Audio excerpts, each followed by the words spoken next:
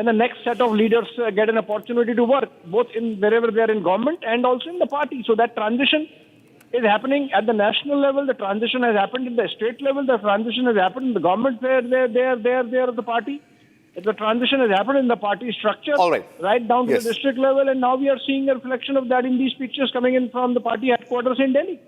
Definitely. Abhishek, I would request you to stay with me. I also have Prakash joining me from Bihar. Prakash, these are the exclusive pictures that we are getting right now from the BJP headquarters, New Delhi. What's the response? What's the scenario in especially Bihar? Are the Karyakartas, the BJP workers, excited because this means something very big for Bihar also? A person who's from Bihar will become the president of the world's largest political party. Prakash, over to you. Well, yes, this is a generational shift as far as BJP is concerned. And as far as Nitin Nabin is concerned, he's a young man of 46 years of age. He just turned 46. And as far as Nitin is concerned, he's a 5-term MLA who's been with the BJP for quite some time after the demise of his father, late Naveen Kishore Sinha. And he's been an organization man, specifically in Chhattisgarh. He helped BJP to victory in Chhattisgarh Assembly elections. And the most important aspect of Nitin Nabin is his down-to-earth attitude, humble nature, and he comes across as a very soft person who will get along well with all the top leaders of the BJP. That's his strength. And I was told that journalists in Delhi were shocked and amused as to how he became the BJP president, especially in Delhi, the journalists in Delhi. They could not swallow the fact that someone from Bihar could become the BJP president. So I was speaking to some top political leaders of the BJP, and they are not able. They have not been able to digest the fact that someone so young can become the president of the BJP. But yes, he would be having some strength or some character. That is why he has become the president of the BJP, and we have covered him for 20 years now. And yes, he's an organization man, and the most important aspect is that he will get along well with all the top political parties. And the important aspect is he belongs to a neutral caste, the Kaista, which does not have animosity with any caste which is majority in nature, which has larger percentage as far as the caste arithmetic is concerned. So that is to his advantage. And he's a go-to man for Amit Shah. And I was told that Prime Minister Narendra Modi and Amit Shah had zeroed in on 2-3 young faces who could take the BJP to the next level in the years to come. And yes, this is the message from the BJP that there would be a transition as far as the leadership is concerned, because the way the BJP has come along for the past 45 years or so, ever since the inception of the Bharatiya Janata Party coming out of the shadow of Bharatiya Jana Sangh and RSS, many top leaders have come from the state leadership, including Nitin Gadkari, Rajnath Singh. They've all come from the state leadership. Even JP Nadda had come from Himachal. And Nitin Gadkari was a member of Legislative Council in the Maharashtra Legislative Council. So all these are examples of the fact that the BJP grooms its own leadership. And yes, he will definitely be able to take along the party a long way as far as the organization is concerned. And today is a big day. Prime Minister Narendra Modi becoming one of his proposers as far as the presidential nomination is concerned. Back to you. All right, Prakash, just for the perspective for this also, in the upcoming elections also, do you think this will be having a very positive impact, especially when it comes to Bihar? There is time, BJP has performed very well, they are in power, but what about the future? Was this decision taken with the thought process of keeping Bihar and the future elections also in mind? Because having a representative from Bihar is surely going to have a positive impact. Prakash. Well, it is not pertaining to Bihar specifically, but as far as Nitin Nabin is concerned, he is a person who will take all the political leaders of the party along with him. And that is what his strength is, which the people in Delhi are not able to digest, as I have been pointing out. So as far as leadership issue is concerned, yes, you never know in future. But as far as the dynamism is concerned, as far as Narendra Modi is concerned, Yogi Adityanath is concerned, he's not of that caliber. But yes, organizational strength is different, and being a crowd puller and a mass leader is different. So that sets the tone as far as the BJP is concerned. So he's an organizational man. He's been selected to take the organization, regroup the organization, reset all the holes that have been that have to be plugged in, and he will do all the tasks. And yes, he's in sync with the top leadership of the BJP, including Prime Minister Modi and Amit Shah, and along with the RSS. So definitely, as far as I know, Nitin Nabin, he's got a bright future. And yes, his soft nature and humility and down-to-earth attitude will take him a long way as far as politics in the Indian landscape is concerned, because most of the politicians have the big packed ego, and this man does not have any ego. He talks to all the karyakartas. He engages with all the karyakartas. We have seen him, how he works, and specifically his performance in Chhattisgarh has been impeccable. I believe these are the qualities of a person that will help anybody to grow in any field. Soft nature, humility, being humble and easily approachable. Also, our senior executive editor is also, Abhishek is also with me. What kind of challenges, Abhishek, do you think he'll be facing? He's a young person. He'll be leading more than 14 crore workers. It's the world's biggest party. 12 vice president, 8 general secretaries, many spokesperson, and you need to have a command. Will this humility, soft nature, being humble work in favor, or will there be some challenges also? Well, for sure, there would be challenges as they happen with any learning curve. But what is important is that the leadership has reposed faith in Nitin Nabin, and this comes from the very top. So while the young leader would have his own trajectory insofar as learning how to assert himself and to exert his authority, the fact of the matter is that anyone and everyone in the present scheme of things in the BJP knows that Nitin Nabin has full backing of the top leadership of the party. He's being guided by the seniors, and he's a choice of the Prime Minister, he's a choice of the Home Minister, and he has the nod from the RSS. So in that sense, the authority is there. It's just that he has to go through the learning curve, which he would, and that's sort of a personal challenge. As it happens in any learning curve for anyone. So in the case of Nitin Nabin as the national president of the BJP, that he's going to take over by today evening, because the election process would be over by 5 p.m. and 6:30 p.m. is the likely announcement in the absence of any contest.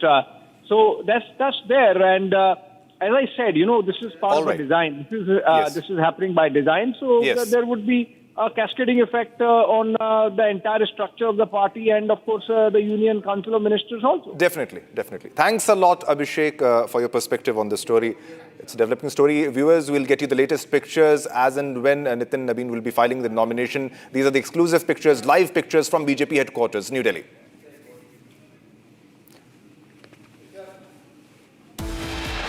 All right, ladies and gentlemen, time to slip into a short commercial break. But coming up, a big day for BJP, new BJP president today. Coming up in a short while.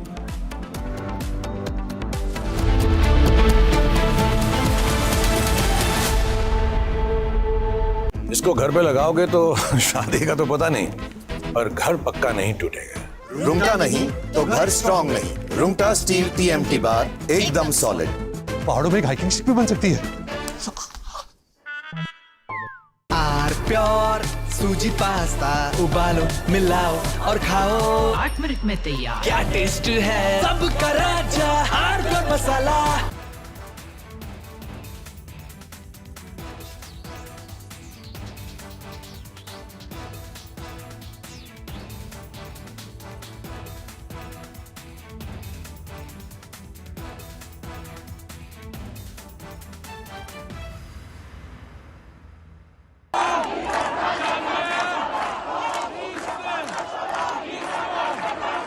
Iran is boiling.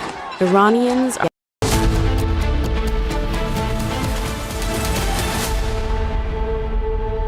आधे bowl दही में 4 चम्मच MDH चटनी पुदीना मसाला डाला, stir करो, पुदीना चटनी तैयार। MDH चटनी पुदीना मसाला।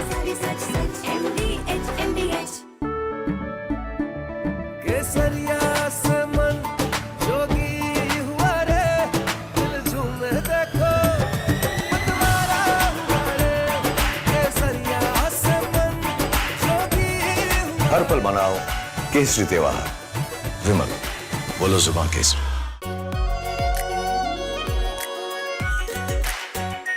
Are pure shahi paneer masala, delicious, healthy everyday.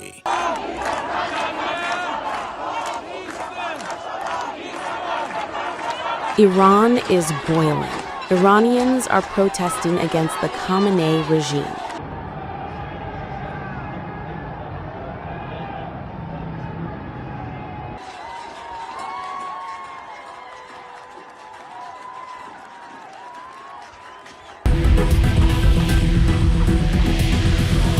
U.S. President Donald Trump has urged Iranians to keep protesting and take over institutions, and has assured them that help is on the way. Well, no, they're starting to, it looks like, and there seem to be some people killed that aren't supposed to be killed. These are violent, if you call them leaders, I don't know if they're leaders or just they rule through violence.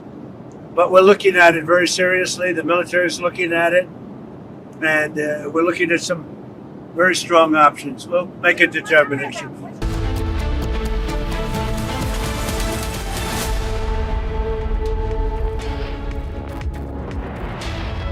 Hello and welcome, ladies and gentlemen. You're watching live and breaking at 2:30 p.m. with me, Tanisha Avasti. A lot has been happening, starting first up with what's happening in Uttar Pradesh's Varanasi, where a fake video that was issued by the opposition leaders has led to tension in the Manikarnika Ghat in Varanasi. What was it all about? What action has been taken? We'll get you all that and much more on this edition, but first a quick check of the headlines. Jailed JDU MLA Anant Singh smokes in hospital on camera. Cops next to him do nothing. Opposition slams Nitish government over law and order situation.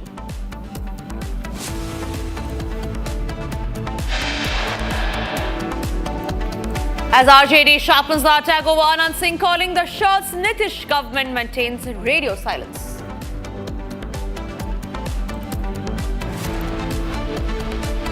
कि इसमें आपके परिवार का, घर का जो लोग हैं वो यूज़ हो सकते हैं कि वो एक बड़ी कॉन्स्पिरेसी के अंदर शुरुआती तौर पे इस्तेमाल हो रहे हैं. Bollywood actor Govinda reacts to rumors of a rift with his wife Sunita Ahuja, says no issues on marriage and that this is a conspiracy that's being led against him and his wife.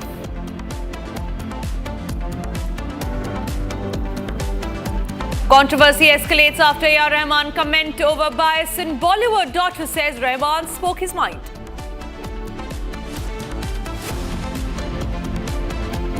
Top officials arrested over bribe claim in Karnataka. Alleged tape submitted mentions a minister seeking bribe for license. United States documents show anti-Iran critic funded by US aid over the years.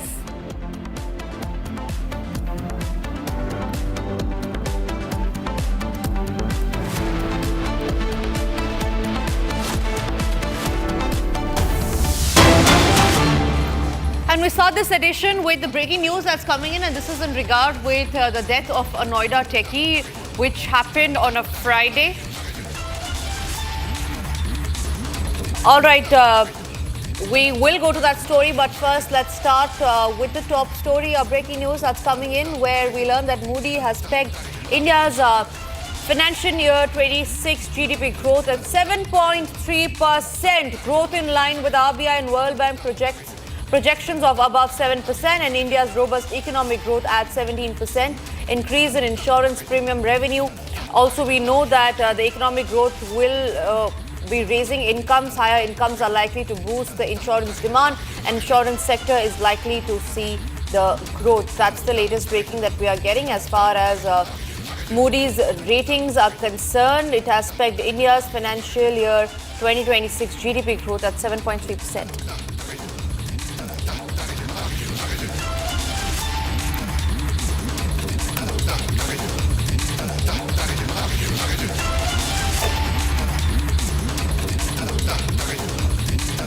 All right, with that, we shift our focus to more breaking news that's coming in, and this is in regard with the death of a techie from Noida that happened on a Friday. The Republic has now accessed a letter of Noida residents where they had said and raised issues and had written letter to authorities raising an SOS and demanding signages and night lights to be put up at the Sector 150, where the Noida techie, after ramming into a barricade, lost his life. His car touched the barricade. It had rammed into the barricade, soon after which his car fell into a ditch, after which he did try to escape. He climbed on top of his car and he tried to call his dad, but at the end of the day, the postmortem has revealed that his death was due to suffocation. These are the letters that we are showing to you, where before the death of the Noida techie, there were warning signs that were ignored. These are the letters of the residents of a nearby society,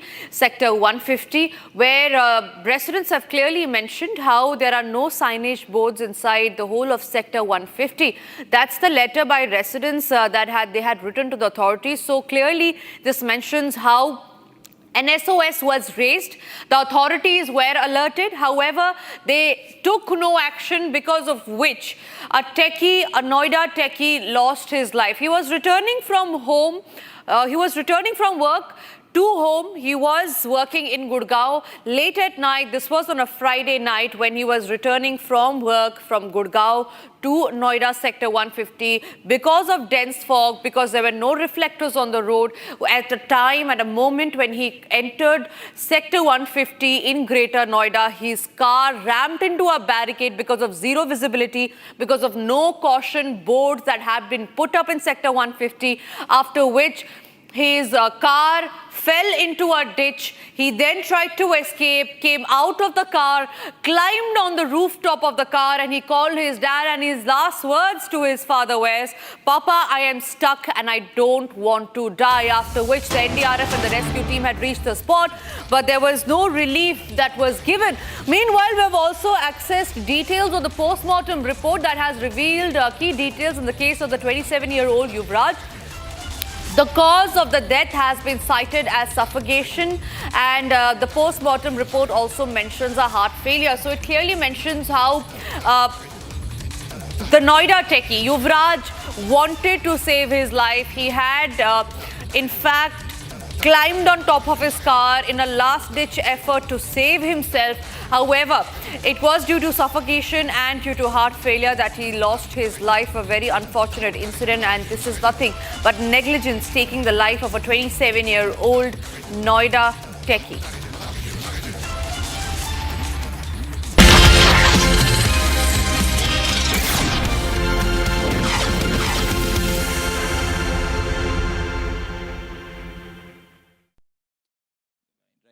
I think a lot of people, especially in India, get very concerned that we don't have our own model. But there's a very interesting memo by Google which says that there really is no moat in the model. Because if you see, when China did its DeepSeek movement, that was an open source model. When Europe does Mixtral, they have an open source version of that.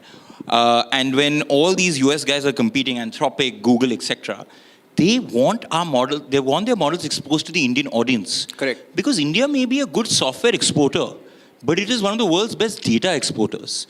A lot of people get concerned, oh, that's a colonial mindset, we're exporting data. But these models are data hungry. Without data, they don't adapt. Yeah. And if you don't have the Indian audience on them, you will not have a good model. So I almost look at it alternatively. Yes, we may not have our own model today. We'll have it shortly, maybe a year, 2, 3 years. But even now, we are in a very strong position. Yeah. What is an Indic model, and how far are we from this Indic model? So in Indic model, let's break it down, right? India has so many languages, right?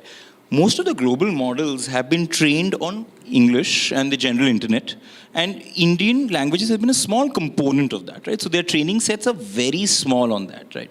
Now, when we do a general chat, yes, even a global model will perform, a chat GPT will give you some answers. But when we go to depth, nuance, history, culture, bias, etc., that's when these global models collapse, right? Because they do not suit the Indian mindset. Yeah. So an Indic model will be largely, firstly, trained on India-specific data, which may not rest in the global internet, not in the public world. It may be resting in specific data sources which need to be annotated, specific audiences, specific populations may need to contribute to it. Secondly, it will be extremely customized to an Indian population's usage of it, right? So linguistically very powerful. The voice will be exactly as if we speak in maybe Hindi, Marathi, etc. So the power in that would be is that the UPI movement, right? Even before UPI existed, you could do a net banking transfer, IMPS, you could have instantaneous money transfers. But it didn't break the barrier because it was not on the phone, right? It was not on the phone. You needed to add a beneficiary. There was a whole journey to it. So even today, anyone sitting in a village can use ChatGPT. Correct. But because it is not Indic enough, it's not the way we as Indians react and do business or do live our lives. Those models will not perform. But it is also prone to manipulation, right? Correct. Now, okay, let me ask a question to the audience. How many of you use ChatGPT here? Almost, 60, 70, 80% of them use ChatGPT. I'm surprised with the other 20%. I have a few students here from our School of Journalism, and I have a few, I think some of our employees were here as well. You know how we catch them using ChatGPT? How do you do that? When you ask them to write a story on the Delhi government, for example, or something in Delhi, and whenever there's a mention of Arvind Kejriwal, still shows up as Chief Minister of Delhi. And one more thing, Donald Trump always shows up as former US President. Because the these are training biases for some reason. And you get caught. These are biases, right? Correct. So the challenge is that these models, the training data sets, are largely been defined by Western organizations, right? So they've gone to Western media sources or Western sources of literature, whereas the Indian component in that is a minuscule percentage, right? It's 3, 5, 7%. So there's a general, it's not only a bias, it's a significant misunderstanding in some sense because they're coming with a very different mindset to the entire game, right? So when we talk about an Indic model, it also does need to, maybe the starting point itself needs to be very Indian data sources, a very Indian contextual understanding of history. Because otherwise, no matter how much we can, so there's a concept called fine-tuning, right? You take a global model and you say, okay, I'm now going to expose it to certain data sets which are mine and try to change it. But you're still starting with a raw material that's very out there, right? So that's why these Indic models and the government spending a lot of money to get them out there could be very, right now it looks theoretical. How far are we from this model? I think maybe 1.5 year is when we see first quality outputs come. So I would say we are 2 years away from the ChatGPT movement of a true Indic model developed in India. But that could be transformational. How challenging is this? I mean, where is all this Indian data, Indian mythology, Indian history, where is all this going to be fed from? How difficult is this challenge to digitize all of it? So, credit to the government where it's due, right? I think the Bhashni project has been very interesting, right? Because they didn't just start, it's very exciting to get excited by the sexy piece, right? Which is the model. Oh, we have a beautiful model and all that, right? But there's a data journey, there's a massive data journey at the back. And that's what I think we are building up to that moment where Bhashni has sort of worked, a lot of educational institutes, research institutes like IIT have pushed this forward.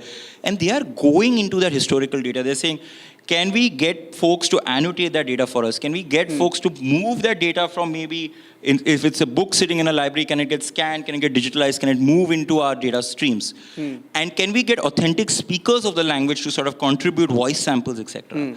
So that part of the journey, I feel, is done. It's not complete, but it's done to an extent that a good model can come out. Okay. So there is a lot of excitement in India. Of course, the government is holding this huge AI summit as well. The government is pushing AI, but we don't really have a model of our own, which is a big problem. Like most big countries have their own model, right?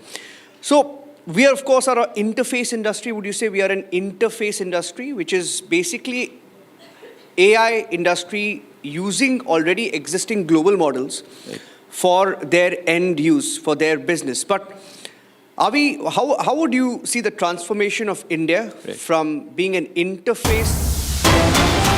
shifting our focus to breaking news that's coming in. Delhi High Court has denied bail to Kuldeep Singh Sengar in the case related to the custodial death of Unnao rape victim's father. Justice Ravindra Dudeja has said that while Sengar has spent nearly 7.5 years in custody out of total punishment of the 10 years, and there has been a delay in deciding his appeal against conviction in the case. The case is partly due to Sengar, who filed multiple applications. The court has also said that keeping in view Sengar's antecedents, he cannot be granted bail in the case. The bench added that his interest would be served if the appeal against the conviction is decided on the merits in an expeditious manner. That's the big breaking news that we are getting in. It is a big setback for Kuldeep Singh Sengar, the former BJP MLA who was responsible in a rape case of the Unnao victim. He was, remember, also arrested. He was later released on bail, but after massive furor, his bail was cancelled. Today, his hearing has happened again in the Delhi High Court, where the Delhi High Court has now denied bail to Kuldeep Singh Sengar. The court, in fact, has said, Justice Ravindra Dudeja has said that while Sengar has spent nearly 7.5 years in custody out of the total punishment that he was granted of 10 years, and that there has been a delay in deciding his appeal, the court has said that in keeping in view Sengar's antecedents, he cannot be granted bail in the case. That's the latest breaking news that we're getting in. As far as Kuldeep Singh Sengar's case is concerned, Delhi High Court was hearing this case and it has rejected Kuldeep Singh Sengar's plea for suspension of sentence in a case of Unnao rape victim's father's death. Delhi High Court rejected Kuldeep Singh Sengar's plea seeking suspension of his 10-year sentence in the custodial death case of Unnao rape victim's father. In April 2018, the family of the minor rape victim had travelled to Unnao for a court hearing when her father was brutally assaulted by the accused person in a broad daylight. Now, the very next day, we learned that the police had arrested the father on allegations of being in illegal possession of arms and had ultimately succumbed to multiple injuries suffered by him in the police custody. Now, it was in August 2019 when the trial of 5 cases in the matter, including the case concerning the victim's father's death, were transferred from Uttar Pradesh to Delhi by the Apex Court. Sengar was then found to be guilty of rape in December 2019 and was sentenced to death. He was also convicted for conspiring the death of the victim's father on March 4, 2020. In June 2024, the Delhi High Court had rejected his plea for suspension of sentence in the case. Now, the instant plea was his second attempt for relief.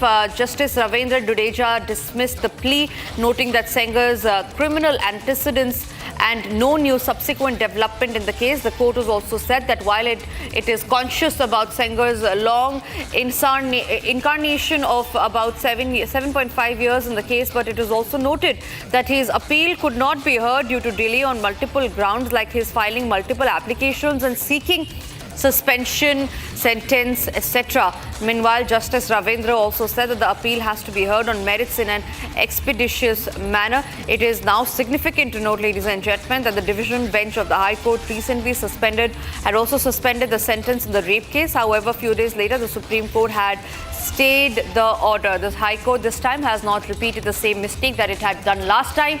And 2 different cases that we're talking about here were filed against Kuldeep Singh Sengar.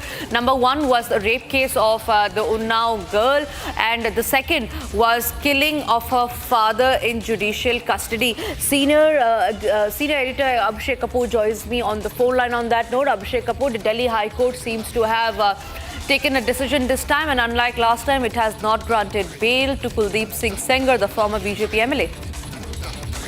Well, yes, this had to happen with the kind of, kind of attention that came on this case subsequent to earlier instance when about a month back Kuldeep Sengar had got or was given bail in the more serious charge of rape in which he is directly involved. And now, of course, this is the case in which there is he's guilty with association. He's complicit in the conspiracy part, as per the prosecution, and that the father of the victim died while in custody because those who attacked him in the jail had connections with Kuldeep Singh Sengar. So, remember. After the focus that came on this case, the matter went to the Supreme Court, and the Supreme Court had to cancel the bail granted by the Delhi High Court. And now, of course, the Delhi High Court treating with caution and denying bail to the former BJP leader in the second case in which which is in fact a connected case. So while there was rape of the victim, in this case it was intimidation and a physical assault on the father of the victim. So the kind of tragedy that the victim family suffered, it's unlikely now that with the kind of attention and focus that has come on this case that any court would go by the arguments of the accused or the arguments of the accused side, taking them on the face value and looking at them purely from the point of view of legalese, because there are other aspects involved. And so I think a little more sensitive court there now.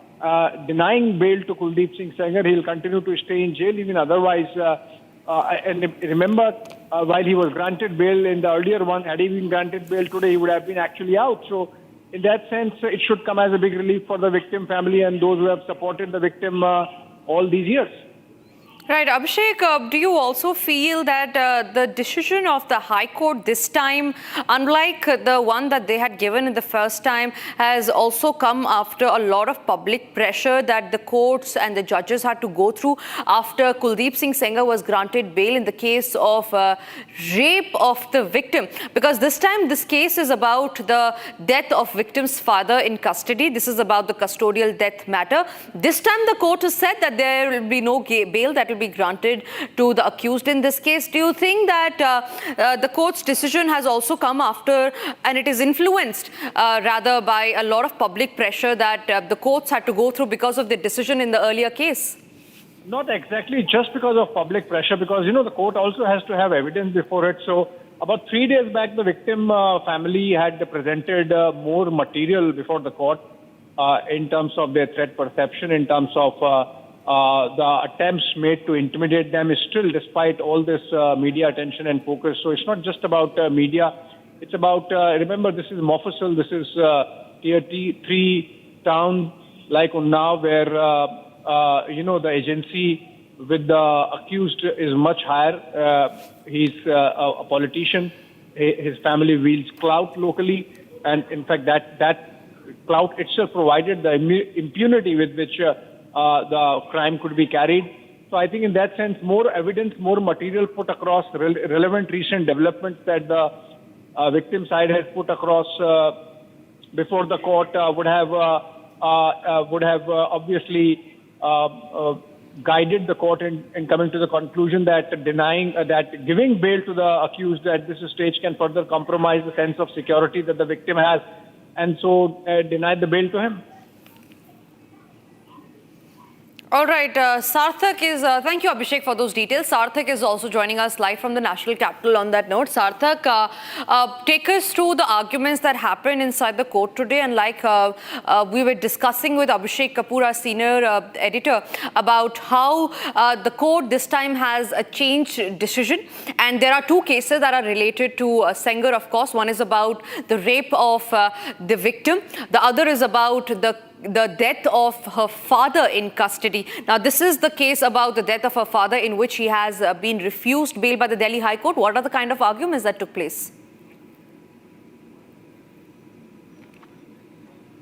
Well, in this particular case, Justice Ravindra Dudeja says that while Sengar has spent nearly 7.5 years in the custody, and out of the 10 years of punishment that he had gotten, there has been a delay in deciding his appeal against conviction in the case. The delay is partly due to Sengar, who filed multiple applications. Let me remind the viewers that he was convicted by the Sessions Court, against which he filed an appeal in the High Court, and then and from that he filed another SLP in the Supreme Court, and for now Supreme Court has stayed the order of the High Court until the future hearing. All right. So we have the lawyer in this case. Yes, Harsh, please continue. Sir, if you could just... Sir, if you could just shed some light on today's hearing, what exactly happened and what exactly transpired in the court? Today, the application for suspension of sentence was listed for pronouncement of order. So the court has dismissed that application, saying this, that the matter can be finally heard, and the matter has been posted for 3rd of February for final arguments. And the court has not considered the case study period as the sole criteria to grant the suspension of sentence. And how does the Supreme Court order get involved in this entire matter, sir? See, I should not comment on the court order. You understand well that the judicial orders whichever is being passed, they have to be considered as a final opinion of the court concerned. We have to go by the same. Certainly, they are subject to appeal. But at the same point of time, obviously, pressure which the media, or I would say the prosecutrix or the victim is creating through their whatever the means, my lord, I would say that maybe one of the criteria, but obviously we do pay all regard to the Honorable High Court's order. If the court has not considered the case as for a grant of suspension of sentence, we are obliged to follow the same. Thank you. Thank you so much. This was Sengar's lawyer shedding light on what exactly happened in the court today. So far, what we know of is Sengar has the suspension of sentence has been denied by the court by Justice Ravindra Jadeja. All right, Sarthak, one last question before I let you go. What next is Kuldeep Singh Sengar planning next? Because his bail has been rejected in both the cases. One, of course, being the rape case of the Unnao victim, the other of her father being dead in custody. Both cases, bail has been denied to Sengar. What is the future course of action that the former BJP MLA is now planning to take?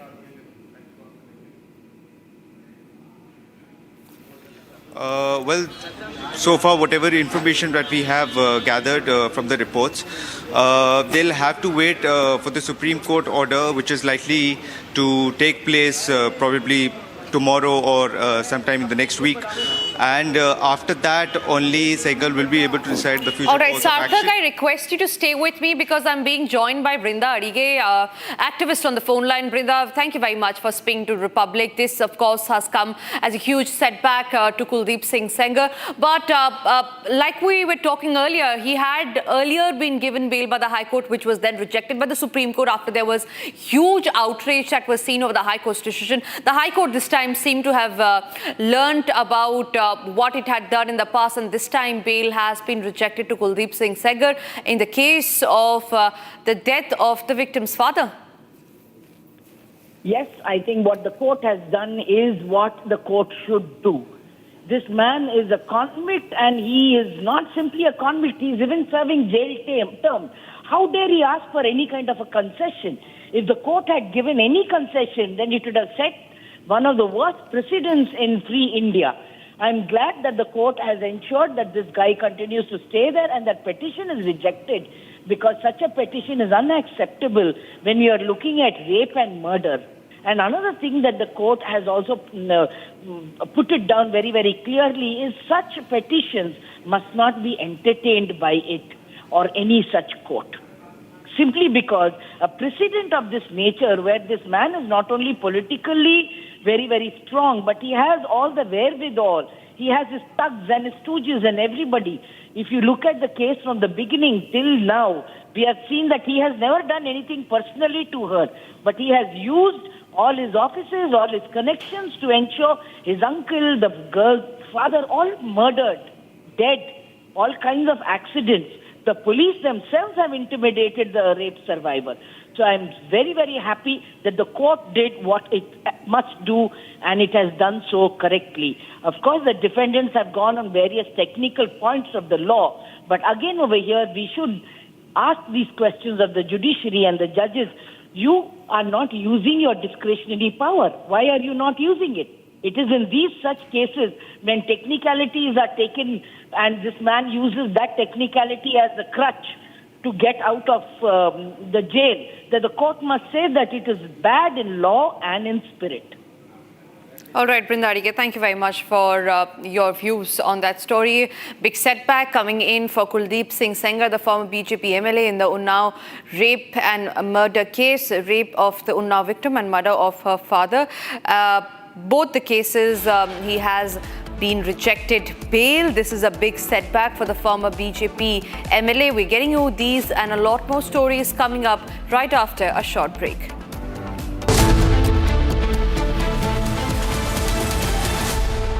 ये है secret recipe MDH का जीरा SIP जल जीरा मसाला।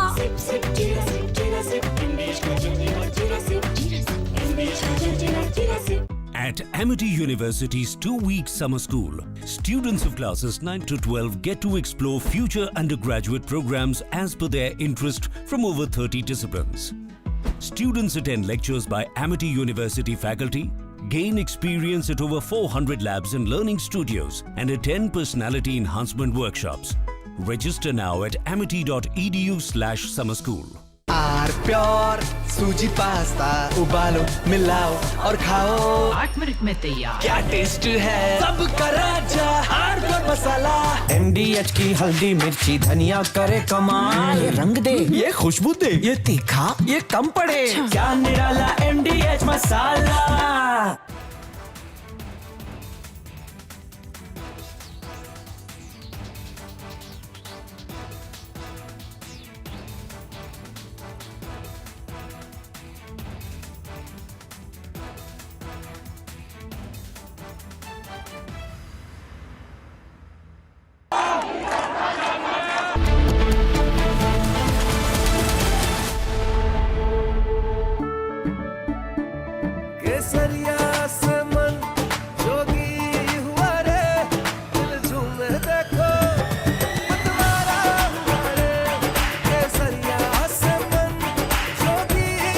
हर पल मनाओ केसरी त्योहार।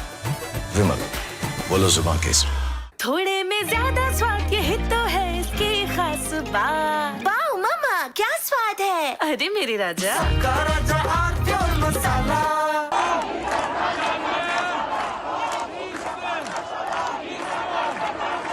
Iran is boiling. Iranians are protesting against the Khamenei regime.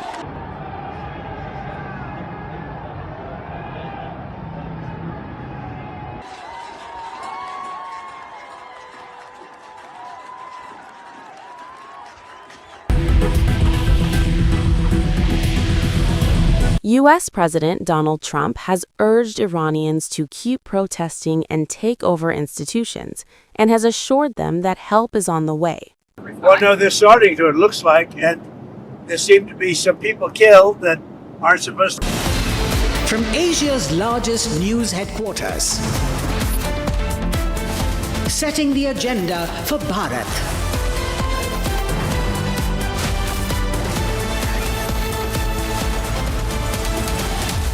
You're watching Republic.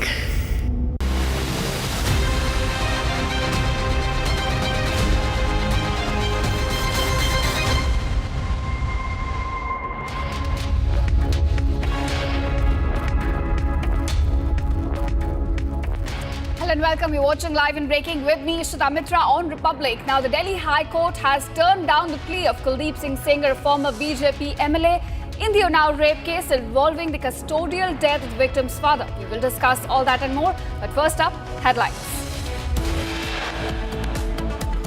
Delhi High Court denies bail to Kuldeep Singh Sengar in the case related to the custodial death of Unnao rape victim's father. Jailed JDU MLA Anant Singh smokes in hospital on camera. Cops next to him do nothing. Opposition slams Nitish government over law and order situation. As RJD sharpens the attack over Anant Singh calling the shots, Nitish government maintains a radio silence.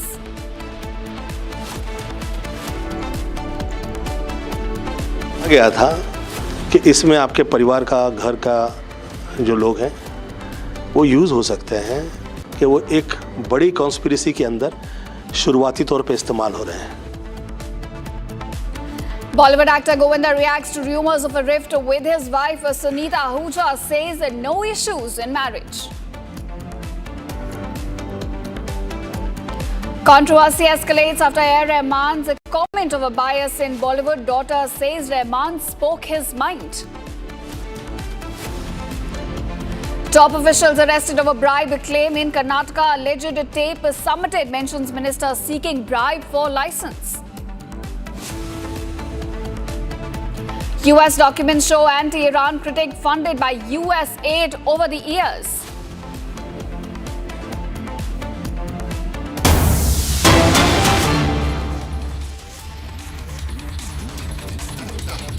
All right, viewers, we have a breaking news coming in at this hour. Postmortem report has come out. In fact, in the case of Noida techie losing his life, and now the report says that about 1 to 2 litre of water was present on the chest and ribs. It also suggests that the brain was congested, lungs were full of water, and both the chambers of the heart were as well full of blood. 200 ml liquid was in fact present in his stomach. His nose was fully blocked with mud and water. Viewers, this is the postmortem report coming out after Noida's techie. In fact, 27-year-old Yuvraj Mehta lost his life after his car collided with the wall of a drainage basin and fell into the ditch.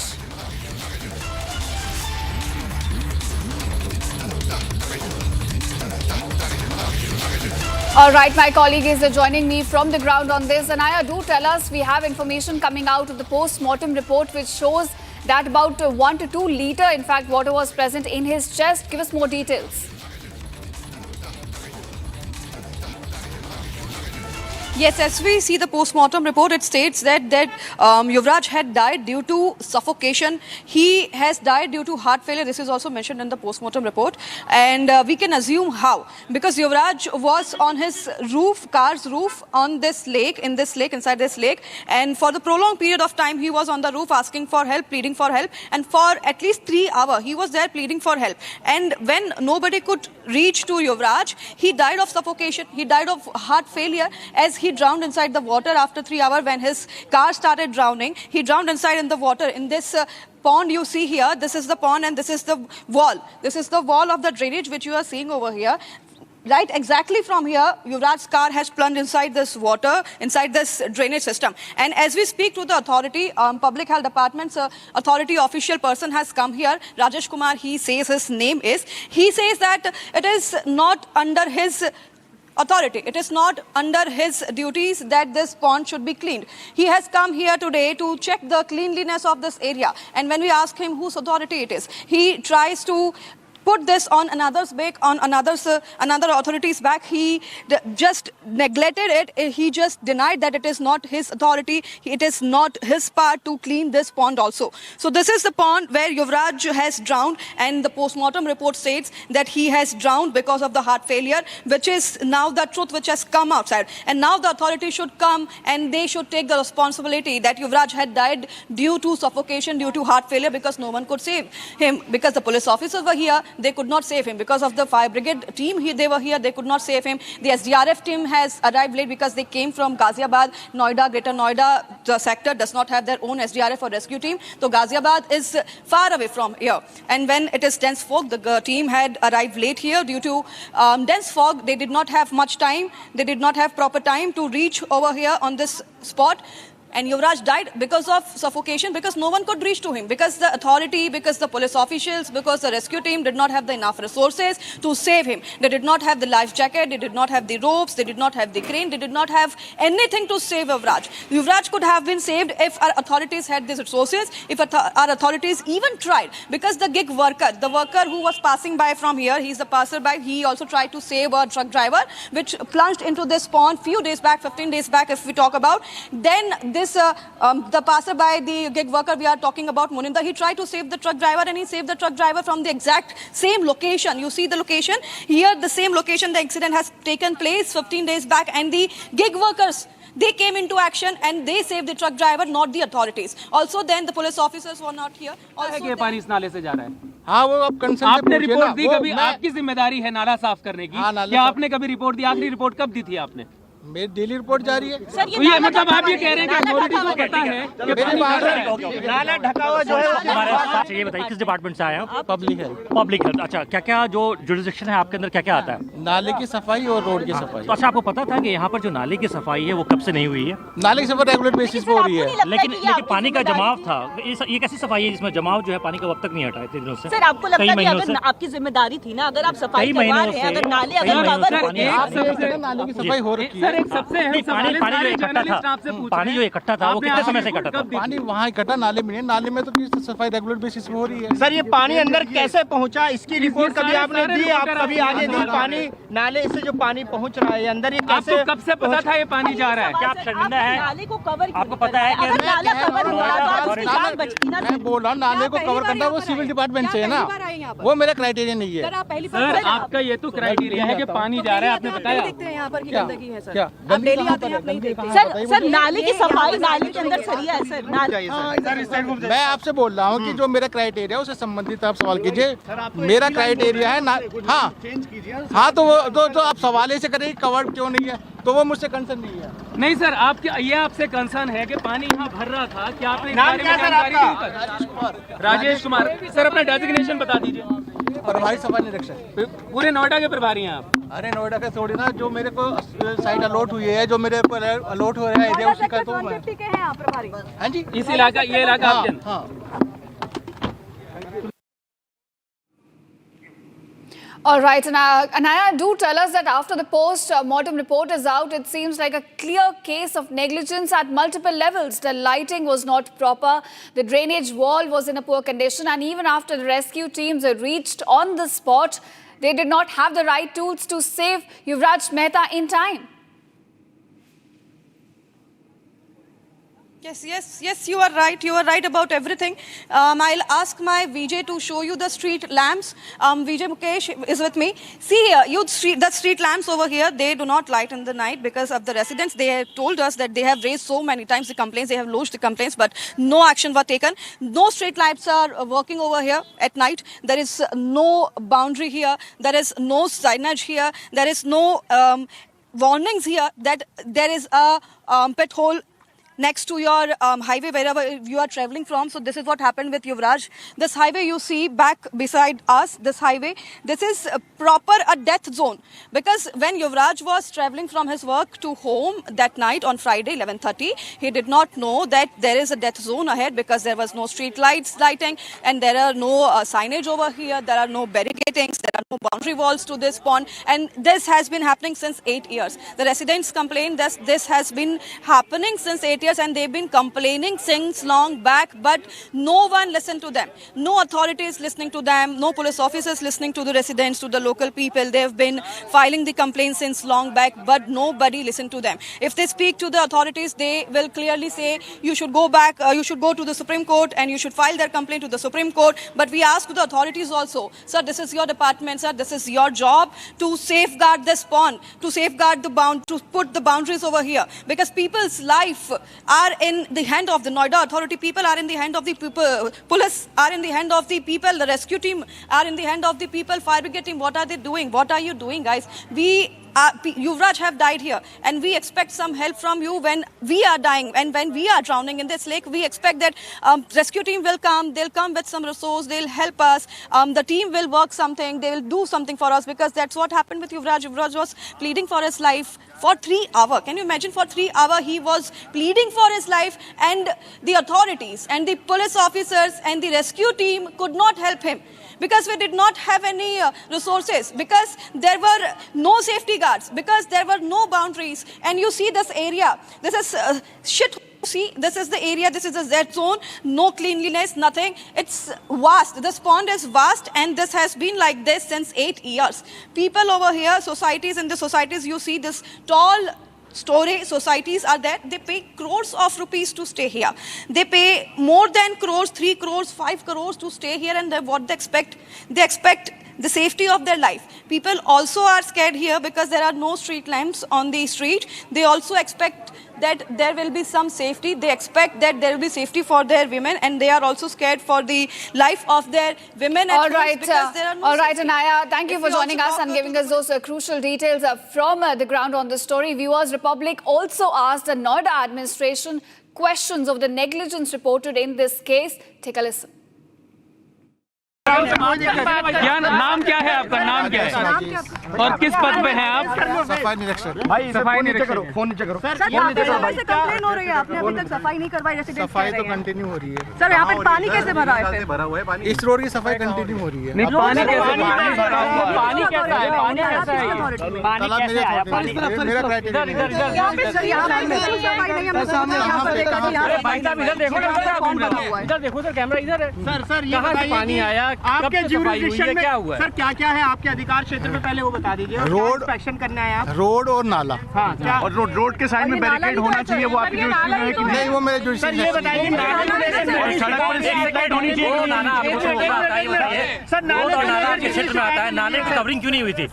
नाले covering मेरा jurisdiction अभी कह रहे हैं आपके नाले की सफाई। सर सफाई की सफाई, इस नाले से पानी जाता है या ये इसी नाले से पानी जाता है? नाले की सफाई हुई, देखिए आप, नाला साफ। तो नाले में पानी कैसे भरा है? नहीं, नाले से ही पानी जाता है अंदर। सर हमने देखा नाले की सफाई कब से हो रही है। सर नाले से पानी जाता है ये अंदर? वो मेरा क्राइटेरिया नहीं है। सर ये पानी नाले से जाता है क्या अंदर? सिविल से संबंधित मैं कह रहा हूँ सर, ये पानी नाले से जाता है क्या अंदर? ये पानी नाले से अंदर जाता है क्या? करोड़ों की कीमत की सर यहाँ पे फ्लैट्स है, ये पानी नाले से जाता है? बता दीजिए आपके अधिकार क्षेत्र में क्या क्या है। मैं वही बता रहा हूँ। बताइए, एक मिनट। सफाई और नाले की। ठीक है, तो नाले को लेकर कितनी शिकायतें आपको अभी तक मिली थी? क्योंकि यहाँ पर ये आरोप लगा रहे हैं कि नाले की तो सफाई हो रही है। देखिए अब नाला साफ। तो ये पानी कहाँ से आता है? नाले में सोसाइटी से आता है सर। ये नाले का पानी है, ये नाले का ही पानी तो गया है गड्ढे के अंदर। नाले को कवर करना जब आप कर रहे हैं नाले की। सर आप सिर्फ एक सवाल का जवाब दे दीजिए, ये पानी क्या इसी नाले से अंदर गया है, कहीं और से यहाँ आता है? ये पानी कहाँ से आया है? ये पानी कहाँ से आया? ये इसी नाले से आया है या कहीं और से आया है? ये पानी कहाँ से नाले का है? इसी नाले का। मतलब क्यों जा रहा है ये अंदर? क्योंकि आपकी निकासी व्यवस्था ठीक नहीं है। क्योंकि दीवार टूट गई ना, आप देख रहे हैं। तो वो दीवार की कितनी बार सफाई हुई सर? दीवार को कौन बनाता? आपको नहीं लग रहा है कि करोड़ों की कीमत के फ्लैट्स है, लेकिन मेरी बात जो मेरा क्राइटेरिया, मुझसे संबंधित आप सवाल कीजिए। सर आपसे उसके संबंधित सवाल क्या है? नाले से। सर नोएडा अथॉरिटी को बहुत सारी कंप्लेंट्स रेजिडेंट्स ने, नोएडा सेक्टर 150 के रेजिडेंट्स ने दी थी, बट कोई भी एक्शन उसके बाद नहीं हुआ। तो आप क्या कहना चाहेंगे इस बारे में? जो कंप्लेंट्स आई हम लोग उसको दिखवा रहे हैं कि किस स्तर पर आई थी और क्या उसमें कार्रवाई हुई है। उसकी एक अलग से जांच चल रही है, जांच के बाद बताते हैं। सर उस रोड पे कोई भी स्ट्रीट लाइट, कोई भी रिफ्लेक्टर, कोई भी साइन बोर्ड नहीं था, तो इस बारे में नोएडा अथॉरिटी का क्या जवाब है? चूँकि आप जानते हैं कि वो स्पोर्ट्स सिटी का इलाका है, पिछले 5 साल से वहाँ रोक भी लगी हुई थी। तो अब ये देखने की बात है कि वो वाला जो एरिया है वो कौन से स्पेसिफिक उसमें आ रहा है, प्लॉट कौन कौन सा वहाँ पर, और क्या कार्रवाई होनी थी। इसमें मौके पर भी टीम्स गई है, वो देख के बताएंगे कि कार्रवाई करेंगे उसमें। सर एक 27 साल के लड़के की डेथ हो गई है, तो इस नेग्लिजेंस के लिए, इंफ्रास्ट्रक्चर लैक के लिए कौन जिम्मेदार है? जहाँ तक इंफ्रास्ट्रक्चर की बात है, वहाँ बना हुआ है, रोड्स वगैरह बनी हुई है, और आपने देखा कि वहाँ पर कुछ जो है मतलब सारी गाड़ियाँ ही जा रही थी। अभी एक एक्सीडेंट हुआ है, हम लोग इसकी जांच करवा रहे हैं क्या कारण थे।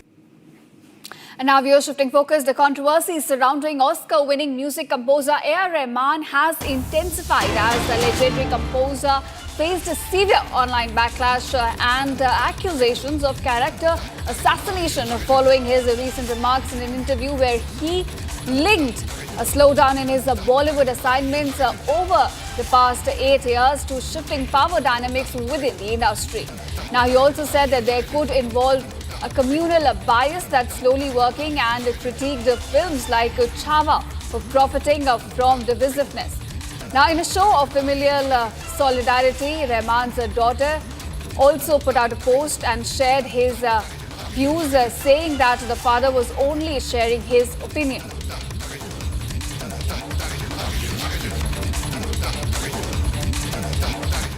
India is my inspiration, my teacher and my home. I understand that intentions can sometimes be misunderstood. But my purpose has always been to uplift, honor, and serve through music. I have never wished to cause pain, and I hope my sincerity is felt. I feel blessed to be Indian, which enables to create a space which always allows freedom of expression and celebrates multicultural voices. From nurturing Jala, presented at the Wave Summit in front of the Honorable Prime Minister and Ruhi Noor, to collaborating with the young Naga musicians to create a string orchestra, to mentoring the Sunshine Orchestra, also building Secret Mountain, India's first multicultural virtual band, and the honor of scoring Ramayana alongside Hans Zimmer. Each journey has strengthened my purpose. I remain grateful to this nation and committed to music that honors the past, celebrates the present, and inspires the future. Jai Hind and Jai Ho.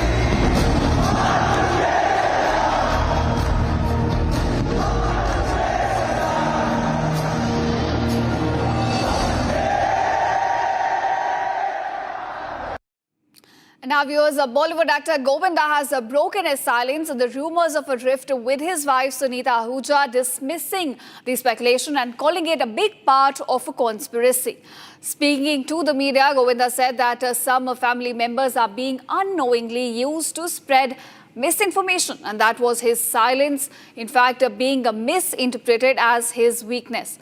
He clarified that there are, in fact, no serious issues in his marriage and expressed concern over the attempts made to damage his personal as well as professional image, adding that he is now focusing on maintaining peace within his family amid ongoing rumors.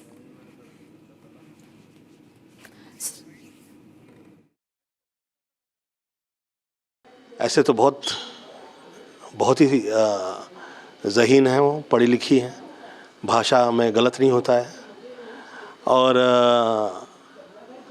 परंतु पिछले दिनों में मैं जो देख रहा हूँ, कभी कभी हम मुंह नहीं खोलते हैं तो या हम कमज़ोर नज़र आते हैं या ऐसा लगता है कि हाँ ये दुष्ट होंगे बोलते कैसे नहीं तो मैं आज उत्तर दे रहा हूँ।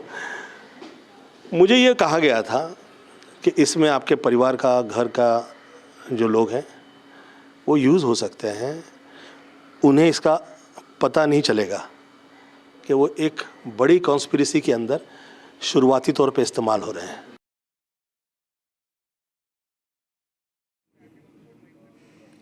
All right, viewers, that is the first statement coming in from actor Govinda, wherein he's clarified there are no serious issues within his family. He says, in fact, that some of the family members are now being used as a part of a bigger conspiracy to spread misinformation. He says right now he's focused on his work and his silence should not be interpreted as his weakness. In fact, he says that all is well within the family. Remember, this is the first statement coming in from actor Govinda, wherein he's responded to a rift, in fact, rumors of rift with his wife Sunita Ahuja. First statement coming in from actor Govinda regarding the cheating claims, regarding the rumors of a rift within his marriage. And he now says all is well, no serious issues within the family. But at the same time, he adds, in fact, some in the family are being used to spread misinformation. He calls it a part of a bigger conspiracy. So therein you have the big statement coming in fact, from actor Govinda.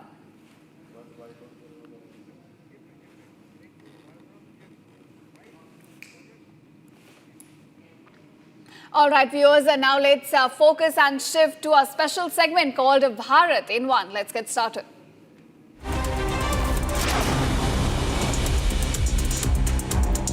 Delhi continues to reel under a severe air pollution crisis this morning, with the air quality index recorded at 439 at 7 p.m.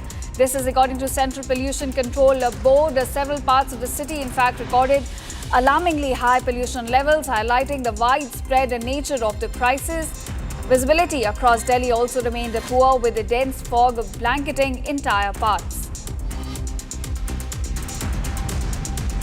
Rehearsals for 77th Republic Day Parade is underway at Kartavya Path. European Council President Antonio Lewis and European Commission President Ursula von der Leyen are the chief guests for this Republic Day celebrations.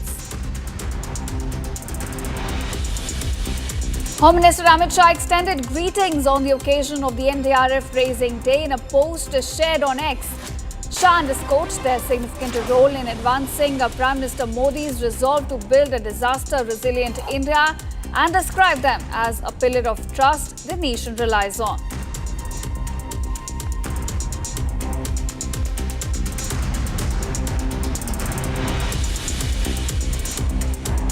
All right, viewers, slipping into a very short break, but don't go anywhere. On the other side, we talk about the controversy regarding the JDU MLA Anant Singh caught smoking on camera inside the hospital.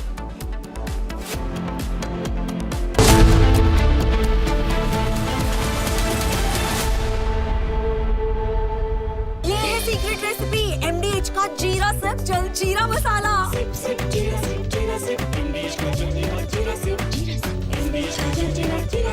At Amity University's 2-week summer school, students of classes 9 to 12 get to explore future undergraduate programs as per their interest from over 30 disciplines.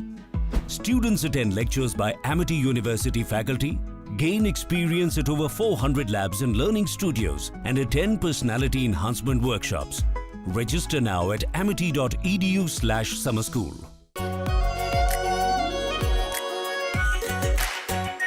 Our Pure Shahi Paneer Masala.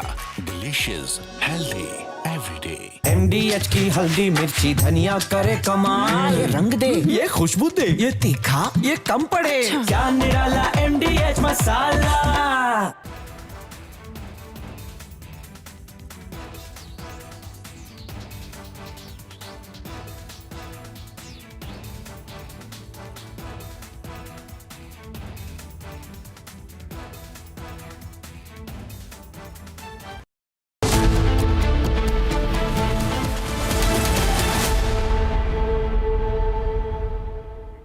Welcome back, viewers. Now, Trump's 10% tariff move has angered world leaders. At least the Prime Minister called US President Donald Trump's threat to slap tariffs on opponents of his plan to seize Greenland a mistake, adding that she had told him her views. In fact, however, the far-right Prime Minister is in fact a Trump ally in Europe, sought to downplay the conflict as well, telling journalists that there have been a problem of understanding and communication between Europe and the United States related to the Arctic island, autonomous territory of Denmark. Here's more on this. Una escalation da questo punto di vista ed è quello su cui sto lavorando. Ho sentito sia Donald Trump qualche ora fa.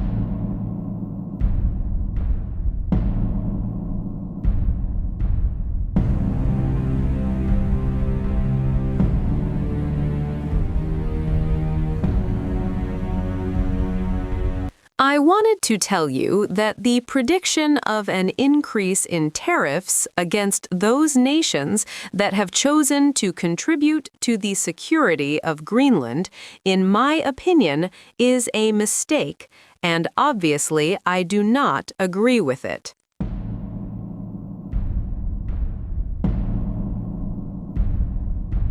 After expressing her disbelief over the U.S.'s intentions of annexing and taking control of Greenland, Italian Prime Minister Meloni now openly calls out Trump. I still don't believe in the assumption that the United States will take military action to take control of Greenland, an option that I clearly would not share. I've already put it in black and white, but I don't think it would suit anyone. I don't think it would suit the United States of America either, so to speak. And this was also been reaffirmed in the statement signed by the main European leaders. It must also be said that at present we say the hypothesis of an intervention to take control of Greenland has been excluded by both Marco Rubio and Donald Trump himself. As I have told you many times, I share the attention that the American presidency gives to Greenland and to the Arctic in general, which is a strategic area in which excessive interference by actors who may be hostile must clearly be avoided. The call-out comes after U.S. President Donald Trump imposed a 10% tariff on 8 EU countries for supporting and sending military troops to Greenland. We have subsidized Denmark and all of the countries of the European Union and others for many years by not charging them tariffs. Now, after centuries, it is time for Denmark to give back.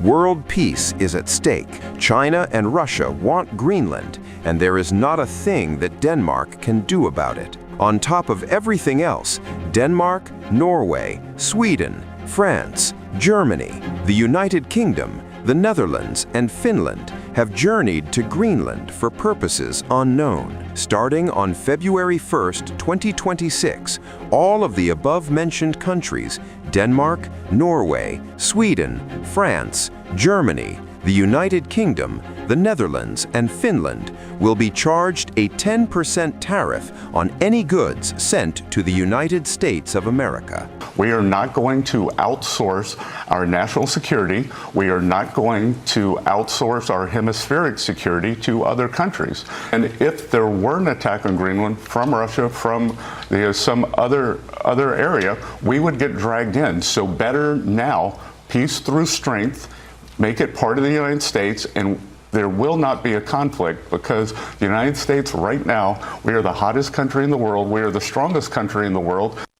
However, even after calling out Trump and his administration over the 10% tariff on 8 EU nations, Maloney still tags Trump's tariff move as a communication mistake and urges both NATO and US to sort it out.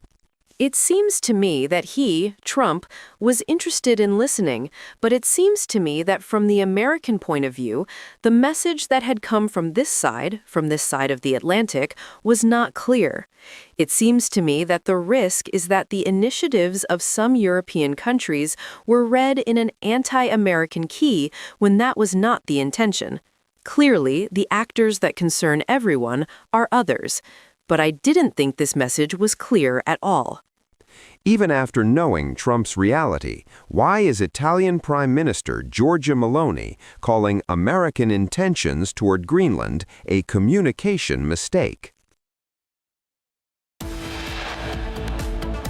All right, viewers, on the other side, jailed JDU MLA Anant Singh caught smoking inside hospital. Controversy regarding that. We'll get you all the details on the other side.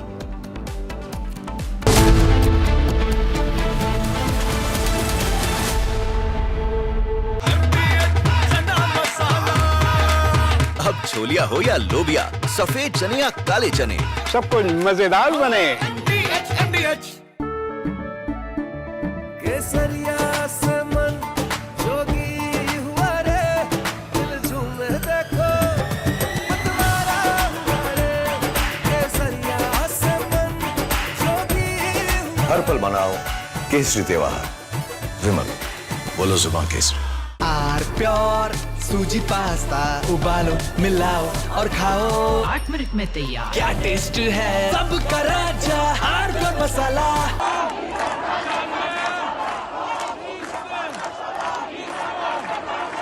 Iran is boiling. Iranians are protesting against the Khamenei regime.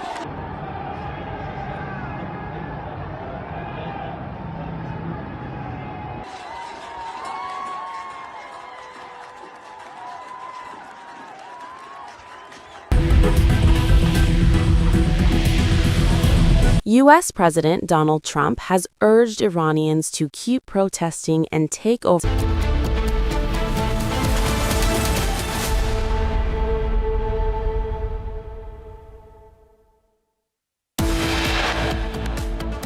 Delhi High Court denies bail to Kuldeep Singh Sengar in the case related to the custodial death of a now rape victim's father.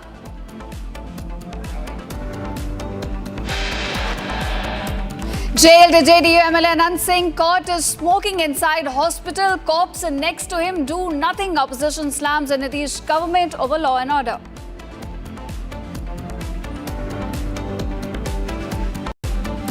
As RJD sharpens the attack over Anant Singh calling the shots, Nitish government maintains a radio silence.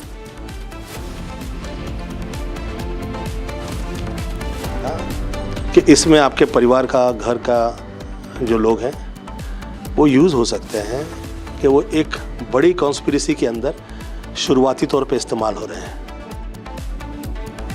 Bollywood actor Govinda reacts to rumors of rift with his wife Sunita Ahuja, says no issues in marriage.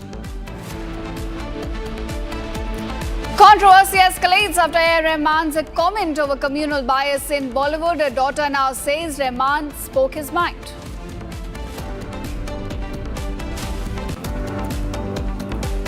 Top officials arrested over bribe claim in Karnataka. Alleged tape submitted mentions minister seeking bribe for license.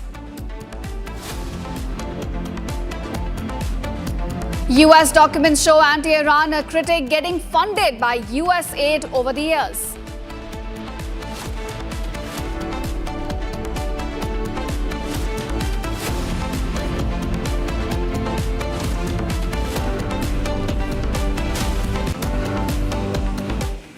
Welcome viewers. Our top focus at this hour. The Karnataka Lok-Ayukt police have now arrested 3 officials from the excise department.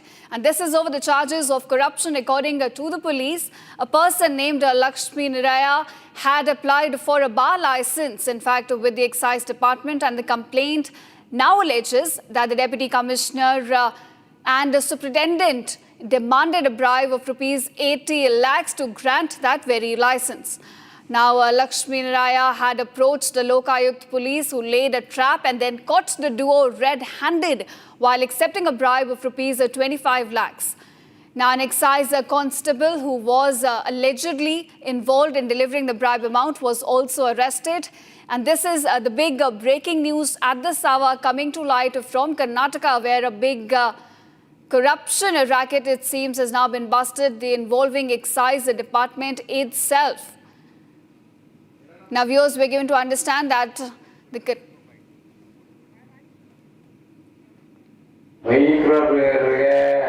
minister 1.5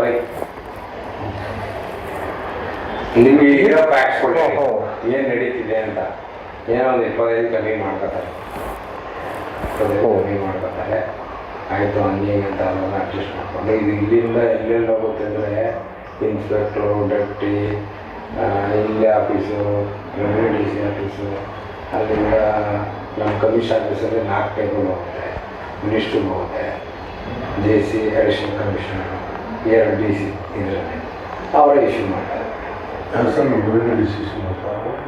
ಕಮಿಷನರೇ issue ಮಾಡ್ಕೊಳ್ತಾರೆ ನಿಮಗೆ vitamin M ಕೊಟ್ಟರೆ ಇಲ್ಲ ಅಂದರೆ ಓಡಾಡಿಸ್ತಾರೆ ನಮಗೆ 28 information ಕೇಳ್ತಾರೆ ಏನೋ ಒಂದು influence ಇತ್ತು ಸ್ವಲ್ಪ ದುಡ್ಡು ಇತ್ತು ಅಂದರೆ ಹಂಗೂ ನಡೀತದೆ ಇಲ್ಲ ನಾವು ಇಲ್ಲ ಸರ್ ಅವ್ರ ಕೈಲಿ ಆಗಲ್ಲ ಅಷ್ಟಾಗಲ್ಲ ಅಂದ್ರೂ ನಮಗೆ ವಾಪಸ್ ಕಳಿಸ್ತಾರೆ ಇದು ಸರಿ ಇಲ್ಲ ಅದು ಸರಿ ಇಲ್ಲ ನೀವು ಇಸ್ಕೊಂಡ್ಬಿಟ್ಟಿರ್ತೀರ ನಮಗೆ ಕೊಡೋಣ ಅನ್ನೋದು ಒಂದು ತಲೆಯಲ್ಲಿ ಏನೋ ತಲೆಯಲ್ಲಿ ಗುಮ್ಮ ಕೊಟ್ಬಿಟ್ಟಿರ್ತಾರೆ.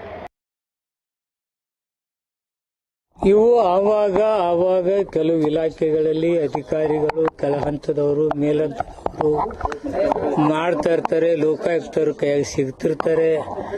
ಆ ಸಿಕ್ಕಾಗ ಯಾರ್ಯಾರ ಹೆಸರನ್ನು ದುರ್ಬಳಕೆ ಮಾಡ್ಕೋತಾರೆ. ಆ ದುರ್ಬಳಕೆ ಮಾಡ್ಕೊಂಡ್ರೆ ಮಾತ್ರ ದುಡ್ಡು ಬರುತ್ತೆ. ಈಗ ನಾವು ಇವ್ರು ಕೊಡ್ಬೇಕು ಅವ್ರು ಕೊಡ್ಬೇಕು ಮಂತ್ರಿ ಕೊಡ್ಬೇಕಂದ್ರೆ ತಾನೇ ದುಡ್ಡು ಕೊಡೋರು ಕೊಡ್ತಾರೆ.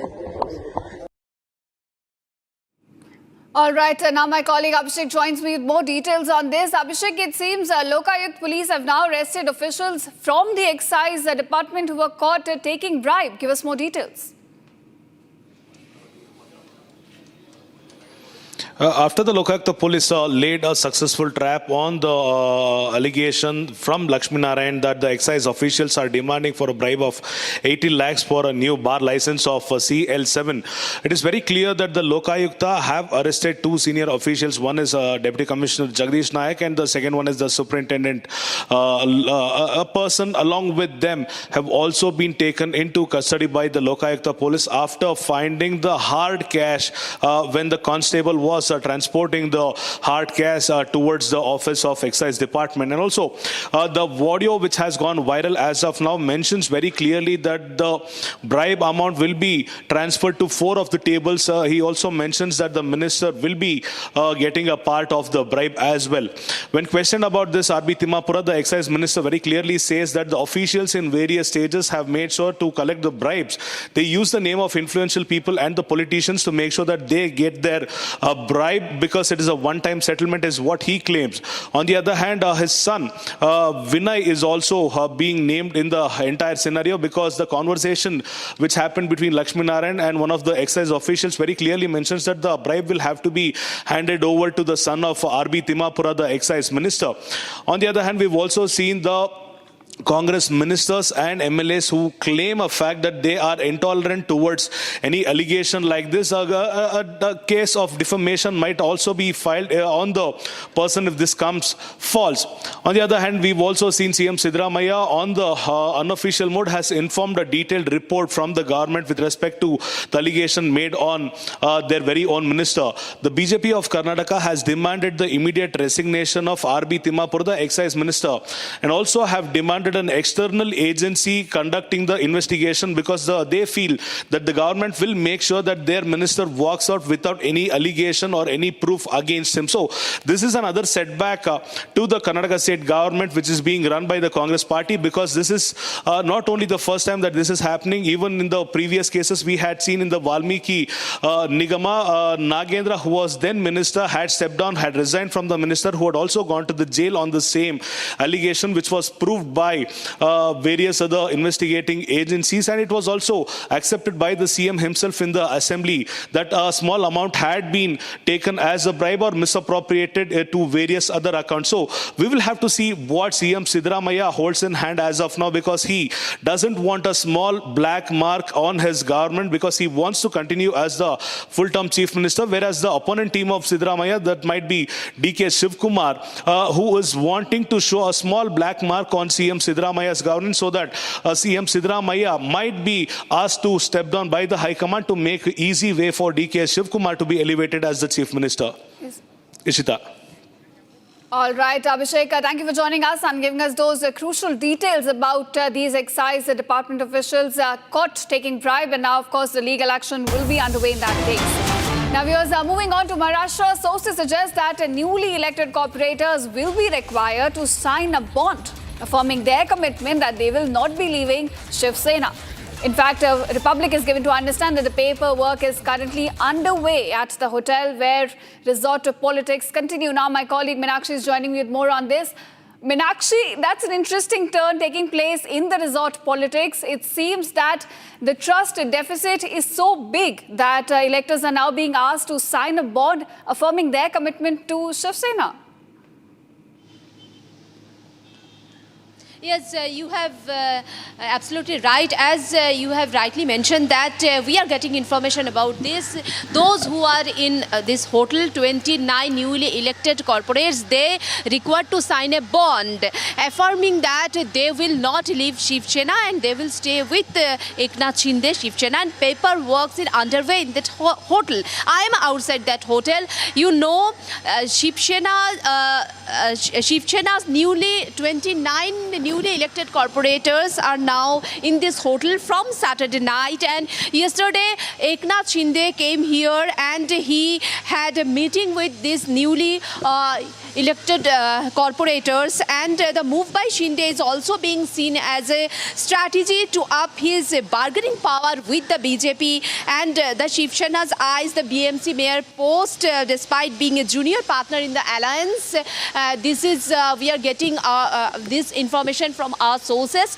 What is the scenario of a BMC? We know that the majority mark is 114 in the 227 ward of BMC, and where BJP won 89 seats and Shiv Sena won 29 seats. If it is possible, if opposition will come together, then they will they have the power of seat 108. They need another 8 seats to build to control BMC. That's why we noticed that Eknath Shinde moved his 29 newly elected corporators in this hotel, and now we are getting information the paperwork is underway, and another meeting will be held by Eknath Shinde around 5 p.m.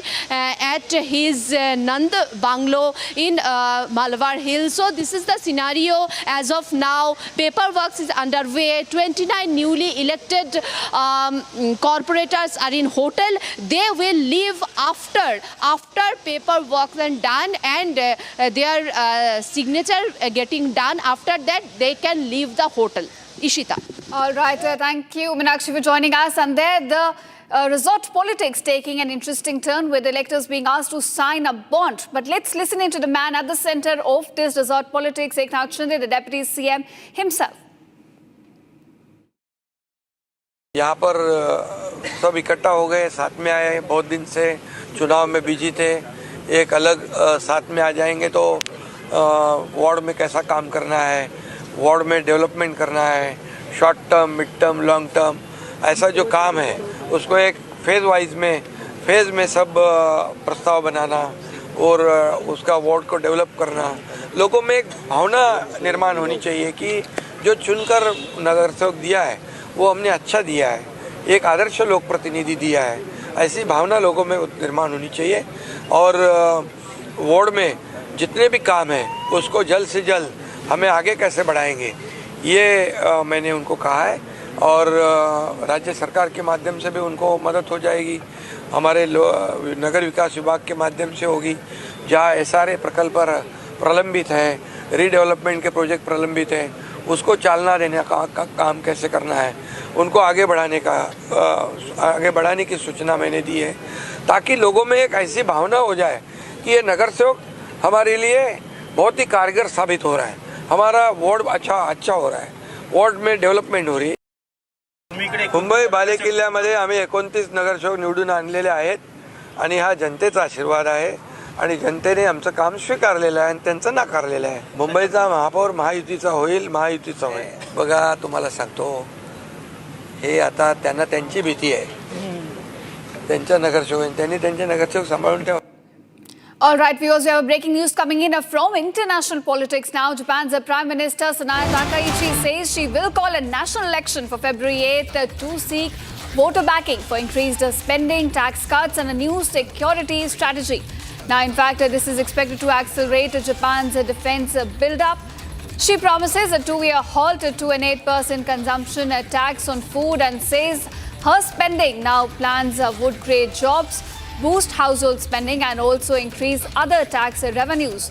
Now, viewers, the snap vote, in fact, will decide all 465 seats in Parliament's lower house, as well as mark Takaichi's first electoral test since becoming Japan's first female premier in October.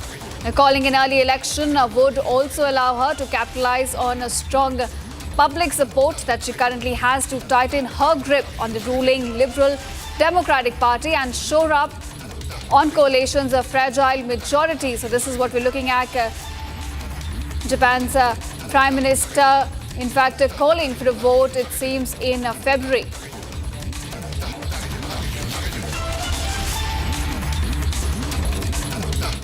All right, now shifting focus, a video showing a jailed strongman Anant Singh smoking a cigarette inside a hospital has now gone viral on social media, triggering a political storm in the state of Bihar. Now, viewers, the video is reported to be from IGIMS hospital in Patna. This is where Anant Singh, currently lodged in pure jail, is undergoing regular medical checkups due to health issues. Now, viewers, following the circulation of the video, the RJD has attacked the Nitish Kumar government, questioning the law and order situation in the state, while also alleging that Anant Singh is receiving special VIP treatment despite being a convicted prisoner. So there, a political storm, in fact, erupting in the state of Bihar over the video that has gone viral, showing Anant Singh, a JDU leader, smoking inside a hospital. Remember, he was out on jail for health checkups, and this is what he does. He smokes, and this is, in fact, caught on camera. And despite this, the police surrounding him does nothing.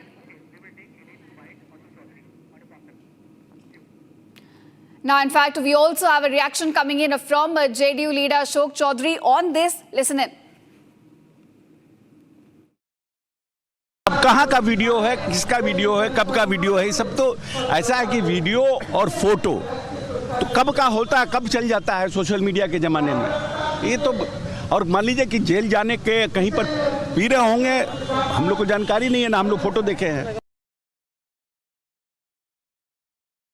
right, viewers, you heard the reaction, and in fact, any words of condemnation? No. The JDU says, hota hai, chalta hai. This is the reaction coming in from JDU after its own jailed MLA was caught smoking inside the hospital after, in fact, he was out of jail for health checkup. So you can see the kind of reaction which seems to downplay the action of, in fact, Anant Singh. My colleague Satyaprakash joins me on this. My colleague Prakash, in fact, joins me on this. Prakash, do tell us, first Anant Singh gets caught smoking inside the hospital on camera, and then JDU tries to come out and defend his action.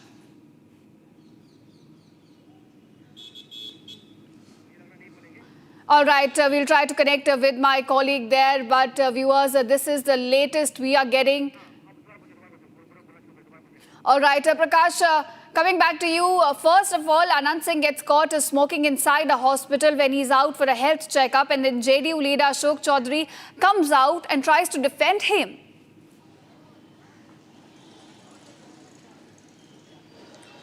Well, that's right. The JDU MLA was caught napping as far as his behavior was concerned in the hospital, that too in custody.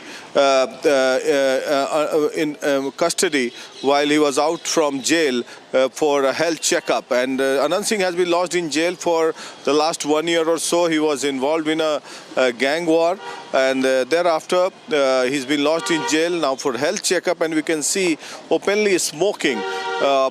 This is not for the first time that he's been caught in such acts, but in 2007 he was openly seen brandishing AK-47 rifle, for which there was widespread media coverage as well on that. No action was taken, and then now he's been involved in more than 3 dozen murder cases, ransom, extortion, all sorts of cases against him.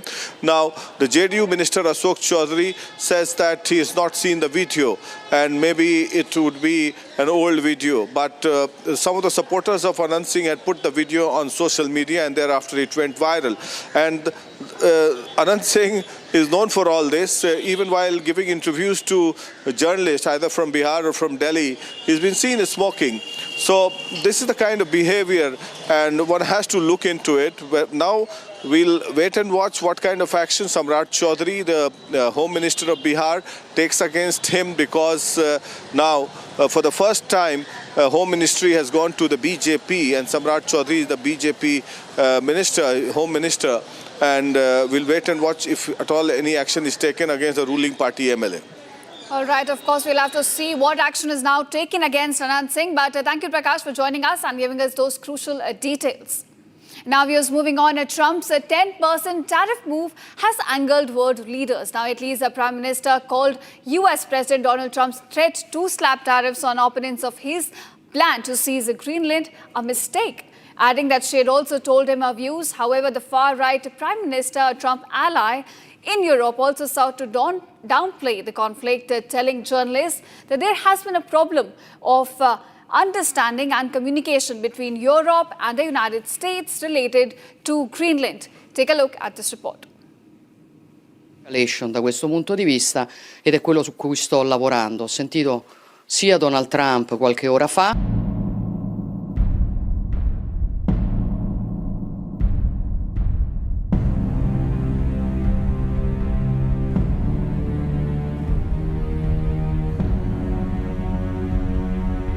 I wanted to tell you that the prediction of an increase in tariffs against those nations that have chosen to contribute to the security of Greenland, in my opinion, is a mistake, and obviously I do not agree with it.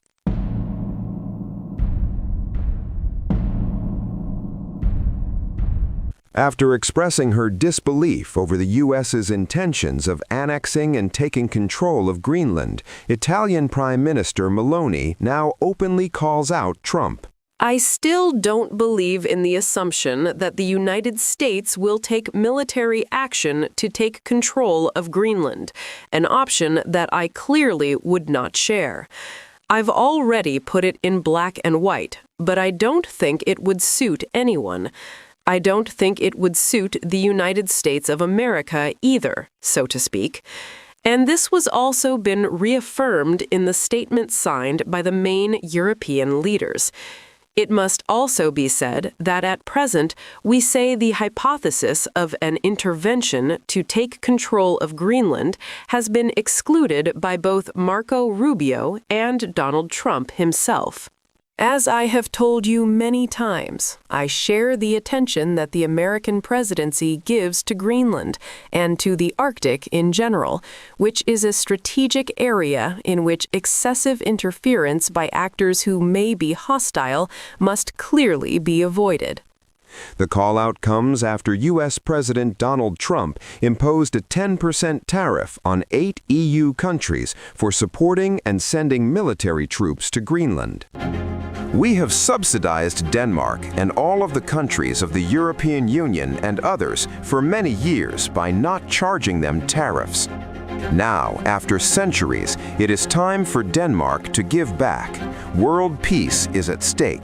China and Russia want Greenland, and there is not a thing that Denmark can do about it. On top of everything else, Denmark, Norway, Sweden, France, Germany, the United Kingdom, the Netherlands, and Finland have journeyed to Greenland for purposes unknown. Starting on February 1st, 2026, all of the above-mentioned countries, Denmark, Norway, Sweden, France, Germany, the United Kingdom, the Netherlands, and Finland will be charged a 10% tariff on any goods sent to the United States of America. We are not going to outsource our national security. We are not going to outsource our hemispheric security to other countries. And if there were an attack on Greenland from Russia, from some other area, we would get dragged in. So better now, peace through strength, make it part of the United States, and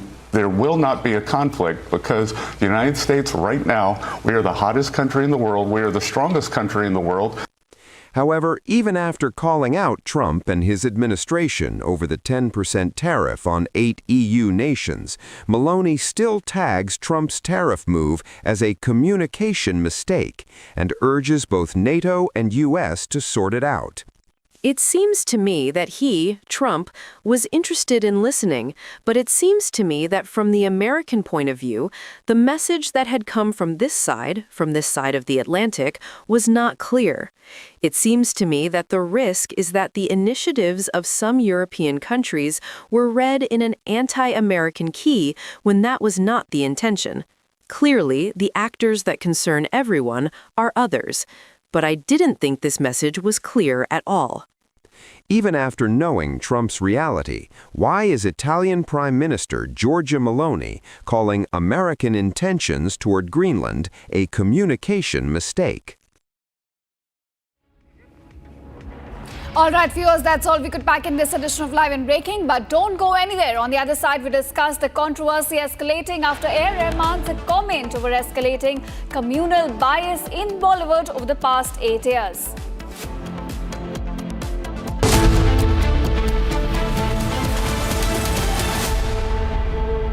थोड़े में ज्यादा स्वाद ये तो है इसकी खास बात। वाओ मामा, क्या स्वाद है? अरे मेरे राजा, राजा और प्योर मसाला।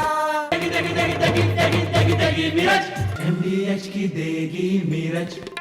देगी मिर्च का तड़का, अंग अंग फड़का। MDH की देगी मिर्च।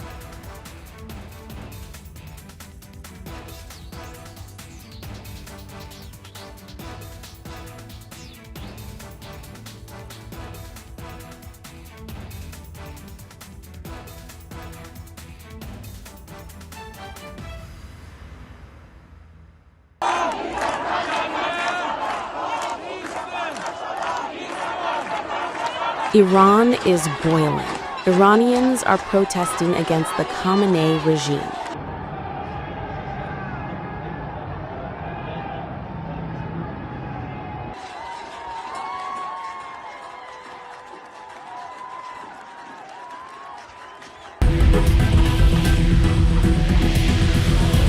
U.S. President Donald Trump has urged Iranians to keep protesting and take over institutions, and has assured them that help is on the way. Well, no, they're starting to, it looks like, and there seem to be some people killed that aren't supposed to be killed. These are violent, if you call them leaders, I don't know if they're leaders or just they rule through violence. But we're looking at it very seriously. The military is looking at it, and we're looking at some very strong options. We'll make a determination. Well, if they do that, we'll consider things targets that they wouldn't believe. If they do that, we will hit them at levels that they've never been hit before. They won't even believe it. I have options that are so strong. So, I mean, if they did that, it'll be met with a very, very powerful force.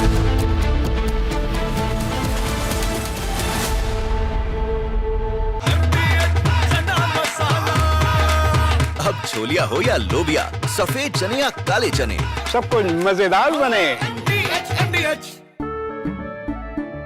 केसरिया से मन जोगी हुआ रे, दिल झूमे देखो मतवारा हुआ रे। केसरिया से मन जोगी हुआ। हर पल बनाओ केसरी त्योहार। विमल, बोलो जुबान Kesari.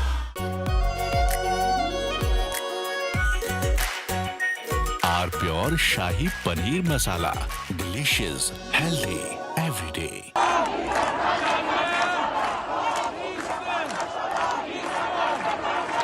Iran is boiling. Iranians are protesting against the Khamenei regime.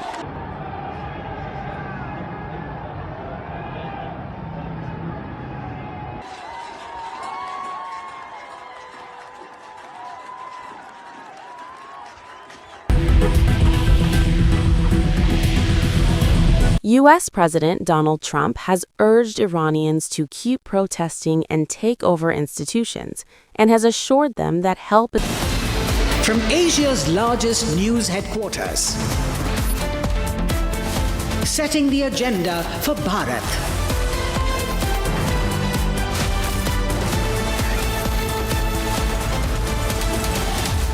You're watching Republic.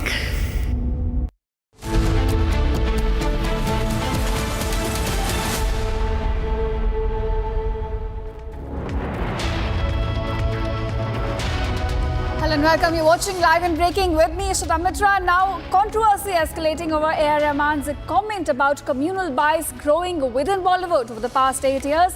We will discuss all of that and more, but first up, headlines.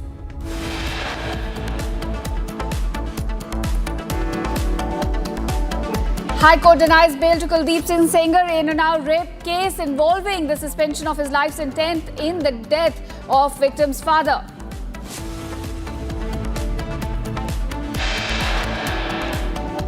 Jailed JDU MLA Anant Singh smokes in hospital on camera. Cops next to him do nothing. Opposition slams Nitish government over law and order situation.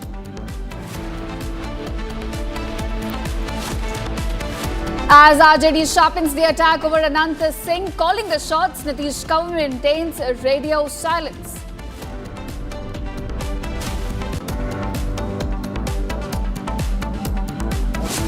कि इसमें आपके परिवार का, घर का जो लोग हैं वो यूज़ हो सकते हैं कि वो एक बड़ी कॉन्स्पिरेसी के अंदर शुरुआती तौर पे इस्तेमाल हो रहे हैं। Bollywood actor Govinda reacts to rumors of a rift with his wife Sunita Ahuja, says no issues in marriage.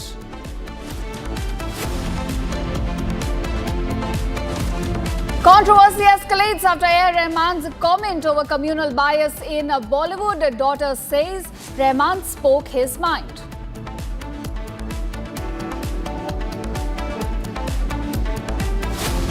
Top officials arrested over bribe claim in Karnataka. Alleged tape submitted mentions minister seeking bribe for license.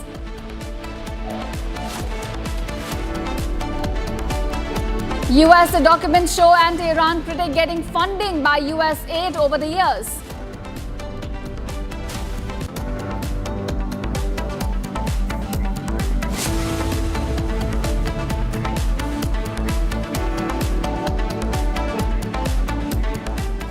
Welcome viewers. Our top focus at this hour, the controversy surrounding Oscar-winning music composer A.R. Rahman has now intensified as the legendary composer faces severe online backlash and even accusations of character assassination. And this follows his recent remarks given in an interview where he linked a slowdown in his Bollywood assignments over the past 8 years to shifting power dynamics within the industry, even possibly hinting at communal think. Now, he also critiqued films like Chhawa for profiting from divisiveness and a show of familial solidarity. Now, Rahman's daughters, Khatija Rahman and Rahima Rahman, they've come out publicly supporting their father by resharing Menin's post on their Instagram stories.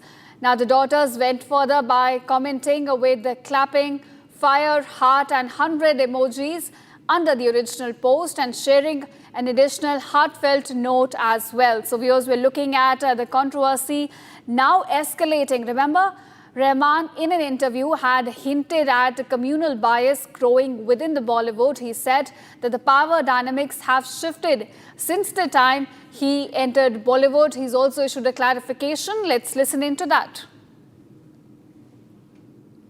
India is my inspiration, my teacher and my home.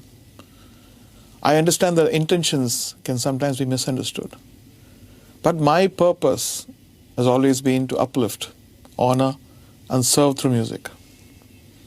I have never wished to cause pain, and I hope my sincerity is felt.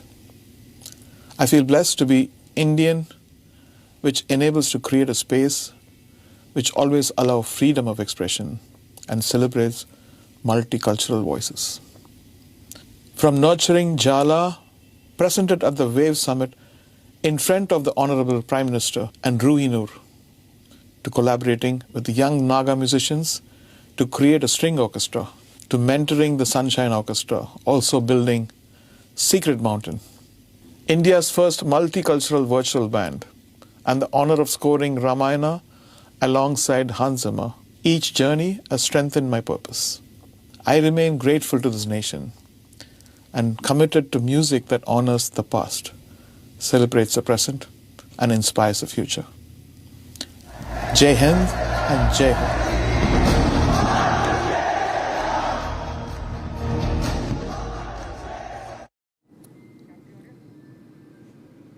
All right, viewers, now moving on, Bollywood actor Govinda has broken his silence on rumours of a rift with his wife Sunita Ahuja, dismissing the speculation and calling it a part of a big conspiracy.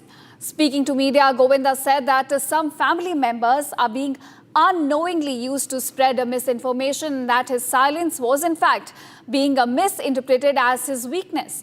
So he clarified that there are no serious issues in his marriage and expressed concern over the attempts to damage his personal as well as a professional image. Now, he also added that he is currently focusing on maintaining peace within his family amid the ongoing rumors. So that's the first clarification coming in from actor Govinda. Let's listen in. ऐसे तो बहुत ही ज़हीन है, वो पढ़ी लिखी है, भाषा में गलत नहीं होता है और परंतु पिछले दिनों में मैं जो देख रहा हूँ, कभी कभी हम मुंह नहीं खोलते हैं तो या हम कमज़ोर नज़र आते हैं या ऐसा लगता है कि हाँ ये दुष्ट होंगे बोलते कैसे नहीं तो मैं आज उत्तर दे रहा हूँ। मुझे ये कहा गया था कि इसमें आपके परिवार का, घर का जो लोग हैं वो यूज़ हो सकते हैं, उन्हें इसका पता नहीं चलेगा कि वो एक बड़ी कॉन्स्पिरेसी के अंदर शुरुआती तौर पे इस्तेमाल हो रहे हैं। Right, viewers, now my colleague Meenakshi is joining me on this with more details. Meenakshi, it seems in his first statement, Govinda has put all the rumors of rift with his wife Sunita Ahuja to rest. He says all is well within the family, but also saying that there is a big conspiracy to malign his image. Yes, you have absolutely rightly mentioned. Govinda has indicated about some conspiracy. Breaking his silence on this matter, Govinda told the media that misleading information is being circulated. Sometimes with this involvement of certain family members, that's why he didn't speak on it. But he said his decision to remain quiet was being wrongly taken as his weakness, allowing false narrative to gain momentum, and that's why he told to media that clarified that there are no serious issues in his marriage and stressed that his relationship with his wife remains strong, and expressing concern over attempt to tarnish both his personal life and professional reputation. Govinda said he is choosing to focus on maintaining peace and harmony within his family. That's why he didn't speak on it. And he said there was a conspiracy behind all this. That's why he chose not to speak on it. But now it's time to speak. That's why he clarified all the speculation. And he said that they are absolutely fine. Right, And his wife. so all is well, says Govinda. Thank you, Meenakshi, for joining us and giving us those details. Now, viewers, shifting focus, at least 21 people have lost their lives and many others were injured. And this is after a high-speed passenger train derailed and then crashed into another train in southern Spain's province on Sunday evening. Now, the tragic accident occurred near the town of Ademuz, involving two trains operating on adjacent tracks. Take a look. A high-speed train derailed and smashed into another oncoming train in southern Spain on Sunday, pushing the second train off the tracks and down an embankment in a collision. At least 21 people were killed due to the major accident. The cause of the crash is yet unknown. As per the sources, the driver of one of the trains, which was travelling from Madrid to Huelva, was among those who died. A total of 100 people have been injured, out of which 25 are in critical condition. Meanwhile, members of Spain's emergency military unit were seen leaving the Moron Air Force Base late on Sunday en route to the site of the worst train crash in the country since 2013. 5 mobile intensive care units, 4 emergency critical car units, and numerous ambulances were deployed to the site of the crash. The on-site services were focused on stabilizing the injured before transferring them to hospitals.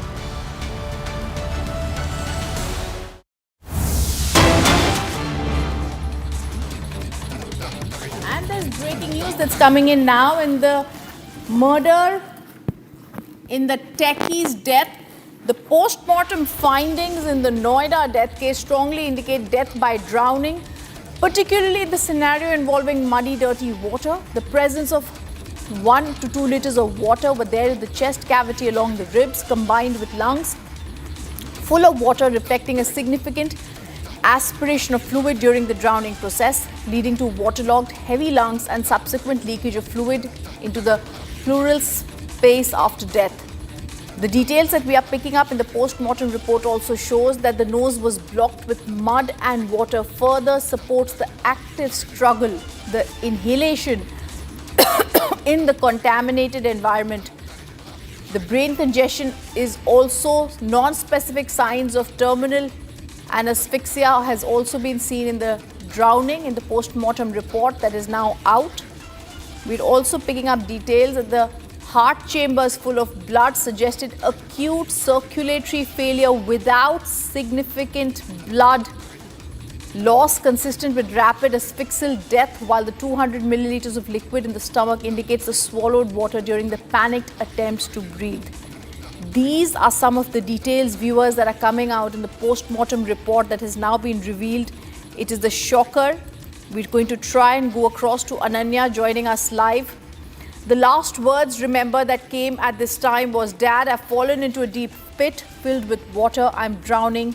Please come, save me. I don't want to die." Let me go across to Anaya, joining us live from that spot in Noida. Anaya, we saw those lapses. We saw what happened. There was no caution signage. There were no lights. No night lights were there on the road. We saw the last words that were said to the father. No barricading. This is almost akin. The sheer negligence of the authorities is seen. The pathos is seen when we are seeing that post-mortem report that is revealing the panicked state in which the techie died, his last tormented moments. Yes, you are correct. This is the case of utter negligence. This is, I say, because as we are here on the spot and as we see the situation, as we see the moment, as we see the system's failure, because this is the spot you see, the barricades which have been placed after the accident, and what postmortem reveals is that Yuvraj have died because of suffocation. Yuvraj had died due to heart failure, and this happens when a person is suffocating, is there, like what happened with Yuvraj, is there for suffocating. So Yuvraj suffocated in this pond. You see this gutter over here. This is the gutter, exactly where Yuvraj has died, and he has died due to suffocation because he asked for help for 3 hours. And the temperature was less than 6 degrees Celsius that day, because in January, in the month of January, we see winter in Noida, and he was also saying the same thing to his father. When he called his father, he rang his father and said, "Papa, mujhe bacha lo, pani bahut zyada thanda hai." And this happened on Friday night, 11:45 p.m. And he called his father. The first person he called was his father, and he says his father, "Papa, मैं नाले में गिर गया हूँ, मुझे बचा लो, पानी बहुत ठंडा है."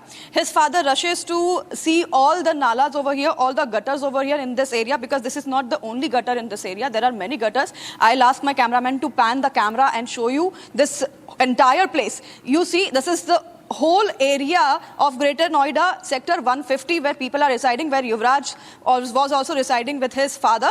This is the place. This is the huge area owned by Artham Builders. They were planning here to make a sports complex since 8 years, but because of some dispute, land dispute, it did not happen.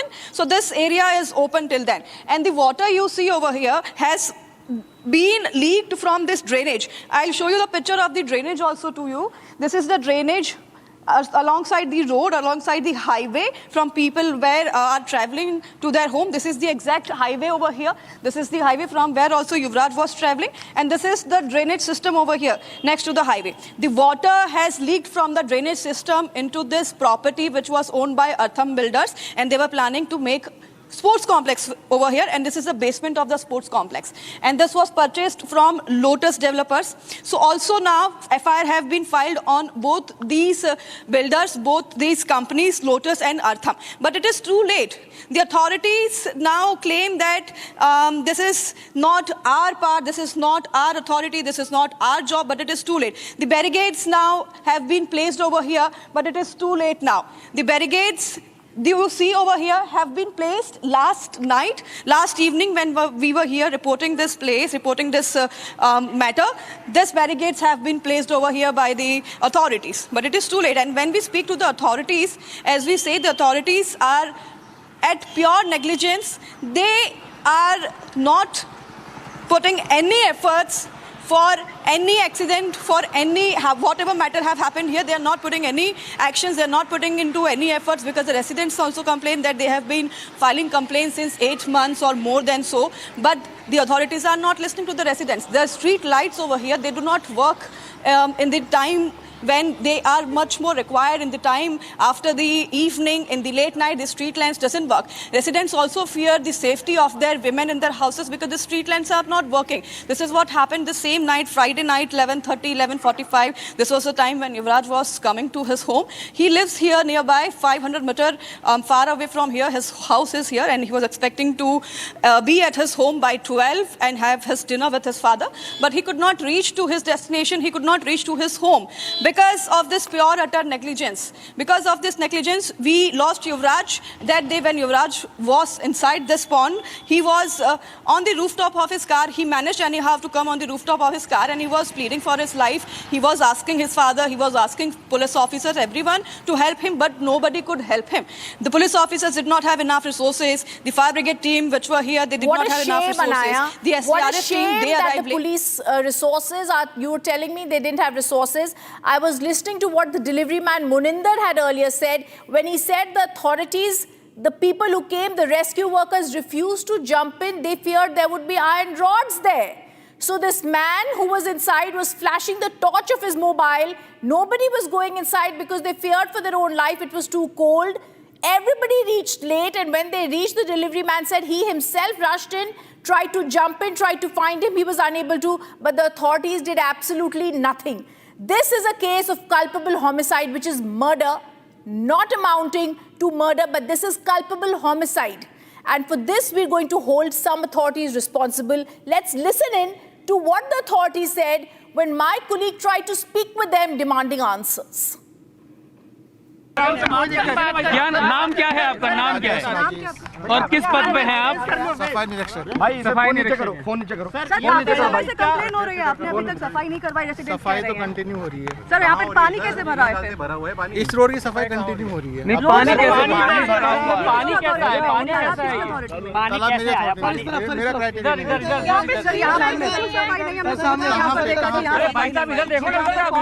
इधर देखो sir, camera इधर है। Sir कहाँ से पानी आया? आपके jurisdiction में क्या हुआ? सर क्या है आपके अधिकार क्षेत्र में, पहले वो बता दीजिए। रोड इंस्पेक्शन करने आए आप? रोड और नाला। हाँ, क्या? और रोड के साइड में बैरिकेड होना चाहिए, वो आपकी जुरिडिक्शन में है कि नहीं? वो मेरे जुरिडिक्शन में है। ये बताइए, सड़क पर स्ट्रीट लाइट होनी चाहिए। सर नाला के क्षेत्र में आता है, नाले की कवरिंग क्यों नहीं हुई थी? नाले कवरिंग मेरे जुरिडिक्शन में। अभी कह रहे हैं आपके नाले की सफाई। सर सफाई नाले की सफाई, इस नाले से पानी जाता है क्या? ये इसी नाले से पानी जाता है? नाले की सफाई हुई, देखिए आप, नाला साफ। तो नाले में पानी कैसे भरा है? ये कौन सा नाले? नहीं, नाले से ही पानी जाता है अंदर। सर हमने देखा नाले की सफाई कब से हो रही है। सर नाले से पानी जाता है ये अंदर? दीवार है वो मेरा क्राइटेरिया नहीं है। सर ये पानी नाले से जाता है क्या अंदर? सीवेज से संबंधित मैं कह रहा हूँ सर, ये पानी नाले से जाता है क्या अंदर? ये पानी नाले से अंदर जाता है क्या? करोड़ों की कीमत की सर यहाँ पे फ्लैट्स है, ये पानी नाले से जाता है? बता दीजिए आपके अधिकार क्षेत्र में क्या क्या है। एक मैं वही बता रहा हूँ, बताइए। एक मिनट सफाई और नाले की। ठीक है, तो नाले को लेकर कितनी शिकायतें आपको अभी तक मिली थी? क्योंकि यहाँ पर ये आरोप लगा रहे हैं कि नाले की तो सफाई हो रही है। देखिए अब नाला साफ। ये पानी कहाँ से आता है? नाले में सोसाइटी से आता है सर। ये नाले का पानी, ये नाले का ही पानी तो गया है गड्ढे के अंदर। नाले को कवर करना जब आप कर रहे हैं नाले की। सर आप सिर्फ एक सवाल का जवाब दे दीजिए, ये पानी क्या इसी नाले से अंदर गया है, कहीं और से यहाँ आता है? ये पानी कहाँ से आया है? ये पानी कहाँ से आया? ये इसी नाले से आया है या कहीं और से आया है? ये पानी कहाँ से आया? नाले का है। इसी नाले का। मतलब क्यों जा रहा है ये अंदर? क्योंकि आपकी निकासी व्यवस्था ठीक नहीं है? क्योंकि दीवार टूट गई ना, आप देख रहे हैं। तो दीवार की दीवार को कितनी बार सफाई हुई सर? दीवार को कौन बनाता? आपको नहीं लग रहा है कि करोड़ों की कीमत के फ्लैट्स है, लेकिन देखिए मेरी बात सुनिए, जो मेरा क्राइटेरिया है उससे संबंधित आप सवाल कीजिए। सर आपसे उसके संबंधित ही सवाल किया है, नाले से।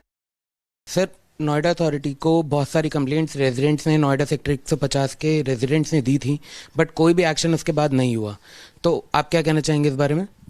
जो कंप्लेंट्स आई हम लोग उसको दिखवा रहे हैं कि किस स्तर पर आई थी और क्या उसमें कार्रवाई हुई है। उसकी एक अलग से जांच चल रही है, जांच के बाद बताते हैं। सर उस रोड पे कोई भी स्ट्रीट लाइट, कोई भी रिफ्लेक्टर, कोई भी साइन बोर्ड नहीं था, तो इस बारे में नोएडा अथॉरिटी का क्या जवाब है? चूँकि आप जानते हैं कि वो स्पोर्ट्स सिटी का इलाका है, पिछले 5 साल से वहाँ रोक भी लगी हुई थी। तो अब ये देखने की बात है कि वो वाला जो एरिया है वो कौन से स्पेसिफिक उसमें आ रहा है, प्लॉट कौन कौन सा वहाँ पर, और क्या कार्रवाई होनी थी। इसमें मौके पर भी टीम्स गई है, वो देख के बताएंगे कि कार्रवाई करेंगे उसमें। सर एक 27 साल के लड़के की डेथ हो गई है, तो इस नेग्लिजेंस के लिए, इंफ्रास्ट्रक्चर लैक के लिए कौन जिम्मेदार है? जहाँ तक इंफ्रास्ट्रक्चर की बात है वहाँ बना हुआ है, रोड्स वगैरह बनी हुई है, और आपने देखा कि वहाँ पर कुछ जो है मतलब सारी गाड़ियाँ ही जा रही थी। अभी एक एक्सीडेंट हुआ है, हम लोग इसकी जांच करवा रहे हैं क्या कारण थे। Viewers, Republic has also now accessed letters of the Noida residents where they've said they had written a letter to the authorities demanding signages to be put up. Alas, nothing had been done. According to people who were also present, they said that even when he died, he was holding a torch, shouting for help. Rescue people refused to enter the water-filled drain, citing cold water, the possibility of iron rods. The letter shows residents had given their SOS. The NDRF, the state disaster response people reached early, but they lacked proper response to go into a deep water rescue, but no signages were there. I want to also now go across to my colleague who's been doing this entire research into this and investigating what's been happening. Saurav is joining us live from Noida. Saurav, take us through what's happening around you. It's clear that the state authorities gave up, did not try to save the techie's life, were too scared to jump in, and they refused to accept that there were no signages that were even put up despite the neighboring people having told them to do so. Yeah, absolutely. There were no signage here, there are no reflectors here, and the street lights are very minimum. The thing is that the Noida authority claimed that the residents have given the complaints, but they don't have any information about it. The Noida authority additional CEO Satish Pal told us that they will check about the complaints given by the residents and then they will investigate the matter, and the person who is responsible for not hearing the complaints of the residents will be brought to justice. And the other thing is, apart from that, you can see now there are boards here which were put by the authorities last night only, and there were no boards before that, and you can see this place. The whole pit is filled with water and the car is still inside, and the authorities and the police officials have not come here to remove the car from the pit, but still they are claiming that the signage boards and everything was there, and the locals still are in a dilemma that whether their complaints remains unheard, and the MPs and the MLAs are left unbothered. They did not even bother to reply to the Republic. Back to you. All right, thank you for giving us those details, Saurav. We're going to continue tracking the story to get a sense of what led to this, what should have happened, and how the warning signs had been ignored. CRPF personnel are conducting a major search operation at Maulana Azad Stadium. We're also going to take a look at what's making headlines across the nation.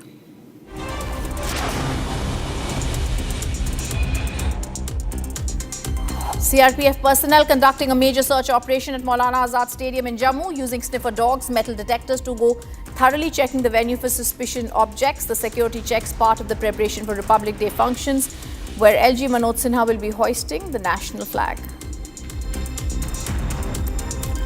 Police form a special investigation team to probe the mysterious death of 2 girl students at the Sports Authority of India hostel. The girls, Vaishnavi from Thiruvananthapuram and from Kozhikode, were found dead at the hostel. Parents alleged trainers were responsible, saying the girls had complained earlier to them.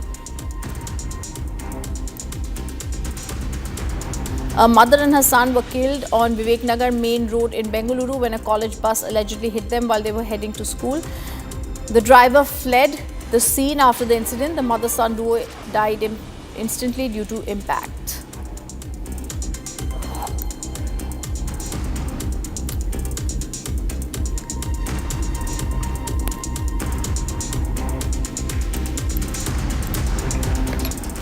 JDU MLA Anant Singh, who's currently lodged in Beur Central Jail in Patna, was caught smoking inside hospital after health checkup. The Bahubali of Bihar was also caught on camera. The video is now going viral on social media, raising questions if our representatives hold the mirror to themselves.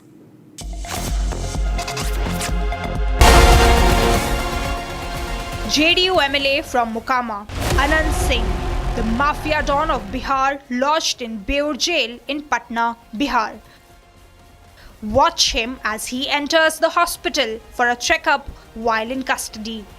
Wearing sunglasses, smoking as police remain mute spectators and helpless abettors. This man is Nitish Kumar's prized MLA. Arrested days before the elections, he still managed to win while in jail. An MLA allegedly involved in the killing of Dular Chand Yadav, who was campaigning for a candidate from Prashant Kishore's party and facing trial. Now, this smoking video from Shahabuddin to Anant Singh. Has nothing changed in Bihar? And coming up after a short break, we get you all the details. The Delhi High Court has now denied bail to Kuldeep Sengar in the case related to the custodial death of Unnao rape victim's father.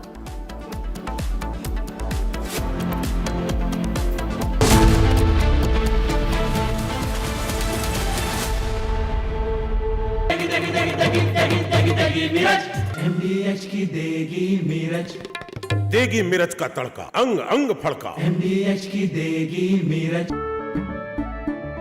केसरिया से मन जोगी हुआ रे, दिल झूमे देखो मतवारा हुआ रे।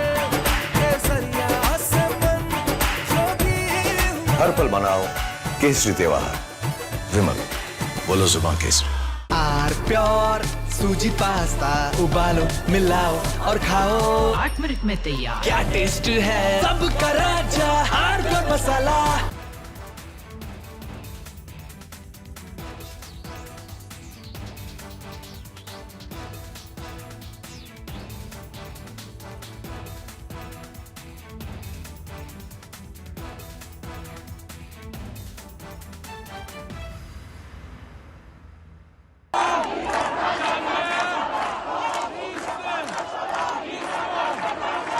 Iran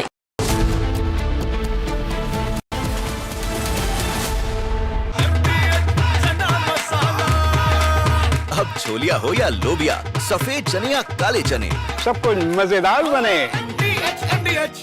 इसको घर पे लगाओगे तो शादी का तो पता नहीं, पर घर पक्का नहीं टूटेगा। रुंगटा नहीं तो घर स्ट्रॉन्ग नहीं। रुंगटा स्टील TMT बार एकदम सॉलिड। पहाड़ों में एक हाइकिंग शिप भी बन सकती है।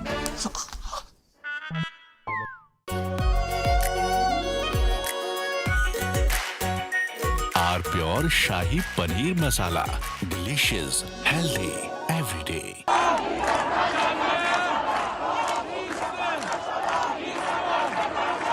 Iran is boiling. Iranians are protesting against the Khamenei regime.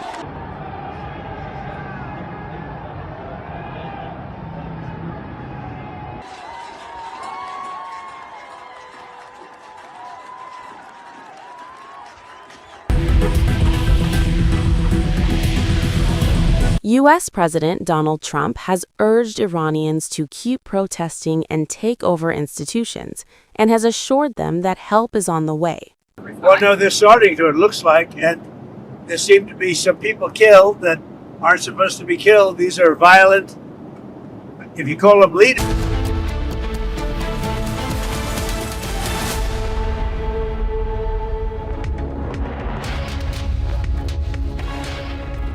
Hello and welcome. You're watching Live and Breaking with me, Ishita Mitra on Republic. Now, a major terror hideout has been busted in Jammu and Kashmir. We'll get you all the updates on that. But first up, headlines.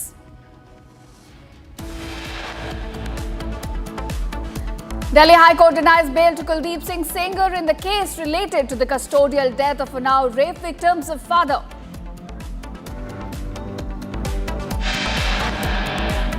Jailed JDU MLA Anant Singh smokes in hospital on camera. Cops next to him do nothing. Opposition slams Nitish government over law and order.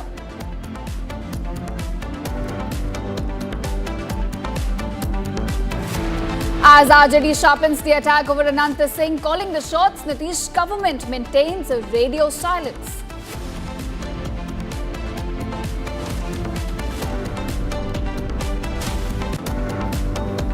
गया था कि इसमें आपके परिवार का, घर का जो लोग हैं वो यूज़ हो सकते हैं, कि वो एक बड़ी कॉन्स्पिरेसी के अंदर शुरुआती तौर पे इस्तेमाल हो रहे हैं।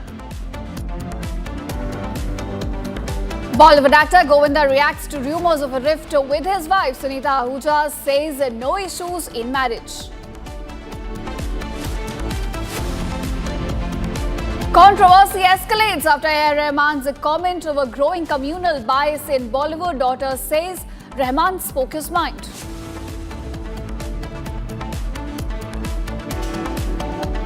Top officials arrested over bribe claim in Karnataka. Alleged tape submitted mentions ministers seeking bribe for license.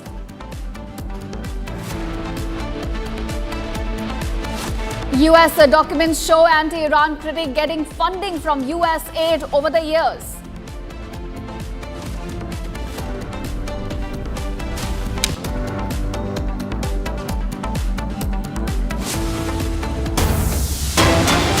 course, starting this edition of Live and Breaking with the top news coming in from Jammu and Kashmir. Security forces along with Jammu and Kashmir police have now intensified counter-terror ops in the dense forests of Kishtwar district, Jammu and Kashmir. And this comes after intelligence inputs were received about the presence of terrorists in the area. Now, Republic, in fact, has accessed the visuals of that terror hideout getting busted on your screen right now. Remember, this comes as on January 18th, the fierce encounter had erupted in the Singapura area during a joint search operation where suspected Jaish-e-Mohammed terrorists opened fire and lobbed grenades at advancing troops. Now, of course, the Republic has accessed those visuals of how the terror hideout has been busted. On your screen right now, you can see, in fact. Now, joining me live on this is Gurugram. Gurugram, do tell us about this terror hideout getting busted in Jammu and Kashmir and what details we have of this. Republic has managed to access a 90-second long video from inside this hideout that has been used by the Jaish-e-Mohammed terrorist. What we are being told, that is, this is roughly 200 meters away from that very spot where the security forces were lobbed UBGL upon by the Pakistani terrorists yesterday when an encounter broke out in the Singapura area of the Kishtwar's Chatru.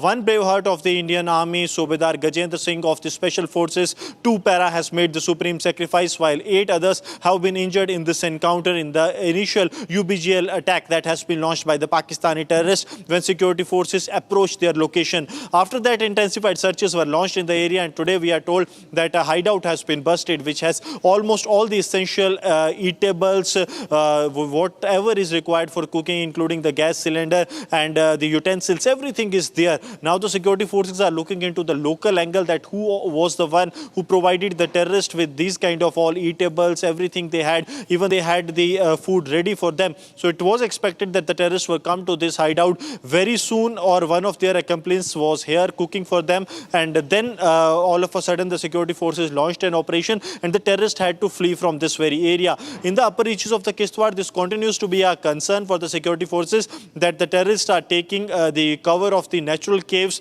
as the hideouts. And this was one such dhok kind of a structure that was being used by Jaish-e-Mohammed terrorists. But now it has been busted by the Indian Army in a joint operation with the Jammu and Kashmir police and the CRPF. Now nearby areas are also being searched, because you remember that Indian Army is carrying out surveillance sweep surveillance operation, which means that they are first carrying out the surveillance operation, then ensuring that there is no hideout of the terrorist in these areas which can be reused by them. So all the hideouts of the terrorists will be decimated in the same manner. But for now, a major success during ongoing operation with this terror hideout of Jaish-e-Mohammed being busted by the Indian Army.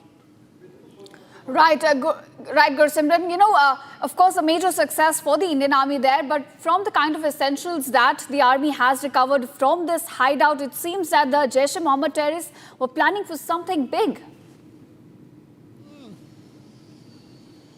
Yes, one thing is very clear, that the amount of the recoveries that includes mostly the eatables, it shows that they were here for a long haul. So very likely that they have come down from the upper reaches, as we know that upper reaches are getting snow-clad, snowbound completely. So they were actually planning a long haul here, and that's why they had got enough of the supplies for them that can act as a survival kits for them for a long stay here. And then they were to carry out some terror attack, because what we have seen that post Operation Sindoor, one thing has been seen, that the terrorists are lying low. They are not initiating any terror attack. When they feel that they are under threat, only then they open fire or carry out attack on the forces. Otherwise, they are not launching any of the offensives on their own. Likely the instructions from the Pakistan-based handlers, because Pakistan has suffered a lot during Operation Sindoor. But it seems that there was a place that they're planning for a long haul, and that's why they have collected all their resources at this very place. And in this 90-second long video and several of the images that Republic has accessed, it can be clearly seen that they had almost everything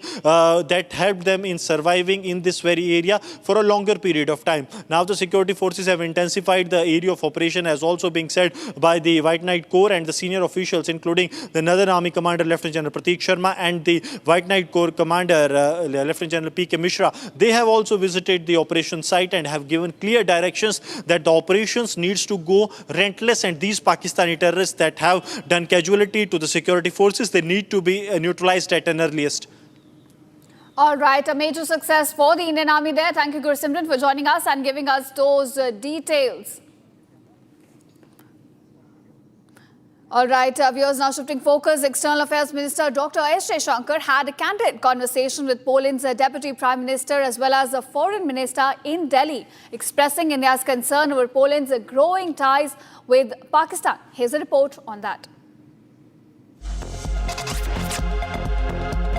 In a rare on-camera diplomatic exchange in New Delhi today, External Affairs Minister Dr. S. Jaishankar delivered a blunt message to the Poland's Deputy Prime Minister and Foreign Minister Radoslaw Sikorski. The meeting reviewed India-Poland ties, but Jaishankar directly addressed the concerns over cross-border terrorism. Referring to Poland's recent engagements, including Sikorski's October 2025 visit to Pakistan, he clearly stated, Today, Deputy Prime Minister, we would review the Action Plan 2024-28, through which we seek to realize the full potential of our strategic partnership. We will also discuss ways to take forward our cooperation in trade and investment, defense and security, clean technologies, and digital innovation. Poland is one of India's largest trading partners in Central Europe. Our bilateral trade, I believe, stands at about $7 billion, having registered a growth of almost 200% in the past decade. Indian investment in Poland has surpassed $3 billion, creating a number of job opportunities for Poles. India's strong economic growth, size of its market, and pro-investment policies provide immense opportunity for Polish businesses. This pointed remark comes amid the Warsaw's expanding political and economic contacts with Islamabad.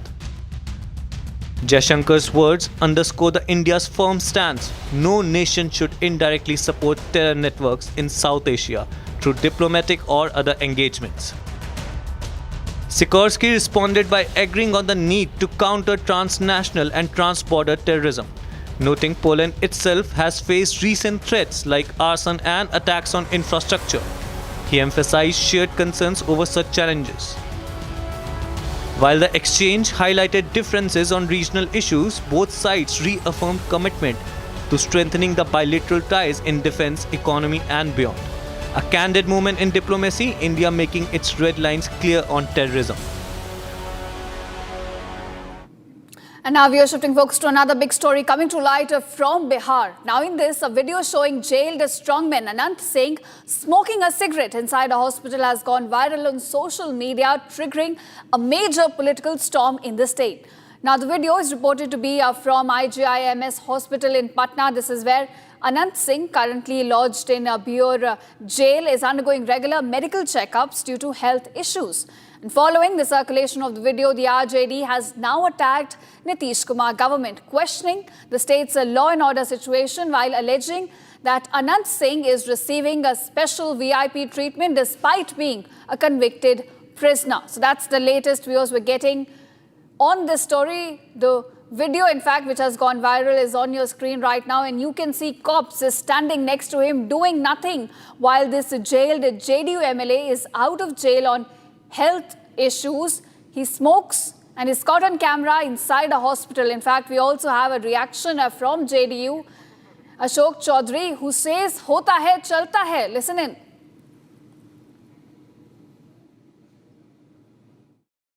कहाँ का video है, किसका video है, कब का video है, सब तो ऐसा है कि वीडियो और फोटो तो कब का होता है, कब चल जाता है सोशल मीडिया के ज़माने में। ये तो और मान लीजिए कि जेल जाने के कहीं पर पी रहे होंगे, हम लोग को जानकारी नहीं है ना, हम लोग फोटो देखे हैं।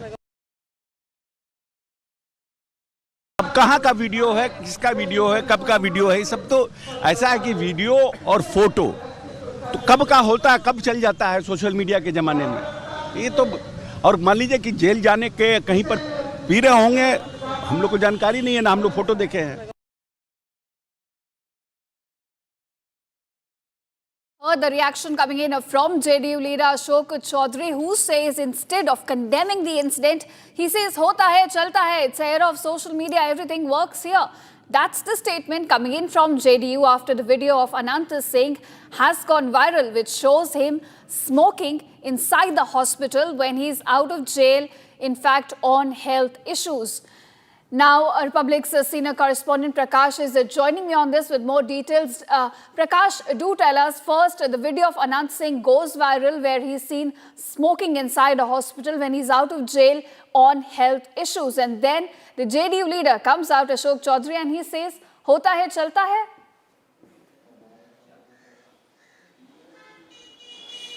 Well, as far as this video of Anant Singh goes, it doesn't seem that he is walked out of jail for health checkup.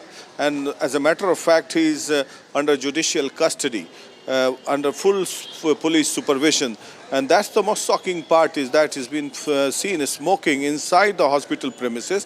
Nevertheless, even if you are not in judicial custody, you are not supposed to smoke inside the hospital premises. That too, the video from which it has come, it's inside it's some department which is written there. One, as a civilian also you're not supposed to do that. Second, you are under judicial custody, full police supervision. What was the police doing there? That is the main question. So it means that this is a high-headed attitude of Anant Singh, and he can go scot-free if he feels that it's his government, the JDU is in power, and nobody can do anything against him.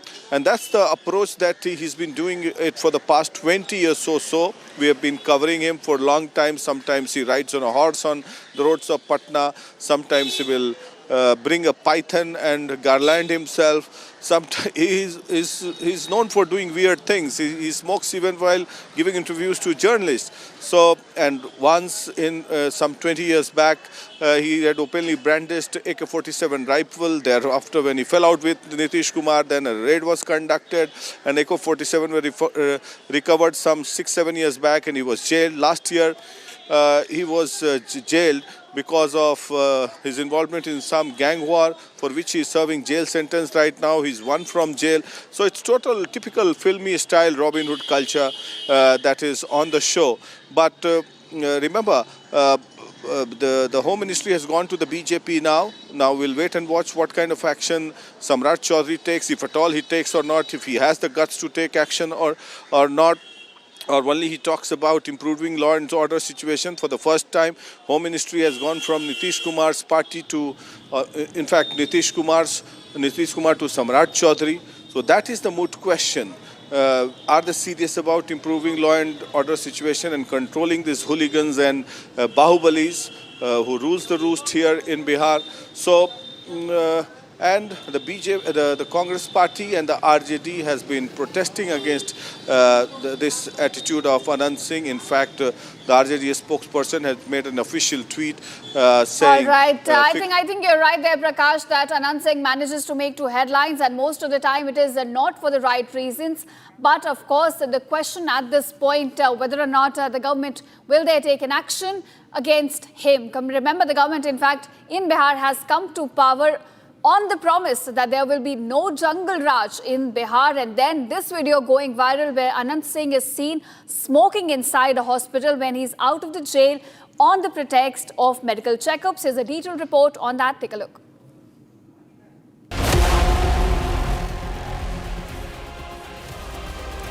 The man on your screen is the jailed criminal Neta and JDU MLA Anant Singh, showing off his arrogance, smoking a cigarette in the hospital premises. What is more shocking is the cops next to Anant Singh do nothing while the criminal MLA is seen calling the shots. The MLA from Mokama constituency, who is an accused in a murder case, was recently released from jail on medical grounds. But the viral clip of Special has raised serious questions about prison parole, misuse of medical bail. The Nitish government has maintained radio silence over the entire controversy, while the RJD has cornered the Bihar government over the law and order situation of the state. He's a Sarkari Khalnayak, government's Khalnayak. That's why he has impunity and the audacity to smoke inside hospitals? Would it be allowed in any part of this country? For anyone? No one can do that unless you have impunity from the government and you have back support. And you know what I find, this is horrendous. I mean, how can a chosen representative inside a hospital smoke? Is it even allowed? Is it even legal? And I think that smoking and that smoke, he's enjoying it, and he's showing that for him the laws doesn't matter at all. उनके लिए कानून का कोई मतलब नहीं है. वो cigarette के धुएं में कानून को भी उड़ा रहे हैं. The Nitish government hasn't issued a statement over the controversy, but the questions are: is JDU MLA Anant Singh the next Shahabuddin? And till when the Bihar government will keep shielding the criminal netas? The pointed questions remain unanswered. Now viewers, they're shifting focus. Uttar Pradesh police have registered 8 FIRs in Varanasi, and this comes a controversy over the ongoing beautification and redevelopment project at the sacred Manikarnika Ghat, one of Hinduism's holiest cremation sites. Now, the action comes after AI-generated fake images and misleading claims circulated on social media, distorting the nature of the work that began on November 15th last year to strengthen the cremation facilities and enhance the Ghat's infrastructure. Now, demonstrations erupted on January 13th, in fact, amid allegations of idol demolition and heritage destruction, which were fueled by these fabricated visuals that reportedly aimed to hurt religious sentiments. In fact, they aimed to spread misinformation and disturbed social harmony as well. The FIRs, which have been filed under relevant sections, name about 8 individuals, including prominent opposition figures like AAP MP Sanjay Singh and Congress leader Pappu Yadav as well, along with certain social media accounts which were involved in sharing or reposting these content. We in fact also have a ground report from Manikarnika Ghat. Let's take a look. और मैं आपको उस मंदिर का हाल आपको दिखाना चाहता हूं, और आप देखिए यहाँ पर आप देख सकते हैं कि ये नंदी हैं जो आपने देखा होगा उस विजुअल में, उस फोटोग्राफ में जिसको प्रसारित किया जा रहा है. यहाँ पे ये नंदी, आज भी नंदी यहाँ पर है. आज इनकी सुबह पूजा हुई है, माला चढ़ा है यहाँ पर भगवान नंदी के ऊपर. और मैं कहूँगा अपने सहयोगी से दिखाने के लिए कि आप यहाँ पर देखिए, यहाँ पर देखिए कि मुख्य द्वार पर यहाँ पर देखिए गणेश भगवान. आप देख सकते हैं ना कि गणेश भगवान जो कि भगवा कलर में यहाँ पर विद्यमान है, यह भी फोटो में बीच में पूरी तरह से दिखाया जा रहा है. साथ ही आप देखिए यहाँ पर शिवलिंग. अब आप देखिए यहाँ पर शिवलिंग की अगर हम बात करें तो यहाँ पर भगवान भोलेनाथ यहाँ पर विद्यमान है. अर्घा मैं दिखा रहा हूँ आपको, और ये देखिए कि किस तरह से यहाँ पर भगवान भोलेनाथ आप देख सकते हैं. ये देखिए, आप देखिए लाइव तस्वीरें देखिए वाराणसी गंगा घाट से, काशी विश्वनाथ के घाट से, मणिकर्णिका घाट से 200 मीटर की दूरी पर मैं हूँ, और यह मंदिर भी विद्यमान है. बहुत ही पुरानी शैली में बनी है मंदिर, बहुत ही कलात्मक ये मंदिर है, बहुत ही अच्छी नक्काशी इसमें की गई है. और यहाँ पर मंदिर तो है ही, यहाँ तमाम जो भक्त हैं वह भी लगातार आ रहे हैं. तो जिस तरह से पूरे इस मणिकर्णिका घाट को जो सौंदर्यीकरण किया जा रहा है, जो उसका पुनर्निर्माण हो रहा है, जो श्रद्धालु और जो लोग दुखी लोग, जो पूरे देश भर से दुखी लोग आते हैं, जिनके परिजन नहीं होते हैं, जिनके परिजनों का अंतिम संस्कार होता है, उनके साथ कम से कम 5 से 10 लोग आते ही हैं, मैक्सिमम 100-200 लोग आते हैं. उनके बैठने की व्यवस्था, पूजा की सामग्री, उनके अंतिम संस्कार की जो सामग्री है, लकड़ियां हैं, वेटिंग रूम है, तमाम चीजों की आवश्यकता है जो वहां पर नहीं था, वहां पे अव्यवस्थित था, उसको ठीक करने का काम किया जा रहा है. और उस पर राजनीति हो रही है कि वहां पर मंदिरों को तोड़ा जा रहा है. All right, viewers, time for a special reporter. Let's take a look.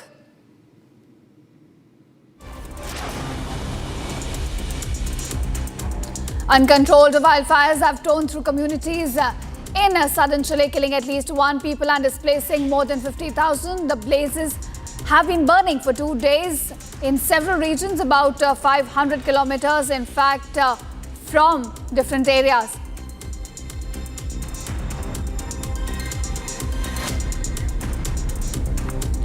Rehearsals for the 77th Republic Day Parade is underway at Karnataka Path. European Council President Antonio and European Commission President Ursula von der Leyen are chief guests for the 77th Republic Day celebrations.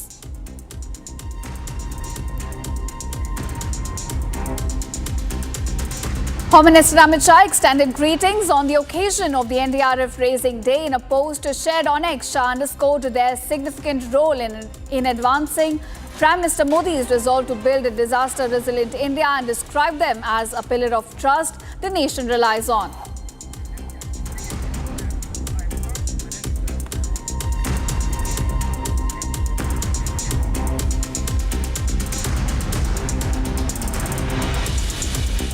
And now we are shifting focus. We are getting a big breaking news from Karnataka, where Karnataka Lokayukt police have now arrested 3 officials, and this is from the excise department itself on the charges of corruption.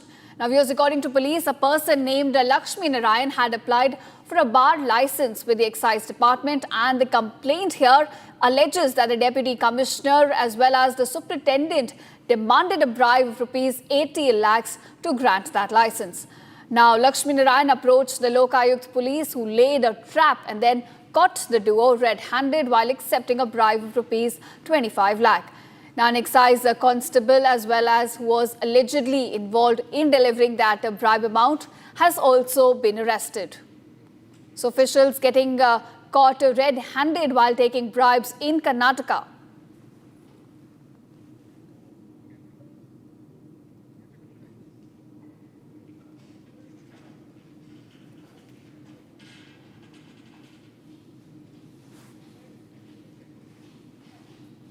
Micro ಪ್ಲೇಯರ್ಗೆ ಮಿನಿಸ್ಟರ್ಗೂ ಹೋಗುತ್ತೆ 1.5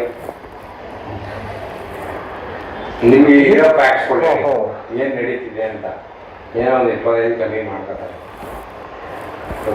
ಮಾಡ್ಕೊತಾರೆ ಆಯಿತು ಹಂಗೆ ಅಂತ ಅದನ್ನು adjust ಮಾಡ್ಕೊಂಡು ಇದು ಇಲ್ಲಿಂದ ಎಲ್ಲೆಲ್ಲಿ ಹೋಗುತ್ತೆ ಅಂದರೆ ಇನ್ಸ್ಪೆಕ್ಟ್ರು ಡೆಪ್ಟಿ ಇಲ್ಲೇ office revenue D C office ಅಲ್ಲಿಂದ ನಮ್ಮ ಕಮಿಷನ್ ಆಫೀಸಲ್ಲಿ 4 ಟೇಬಲ್ ಹೋಗುತ್ತೆ ಮಿನಿಸ್ಟ್ರಿಗೆ ಹೋಗುತ್ತೆ J C additional commissioner 2 D C ಇದರಲ್ಲಿ ಅವರೇ ಇಶ್ಯೂ ಮಾಡ್ತಾರೆ ಕಮಿಷನರೇ ಇಶ್ಯೂ ಮಾಡ್ಕೊಡ್ತಾರೆ ನಿಮಗೆ ವಿಟಮಿನ್ ಏನು ಕೊಟ್ಟರೆ ಇಲ್ಲ ಅಂದರೆ ಓಡಾಡಿಸ್ತಾರೆ ನಮಗೆ 28 ಇನ್ಫಾರ್ಮೇಷನ್ ಕೇಳ್ತಾರೆ ಏನೋ ಒಂದು ಇನ್ಫ್ಲೂಯೆನ್ಸ್ ಇತ್ತು ಸ್ವಲ್ಪ ದುಡ್ಡು ಇತ್ತು ಅಂದರೆ ಹಂಗೂ ನಡೀತದೆ ಇಲ್ಲ ನಾವು ಇಲ್ಲ ಸರ್ ಅವ್ರ ಕೈಲಿ ಆಗಲ್ಲ ಅಷ್ಟಾಗಲ್ಲ ಅಂದ್ರೂ ನಮಗೆ ವಾಪಸ್ ಕಳಿಸ್ತಾರೆ ಇದು ಸರಿ ಇಲ್ಲ ಅದು ಸರಿ ಇಲ್ಲ ನೀವು ಇಸ್ಕೊಬಿಟ್ಟಿರ್ತೀರ ನಮಗೆ ಕೊಡೋಣ ಅನ್ನೋದು ಒಂದು ತಲೆಯಲ್ಲಿ ಏನೋ ತಲೆಯಲ್ಲಿ ಗುಮ್ಮ ಕೊಟ್ಬಿಟ್ಟಿರ್ತಾರೆ. ಇವು ಆವಾಗ ಕೆಲವು ಇಲಾಖೆಗಳಲ್ಲಿ ಅಧಿಕಾರಿಗಳು ಕೆಳ ಹಂತದವರು ಮೇಲಂತದವರು ಮಾಡ್ತಾ ಇರ್ತಾರೆ, ಲೋಕಾಯುಕ್ತರು ಕೈಯಾಗಿ ಸಿಗ್ತಿರ್ತಾರೆ.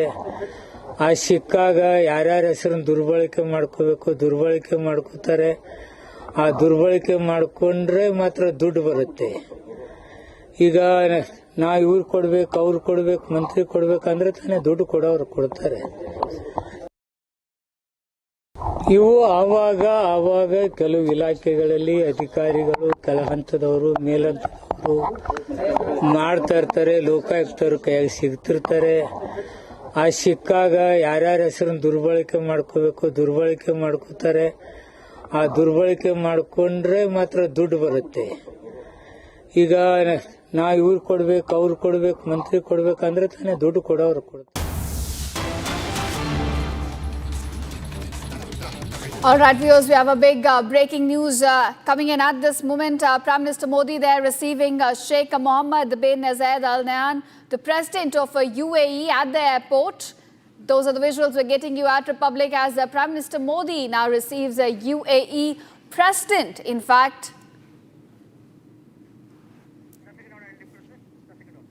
so those are the visuals of Prime Minister. In fact, New Delhi laying a red carpet there for the ceremonial welcome for the UAE president. Prime Minister Modi, in fact, happens to be present himself to receive a UAE president, Sheikh Mohammed bin Zayed Al Nahyan. Remember, this comes as a part of Prime Minister Modi trying to extend outreach to West Asia as well.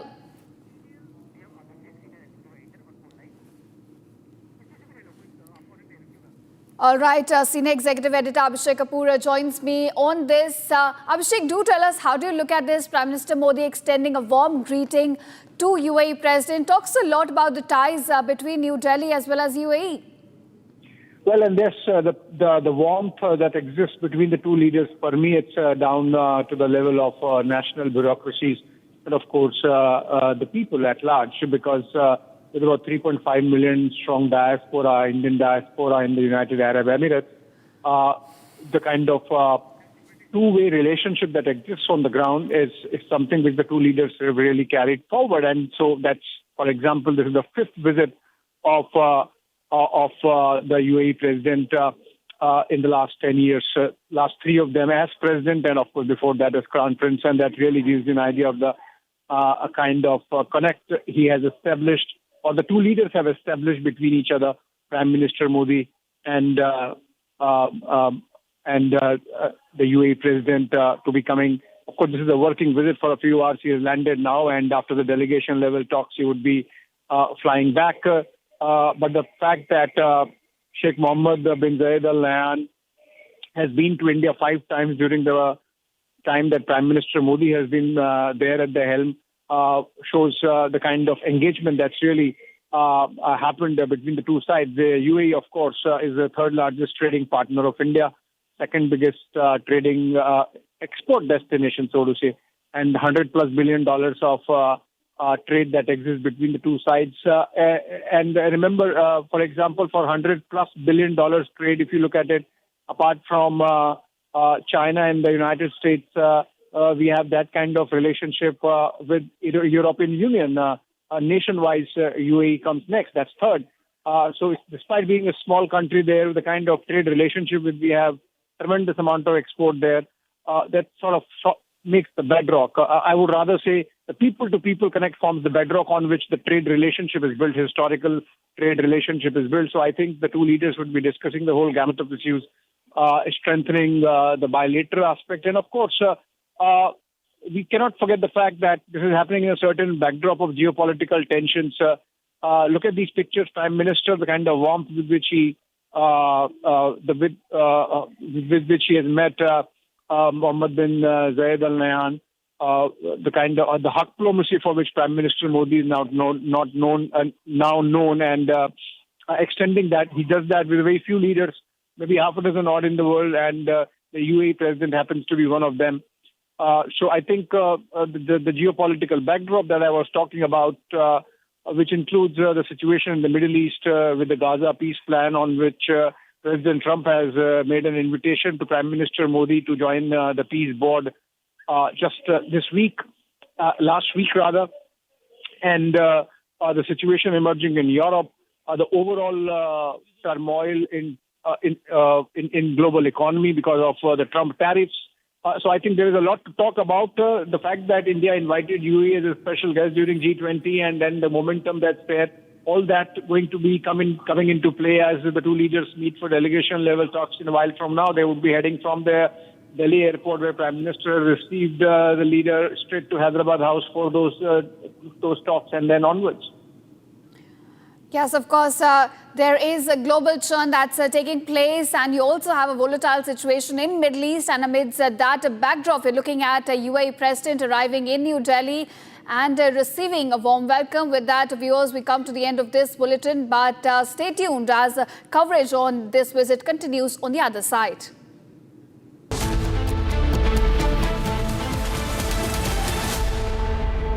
आधे bowl दही में 4 चम्मच MDH चटनी पुदीना मसाला डाला, stir करो, पुदीना चटनी तैयार। MDH चटनी पुदीना मसाला। MDH थोड़े में ज्यादा स्वाद, यही तो है इसकी खास बात। वाओ मामा, क्या स्वाद है? अरे मेरे राजा, सबका राजा pure masala.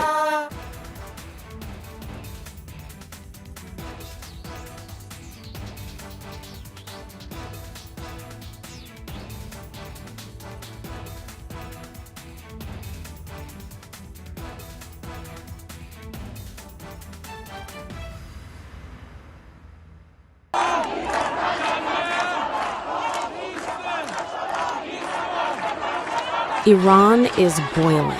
Iranians are protesting against the Khamenei regime.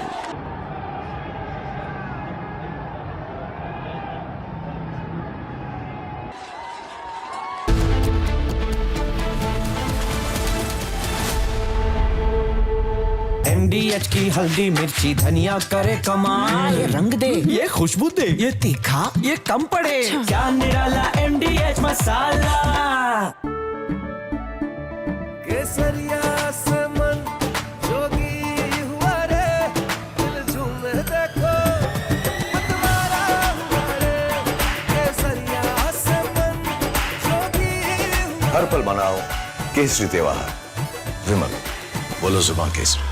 Are pure suji pasta उबालो मिलाओ और खाओ, 8 मिनट में तैयार। क्या टेस्ट है सबका राजा R pure masala.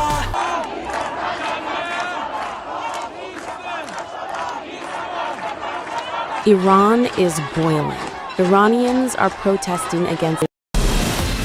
From Asia's largest news headquarters,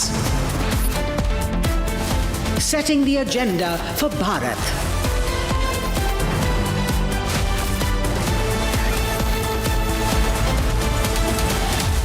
You're watching Republic.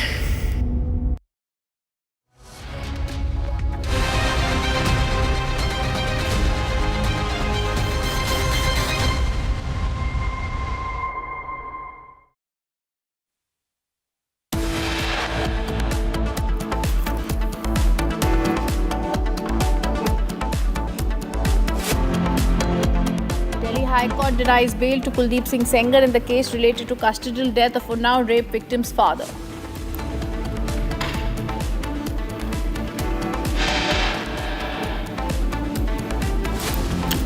Jailed JDU MLA Anant Singh smokes in hospital on camera. Cops next to him do nothing.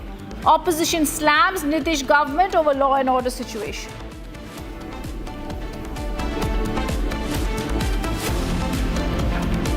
As RJD sharpens the attack over Anant Singh calling the shots, Nitish government maintains a radio silence.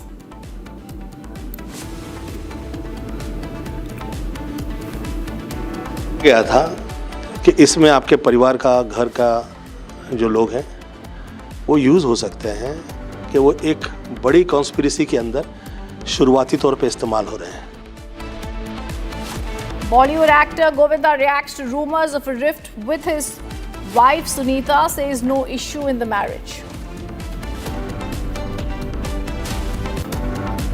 Controversy escalates after A.R. Rahman comment over bias in Bollywood. Daughter says Rahman spoke his mind. Top officials arrested over bribe claim in Karnataka. Alleged tape submitted mentions minister seeking bribe for license. US documents show anti-Iran critic funded by US aid over the years.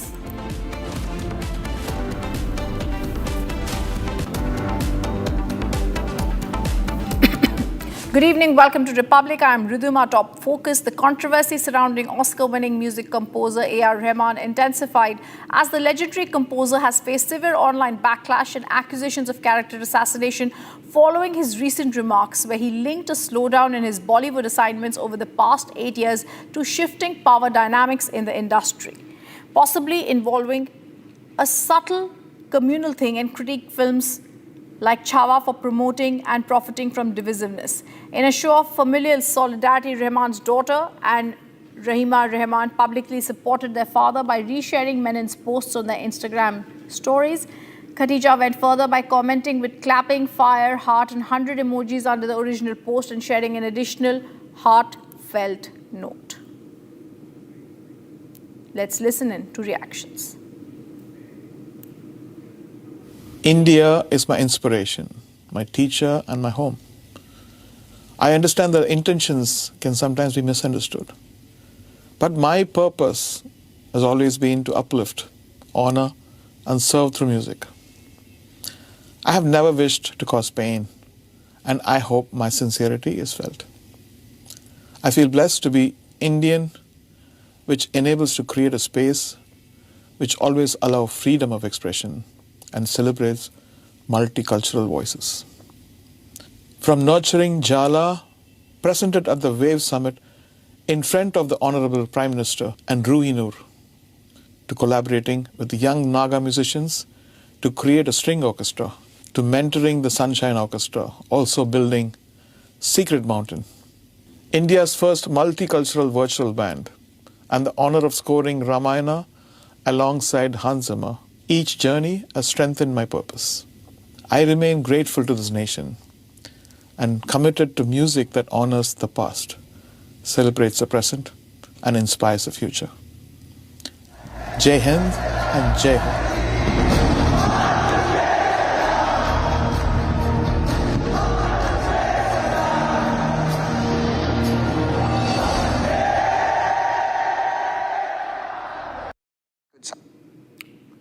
I'm joined by guests on this story right now. Savita Raj Hiremeth, filmmakers joining us, as well as political analyst Sushil Pandit. I want to come across to you, Savita. He's from your industry. A.R. Rahman, music composer, has said that Chhawa was a divisive communal film, cashed in on divisiveness and Muslims being painted in a negative impression. What is he trying to say when he says that now there is a twist in Bollywood, and that could also be the reason that there is a debate now over his communal biased remarks? I am glad he is coming up openly and talking his mind, or maybe he's forced to talk like what he's talking now. But I feel with the time and age, his popularity is going down, and this is the only way to get noticed and be popular, because many creative people actually, creativity has a not very long shelf life. And that is probably another way, because he's not approachable, he's very expensive. And I mean, producers like me can't afford him also, because I know I have approached him for one of my films also and had a long chat. So the kind of money he asks for and the kind of rights he wants, no music company is ready to work on his diktat. So I am saying that, maybe there is more to it. It is not just, to make these kind of comments at this point of time and blaming others, or maybe it's political, maybe the phase he's going through, personal life. And he was turned Muslim when he was young and not getting work. He says he became famous because he changed the religion. So anyway, so the base of the whole person is religious and very communal. I know I won't say that maybe I take my words back, but that is his base of changing religion. And now he's talking about other religion is not supporting him. So he can come back to that religion probably if he feels that. And that is a good opportunity for him if he feels that, by using or changing religion, that time paid dividend and now it's not paying. So that's a big option. But I think there is nothing like that. Even actors like, at all ages and all time, you cannot be as creative, and his deliverables in last few years have been reduced in terms of popularity. And now it's looking like somebody, even he's doing Ramayana background and music also at the same time. So there's no base to his comment. He's just trying to, get noticed everywhere maybe. Or maybe he's more relevant in international media for a particular community. And he is trying to be their face. And he's not staying in India anyway now. He's more of a UAE-based music composer. Sushil, there is so much to say here. First, how does he play on an identity? Second, did he speak up during Operation Sindoor? Third, why play up on a certain communal identity like he is and pick up on a film right now? Is this like what Savita is saying, trying to do damage control to an already downhill career?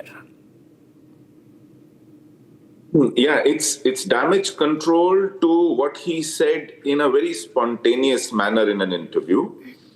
It is very clearly now trying to limit the repercussions of what he said. I welcome it still, because the problem here is he must realize fame, fortune, work, these are cyclical issues. Everyone goes through it.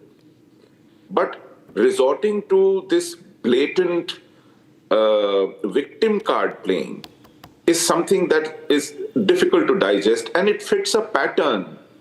Rhythm, if you remember, Azharuddin on his way down blamed his misfortune on being a Muslim, not on his match-fixing problems. Likewise, you had others like Amir Khan saying that difficult to live here. For that matter, Hamid Ansari, after demitting office of vice president, talking about how insecure the Muslims feel in India. And now A.R. Rahman, always trying to, put their identity on their sleeve and blaming it on some kind of a communal bias. This doesn't behove someone who's ridden waves of popularity, adulation, fortune, riding on the fans who are largely non-Muslims. It is the most unkind thing to say. Even if the career is going down, a lot of other careers go down, Hindu careers go down, people irrespective of their religion, faith, language, it comes down. And he mustn't forget, there is so much of animosity against Hindi in Tamil Nadu, the state he comes from. Yet, Hindi film industry lapped him up, gave him so much more than Tamil film industry could. Instead of being grateful for it, he also blames the power shift in Bollywood, incidentally. Now, of course, there is a power shift. There was a time when the company used to call the shots, fund films, ruin careers, even have murders take place. Now, if there is a power shift from that stranglehold, it is welcome. To add a point here. Yes. Even Muslim directors or producers are also not using him from last 10 years. Why? It's not just that, he can't say that because the shift is happening. So even his own community producers like Nadiawalas or others are not using for his films. Why? Even I can also come and say, being a woman, I made a Khosla won national award in the first film, and nobody's giving me more work. So more work cannot happen on a personal level. It's not very sensible to make divisive comments coming in from Bollywood or on Bollywood. So A.R. Rahman has clarified, but he needed to have done this even before he made those comments before. I thank you both for joining us. And then you try and go back on your words is very normal for them. It's not something that he should have done in the first place. I completely agree with both of you.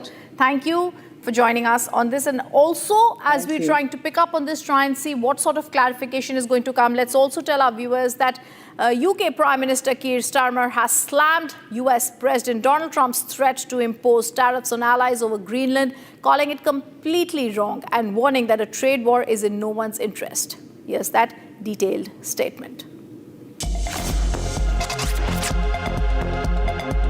On Greenland, the right way to approach an issue of this seriousness is through calm discussion between allies. And let's be clear, the security of Greenland matters. And it will matter more as climate change reshapes the Arctic, as sea routes open and strategic competition intensifies.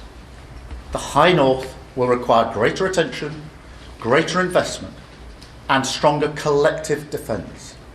And so any decision about the future status of Greenland belongs to the people of Greenland and the Kingdom of Denmark alone. That right is fundamental, and we support it. Denmark is a close ally of the United Kingdom and of the United States, a proud NATO member that has stood shoulder to shoulder with us, including at real human cost in recent decades.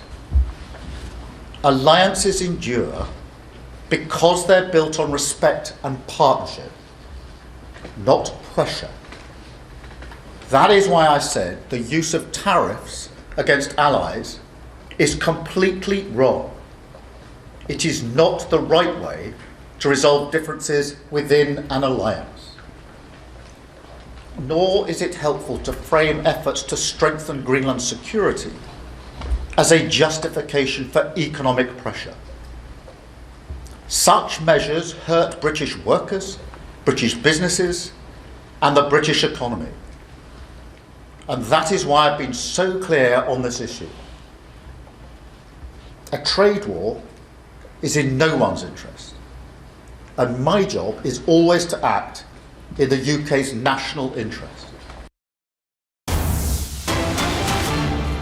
And there's breaking news that's coming in. Tamil superstar TVK Chief Vijay left the CBI headquarters after appearing in the second round of questioning in connection with the Karur stampede case. Following this marathon, remember, 6-hour questioning that happened on 12th of January, he reportedly denied personal responsibility. He blamed inadequate police crowd control, explained leaving the venue early to prevent further chaos. Vijay was rescheduled to come today after he requested a referral for citing the Pongal festival. Let me go across to Soumya joining us live. Soumya, I remember speaking with you on 12th of January where the first round of questioning happened. He's leaving from the CBI headquarters. What did today's session at CBI involve? What all questions were raised to him? How long did the questioning last today?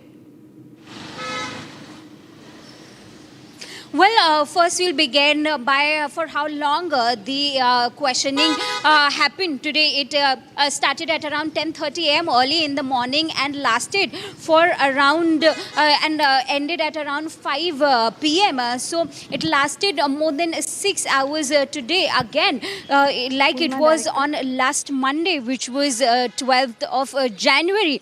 Now, the line of questions with regards to line of questioning, just like last week when he was grilled around for that matter, the sequence of even the chronological order of what really panned out that very day, what actually led to the stampede situation wherein 41 people lost their lives, and also why there was a significant 7 hours of delay. With that, the questioning around why did he leave the spot right after the stampede happened. These were the line of questioning that took place on 12th of January. Now, today, as per the sources, the same lines were revisited by the CBI. He was grilled on the same lines, and with that, he was confronted on the statements that were recorded by the CBI right before the first summon of Vijay here in the national capital, when the local police official, the district official, the district local official was summoned by the CBI at the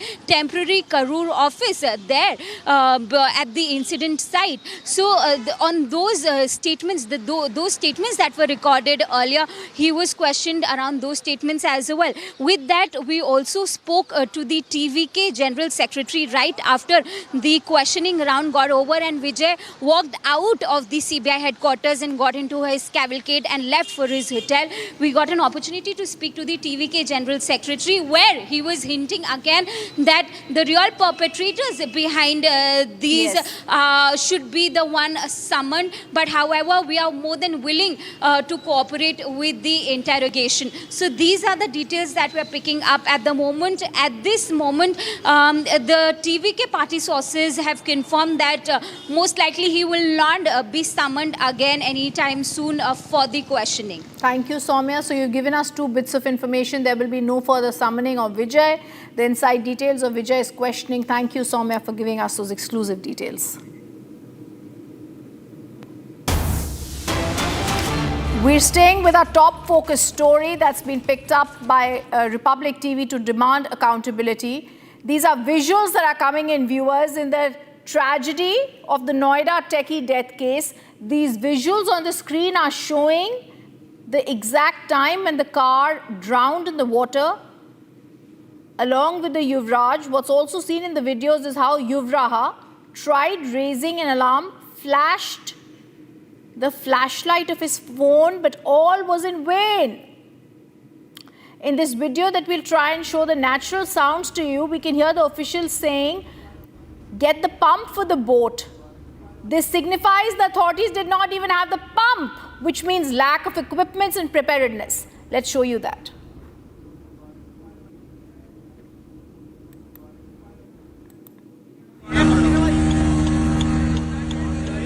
दोस्त pump है भाई, दोस्त pump है भाई,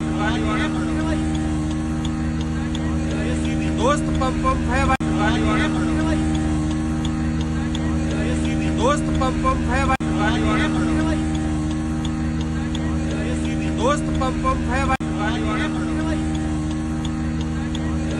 दोस्त pump है भाई, दोस्त पंप है भाई,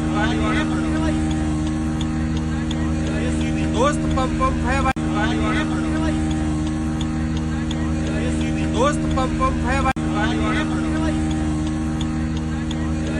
दोस्त पम पम है भाई, दोस्त पम पम है भाई, दोस्त पम पम है भाई, दोस्त पम पम. Let me go across to Saurav, who's joining us. And we're seeing Saurav in this video that's being played out, the exact moment where the car fell and how the victim was asking for help. The flashlight can be seen. And very casually, I would say almost callously, the Noida authority gentleman comes towards the car and says, "Dost, pump vump hai kya?" Is this the casualness with which, with lack of equipment and lack of preparedness, these people reach the spot to try and save him? Yes, absolutely. Because of this only, the 27-year-old techie died. In this video, a person can be seen asking from the passers-by that do they have the pump for the boat? And the police officials and the fire officials both do not have the pumps. They lack the basic equipment for that. And now we are standing at a place where the fire officials came and asked from the passerby named Pulkit for the pump. So you can see this is the exact location. And Pulkit told us that for the past 2 hours he was there. The techie was on the roof of the car asking for help, showing the flashlight, telling his exact location. But no one bothered. Not the police, not the fire officials. Both do not have any kind of basic equipment. They lacked the rope. They lacked the staircase. There was nothing they did at that night. Over to you. I also want to raise larger questions, and I want to once again play this out again to show you the sheer callousness with which the authorities were working that callous night. It was a foggy night. Yuvraj fell into a water-filled drain. When he was falling, he called up his father and said, "Papa, mujhe madad kar do." His father called up the police authorities. They reached there a bit later. After them, the NDRF reached there. The state disaster relief reached there. Nobody had the right place to reach there. We stay with those visuals where we are showing you that flashlight that he kept flashing on that foggy night. He was not able to swim, so he went and sat on his car. And these people, when they reached there, refused to even go in, Saurav. We heard they said, "Nahi, kya pata, yahan pe iron rods hongi." This is culpable homicide, not amounting to murder. They are accountable for this. There were no lights on the streets. We've also accessed letters from the people who stay in Sector 150 in Noida, saying that they wanted signages to be there. Such a dangerous action happening and no one to hold accountability for it, Saurav. Yeah, this is a very sorry state of affairs, Rhythm. You can see in this sector, they have sold the place. Even the minimum cost to buy a flat here is 2 crore rupees, and still they told the buyers that this is a posh area. And you can see here that there are open pits here filled with drainage water. There are no drainage system here. And the person, the techie, was on his car roof for nearly 2.5 hours asking and crying for help, repeatedly calling his father. Please save me, Dad, I don't want to die, please save me. But still, nobody heard. The police officials were here, the fire officials were here. They were standing and they were seeing the person die, but nobody did anything. And who is accountable for this? Noida authority claimed that the complaints given by the residents. Sorry?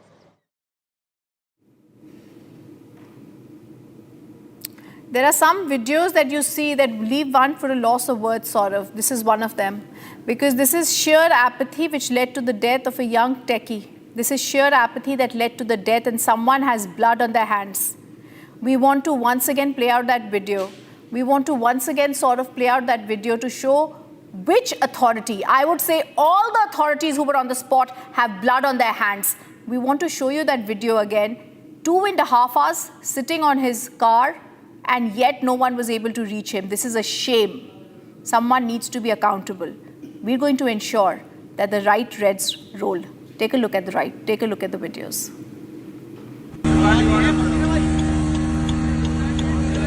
दोस्त पम पम है भाई, दोस्त पम पम है भाई, दोस्त पम पम है भाई दोस्त पम पम है भाई दोस्त पम पम है भाई दोस्त पम पम है भाई दोस्त पम पम है भाई दोस्त पम पम है भाई दोस्त पम पम है भाई दोस्त पम पम है भाई दोस्त पम पम है भाई. Coming up after a short break, we get you more details on the Delhi High Court giving no bail to Kuldeep Singh Sengar, this time in the custodial death case of the father of the Unnao rape victim. Bail has been denied. More details on jail JDU MLA Anant Singh smoking in a hospital on camera.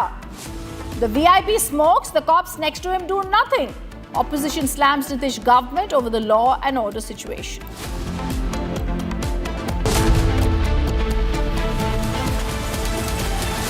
दादी के हाथों का जादू और खुशबू से महकता घर, माँ की मुस्कुराहट और खाने की सुगंध। MDH गरम मसाला, क्योंकि हर रिश्ता है स्वाद से जुड़ा।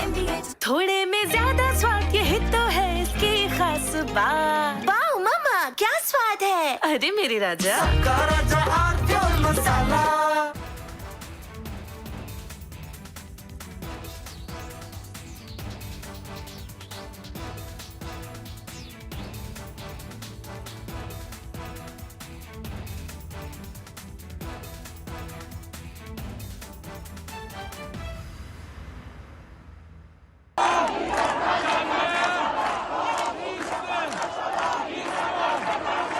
Iran is boiling.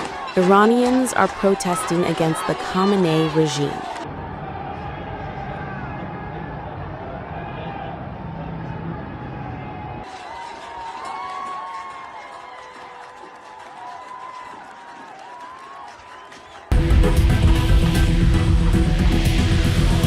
U.S. President Donald Trump has urged Iranians to keep protesting and take over institutions, and has assured them that help is on the way. Well, no, they're starting to, it looks like, and there seem to be some people killed that aren't supposed to be killed.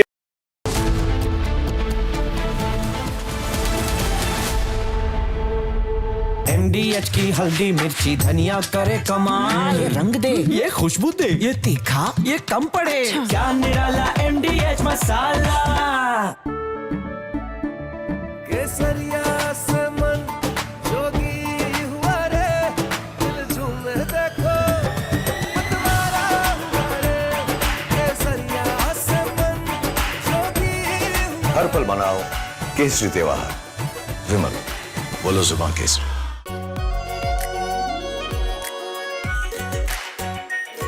Pure shahi paneer masala, delicious, healthy every day.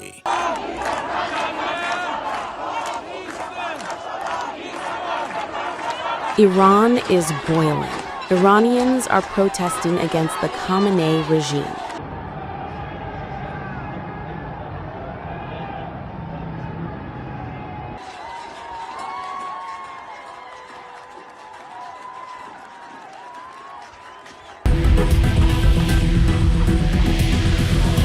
U.S. President Donald Trump has urged Iranians to keep protesting and take over institutions, and has assured them that help is on the way. Well, no, they're starting to, it looks like, and there seem to be some people killed that aren't supposed to be killed. These are violent, if you call them leaders, I don't know if they're leaders or just they rule through violence. But we're looking at it very seriously. The military is looking at it, and we're looking at some very strong options. We'll make a determination. Well, if they do that, we'll consider things targets that they wouldn't believe. If they do that, we will hit them at levels that they've never been hit before.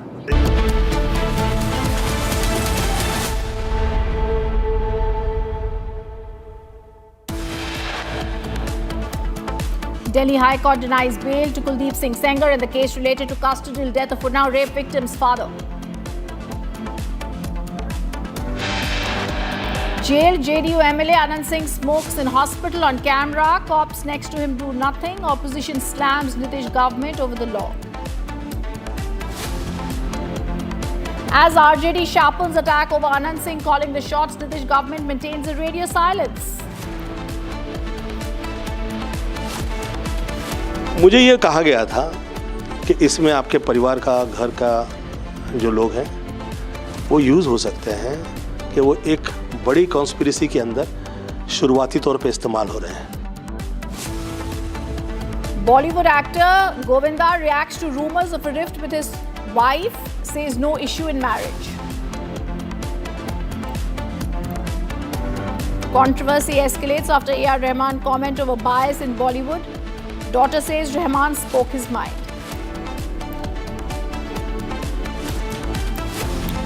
Top officials arrested over bribe claim in Karnataka. Alleged tape submitted mentioned ministers seeking bribe for license.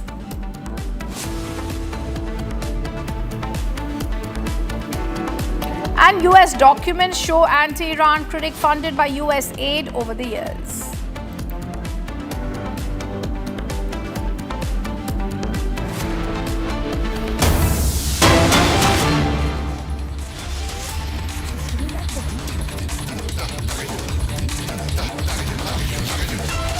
In a shocking display of road rage and sheer arrogance, a Mahima Scorpio driver allegedly ran over a man multiple times in broad daylight in a village in Gurugram.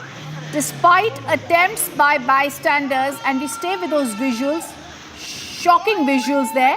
We're not going to play out that sound till my directors have got and beeped out certain words in that video. We're not going to go to that video with all the nat sounds.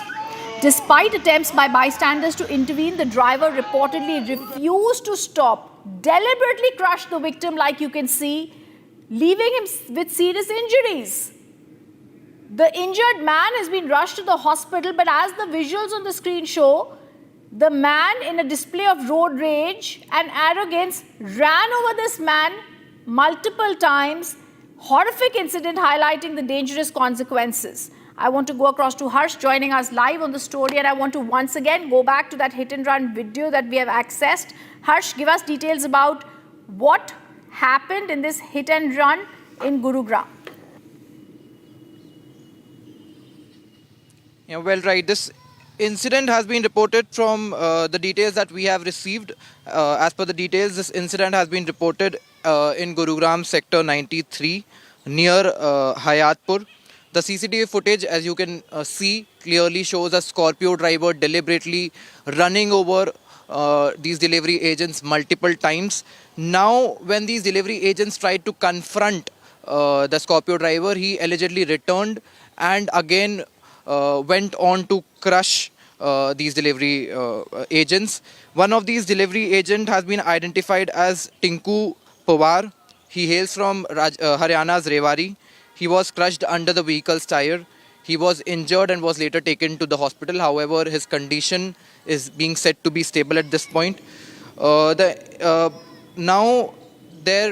this video went viral across social media platforms, Gurugram police launched a crackdown in this case, and this Scorpio, which is the Scorpio involved in this case, has been seized, and efforts are being carried out to identify the accused driver. However, it is also being said, it is not confirmed yet, the accused might have been identified, but now attempts are being made to arrest the accused here in this case. All right, Harsha, we'll just come back to you. Harsh, I want to once again show that video. If we can just play it frame by frame. Shocking what we are seeing. The Scorpion driver ran over the man multiple times in the broad daylight in this place in Gurugram sector 93, like Harsh was telling us. That man is on the road. We can see him in the corner, and okay, we're also showing you the CCTV footage of exactly what happened, viewers. This CCTV footage capturing it from another angle, and we're showing you what happened. This is a clear incident of road rage. The man comes and he purposely goes over that man in road rage crushes the victim repeatedly. There seems to have been some altercation that happened. Here we are showing you CCTV footage of that same day, same interval about what happened. After this altercation, I think it seems to have been come down that the man came back.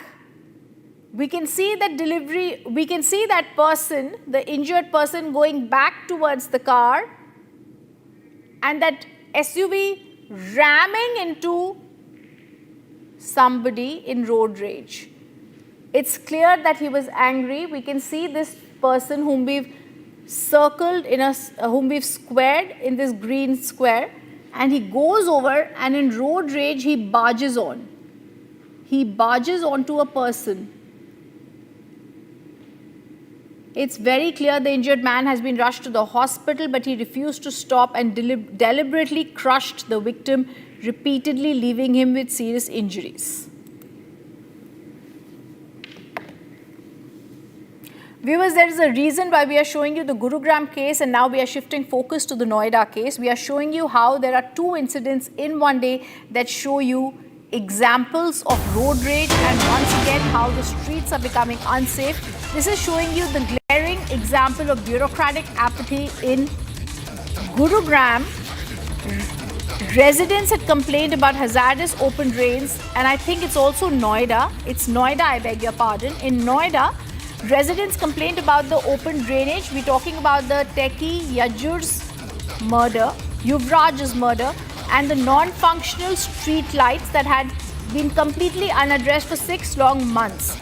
Republic TV now has the 2025 July letter. A formal complaint had been written, viewers, 6 months ago. The officials have receipt of this complaint. This is the very same day, yet shockingly no action was taken. We're going to highlight this July 2025 complaint because it's directly standing in sharp contrast to action that needed to be taken. We are showing you the urgent request for installation of streetlights, and I'm going to read out from this letter that I have with me. Urgent request for installation of streetlights, the letter in Sector 150 Noida. And it says, Dear Sir, I am writing to you on behalf of the residents of Sector 150 to draw your attention towards the lack of adequate street lighting. Let me also go across to Saurav. Saurav, if you can read over what's been written in this letter, because this letter shows that the residents had spoken about the safety risk, the poor visibility at night, the sanitation hazards, the civic challenges they faced by residents in the so-called Millennium City. And today we are seeing videos that you shared where the techie lost his life. It's shocking that he was taking his mobile phone, showing the torch of that mobile phone, trying to have someone see the light of that mobile phone that was playing out. And then a man walks up to a car casually asking if there's a pump in it. 6 months earlier, the residents of Sector 150 Noida had said, give us lights, give us proper security, and yet nothing had happened, Saurav. Yes, absolutely. The thing is that the main issue is here that all the complaints given by the residents of Sector 150, be it the ATS Society, be it the Tata Eureka Society, no action has been taken by the authorities. No action has been taken by the Noida Authority. No action has been taken by the Noida Traffic Police. And on the day this incident happened, Republic tried to contact to the MLA Pankaj Singh of Noida, and we got to know that he was sitting in US. He is unbothered. He doesn't even know what is happening in Noida. And other thing is that the MP Mahesh Sharma, who is the MP of Noida, Gautam Budh Nagar, he told us that he don't want to comment on this. And the Noida Authority and the fire department officials were here at the spot when the person was trying and crying for help. He was calling his father, that father, I don't want to die, but still the police and the fire officials stood there and watched that techie die. So who is accountable for that? I want to ask the authorities, who is accountable? Noida Authority has said that they will examine, they will investigate the complaints, why this accident happened. They claim that we have given them roads. Cars are passing by every day. This is the case, only a single accident happened here. and we will investigate it why it happened. They told us that everything is there, but I request my VJ to show the visuals. There are no street lights, basically. There are no reflectors on the street. There are no white patches on the street which can guide a person in the dense smoke to where he should go. But nothing has been done here. That is the lack of responsibility, lack of equipment, lack of accountability on the part of the Noida authority and the Noida police officials and the Noida fire officials. They all are accountable. They have to give the answers to the people. Now the people are raising their voice, demanding justice for the 27-year-old techie, and they are demanding the accountability. They want the authorities to take strict action against those who are responsible for this incident. A person is crying for help for 2.5 hours in Delhi NCR, and still he can't be saved. Even when the Noida officials, Noida authority officials, Noida police, Noida fire officials are at the spot. Back to you. I'll just come back to you. We're just going to play once again the visuals and that reaction that had come in of that person. What he had come to that car and shown and asked about a pump shows that there was nothing being done. 2.5 hours, this person was waiting on the side of the road sort of, and yet nothing happened. Rescue efforts were of course hampered because of the darkness, but they were hampered because of this letter that we have. Warning signs were ignored for 6 months. This letter shows they asked for lights and yet lights were not given. It led to the death of Yuvraj. The victim asked for help. The moment when the car fell, we see a person asking for a pump.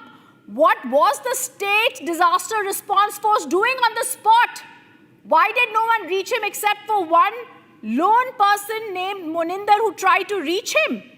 He said the authorities refused to go there because there was no real way they could reach and they were worried about iron rods. Let's first listen in to the lone reaction that the authorities came in, not realizing how India is going to wake up with this new crisis that's been there in the Millennium City. क्या नाम क्या है आपका? नाम क्या है और किस पद पे हैं आप? सफाई निरीक्षक। भाई सफाई नीचे करो, फोन नीचे करो। सर यहाँ पे कंप्लेन हो रही है, आपने अभी तक सफाई नहीं करवाई, रेसिडेंट्स सफाई तो कंटिन्यू हो रही है। सर यहाँ पे पानी कैसे भरा है? फिर भरा हुआ है पानी। इस रोड की सफाई कंटिन्यू हो रही है। नहीं, पानी कैसे? पानी कैसा है? पानी कैसा है? पानी कैसे आया? पानी मेरा क्राइटेरिया भाई साहब इधर देखो ना, इधर देखो सर, कैमरा इधर है। सर कहाँ से पानी आया? आपके ज्यूरिसडिक्शन में क्या हुआ? सर क्या है आपके अधिकार क्षेत्र में, पहले वो बता दीजिए। रोड इंस्पेक्शन करना है आप? रोड और नाला। हाँ, क्या? और रोड के साइड में बैरिकेड होना चाहिए, वो आपकी जुरिसडिक्शन है कि नहीं? वो मेरे जुरिसडिक्शन है। ये बताइए सड़क पर स्ट्रीट लाइट होनी चाहिए। नाला आपको सर नाला आपके क्षेत्र में आता है, नाले की कवरिंग क्यों नहीं हुई थी? नाले कवरिंग मेरा जुरिसडिक्शन में अभी कर रहे हैं आपके नाले की सफाई। सर सफाई नाले की सफाई, इस नाले से पानी जाता है क्या? ये इसी नाले से पानी जाता है? नाले की सफाई हुई, देखिए आप, नाला साफ। तो नाले में पानी कैसे भरा है? नहीं, नाले से ही पानी जाता है अंदर। सर हमने देखा नाले की सफाई कब से हो रही है? नहीं है ना सर नाले से पानी जाता है ये अंदर? दीवार है वो मेरा क्राइटेरिया नहीं है। सर ये पानी नाले से जाता है क्या अंदर? सीवरेज से संबंधित मैं कह रहा हूँ सर, ये पानी नाले से जाता है क्या अंदर? ये पानी नाले के अंदर जाता है क्या? करोड़ों की कीमत की सर यहाँ पे फ्लैट्स है, ये पानी नाले से जाता है? बता दीजिए आपके अधिकार क्षेत्र में क्या क्या है? एक मैं वही बता रहा हूँ, बताइए। एक मिनट सफाई और नाले की। ठीक है, तो नाले को लेकर कितनी शिकायतें आपको अभी तक मिली थी? क्योंकि यहाँ पर ये आरोप लगा रहे हैं कि नाले की तो सफाई हो रही है। देखिए आप, नाला साफ। ये पानी कहाँ से आता है? नाले में सोसाइटी से आता है सर? ये नाले का पानी है, ये नाले का ही पानी तो गया है गड्ढे के अंदर। नाले को कवर करना जब आप कर रहे हैं नाले की। सर आप सिर्फ एक सवाल का जवाब दे दीजिए, ये पानी क्या इसी नाले से अंदर गया है, कहीं और से यहाँ आता है? ये पानी कहाँ से आया है? ये पानी कहाँ से आया? ये इसी नाले से आया है या कहीं और से आया है? ये पानी कहाँ से? नाले का है। इसी नाले का। मतलब क्यों जा रहा है ये अंदर? क्योंकि आपकी निकासी व्यवस्था ठीक नहीं है? क्योंकि दीवार टूट गई ना, आप देख रहे हैं। तो दीवार की सर कितनी बार सफाई हुई? सर दीवार को कौन बनाता? आपको नहीं लग रहा है कि करोड़ों की कीमत के फ्लैट्स है, लेकिन देखिए मेरी बात सुनिए, जो मेरा क्राइटेरिया है उससे संबंधित आप सवाल कीजिए। सर आपसे उसके संबंधित सवाल किया है नाले से। सर नोएडा अथॉरिटी को बहुत सारी कंप्लेंट्स रेजिडेंट्स ने, नोएडा सेक्टर 150 के रेजिडेंट्स ने दी थी, बट कोई भी एक्शन उसके बाद नहीं हुआ। तो आप क्या कहना चाहेंगे इस बारे में? जो कंप्लेंट्स आई हम लोग उसको दिखवा रहे हैं कि किस स्तर पर आई थी और क्या उसमें कार्रवाई हुई है, उसकी एक अलग से जांच चल रही है, जांच के बाद बताते हैं।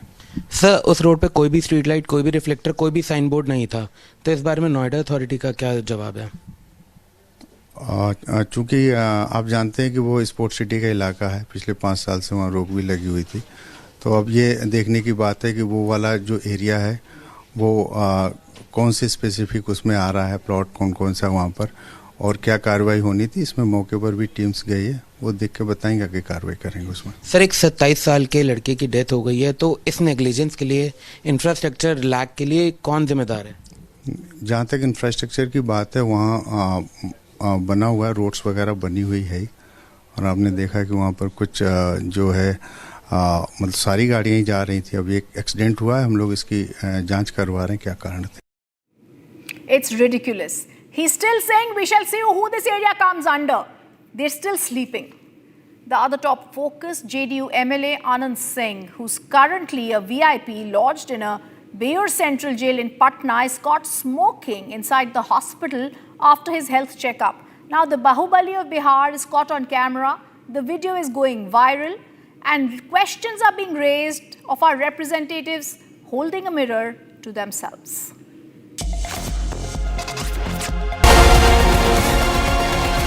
JDU MLA from Mukama, Anant Singh, the mafia don of Bihar, lodged in Bihar jail in Patna, Bihar. Watch him as he enters the hospital for a checkup while in custody. Wearing sunglasses, smoking as police remain mute spectators and helpless abettors. This man is Nitish Kumar's prized MLA. Arrested days before the elections, he still managed to win while in jail. An MLA allegedly involved in the killing of Dular Chand Yadav, who was campaigning for a candidate from Prashant Kishore's party and facing trial. Now, this smoking video from Shahabuddin to Anant Singh. Has nothing changed in Bihar?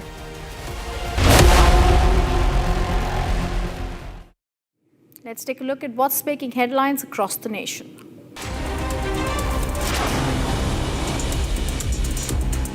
In a major anti-Maoist operation, security forces neutralized 6 Maoists, including 4 women, during an encounter in the forest area of Bijapur district. Following the encounter, automatic weapons, explosives, Maoist materials were recovered from the spot. The nomination process for the post of BJP National President began at the party headquarters. UP Chief Minister Yogi Adityanath, state BJP leaders submitted their letter of support. BJP National Working President Nitin Nabin scheduled to file his nomination for the party chief's post today.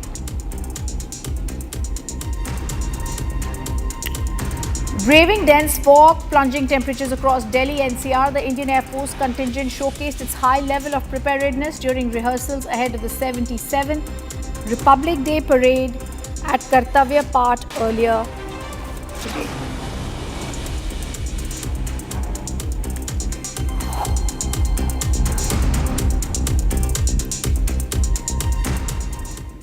Today, questions are swirling around prominent Iranian activist and journalist Masi Alinjad.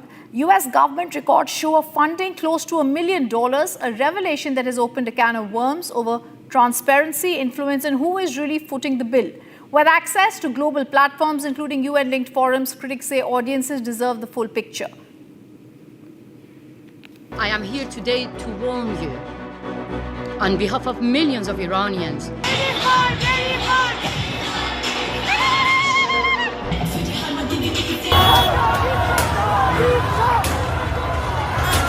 A prominent activist and journalist who is an anti-regime activist of Iran and an active supporter of President Donald Trump is under question.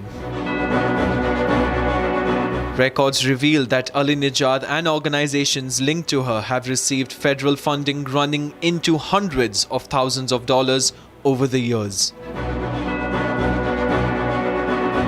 Funds close to $1 million have been funded to Masi Alinejad over the years. The funding disclosures and access to global platforms raise a larger question: whether the public are being shown the full picture or only one side of the coin. The issue is not legality, but disclosure and whether activism backed by state-funded programs should be presented as entirely independent dissent. The funding disclosures have opened a can of worms, with critics questioning where activism ends and state-backed advocacy begins. She has also engaged with platforms linked to the United Nations ecosystem regarding human rights, women's freedoms, and political dissent. These global platforms, combined with state-funded programs, blur the lines between activism and advocacy. With appearances at UN-linked forums and growing visibility in Western media, critics say US-funded activism has found an echo chamber on the global stage. While supporters insist she is merely calling a spade a spade. There is no allegation of illegality in the US funding itself. However, the disclosures have reignited debate over credibility, perception, and influence in global discourse.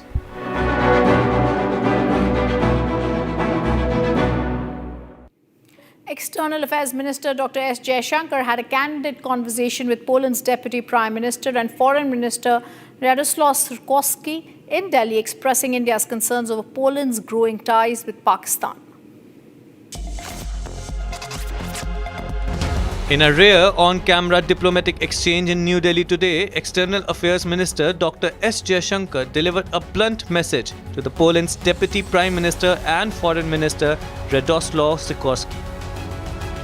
The meeting reviewed India-Poland ties, but Jaishankar directly addressed the concerns over cross-border terrorism. Referring to Poland's recent engagements, including Sikorski's October 2025 visit to Pakistan, he clearly stated, Today, Deputy Prime Minister, we would review the Action Plan 2024-28, through which we seek to realize the full potential of our strategic partnership. We will also discuss ways to take forward our cooperation in trade and investment, defense and security, clean technologies, and digital innovation. Poland is one of India's largest trading partners in Central Europe. Our bilateral trade, I believe, stands at about $7 billion, having registered a growth of almost 200% in the past decade. Indian investment in Poland has surpassed $3 billion, creating a number of job opportunities for Poles. India's strong economic growth, size of its market, and pro-investment policies provide immense opportunity for Polish businesses. This pointed remark comes amid the Warsaw's expanding political and economic contacts with Islamabad. Jaishankar's words underscore the India's firm stance: no nation should indirectly support terror networks in South Asia through diplomatic or other engagements. Sikorski responded by agreeing on the need to counter transnational and trans-border terrorism, noting Poland itself has faced recent threats like arson and attacks on infrastructure. He emphasized shared concerns over such challenges. While the exchange highlighted differences on regional issues, both sides reaffirmed commitment to strengthening the bilateral ties in defense, economy, and beyond. A candid moment in diplomacy, India making its red lines clear on terrorism. Uttar Pradesh police have registered 8 FIRs in Varanasi following a controversy over the ongoing beautification and redevelopment project at the sacred Manikarnika Ghat, one of Hinduism's holiest cremation sites. The action comes after AI-generated fake images, misleading claims circulated on social media, distorting the nature of the work that began in 2025 to strengthen the cremation facilities. Protests erupted in 2026 January, fueled by these fabricated visuals that reportedly aimed to hurt religious sentiments. FIRs have been filed against prominent leaders of the Aam Aadmi Party, Sanjay Singh, Congress leader Pappu Yadav, along with social media accounts. UP Chief Minister Yogi Adityanath dismissed the claims as baseless opposition propaganda, while reaffirming the government's commitment to development in Varanasi, including the Kashi Vishwanath corridor, warning of strict measures against those spreading falsehoods.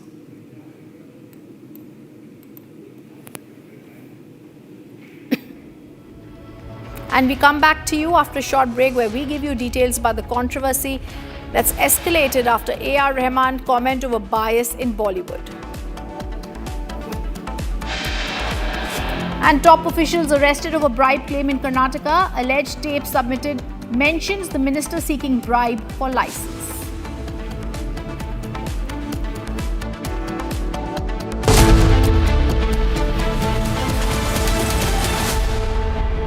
ये है secret recipe MDH का जीरा SIP जल जीरा मसाला।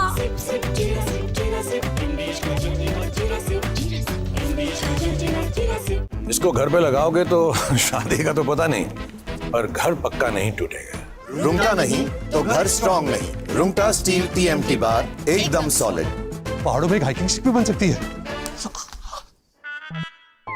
Are pure suji pasta उबालो मिलाओ और खाओ 8 मिनट में तैयार। क्या टेस्ट है सबका राजा आर प्योर मसाला।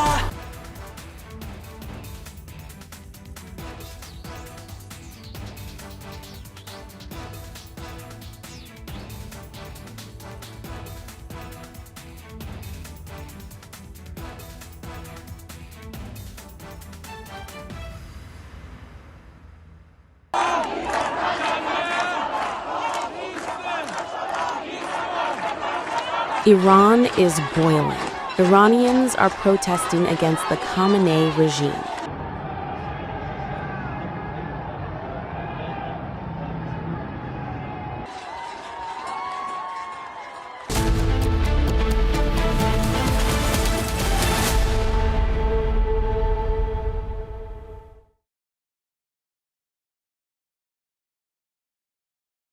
थोड़े में ज्यादा स्वाद ये तो है इसकी खास बात। वाओ मामा क्या स्वाद है। अरे मेरे राजा राजा और प्योर मसाला। केसरिया से मन जोगी हुआ रे, दिल झूमे देखो मतवारा हुआ रे। केसरिया से मन जोगी हुआ। हर पल मनाओ केसरी त्योहार। विमल बोलो जुबान केसरी। ये है सीक्रेट रेसिपी MDH का जीरा सिप जल जीरा मसाला।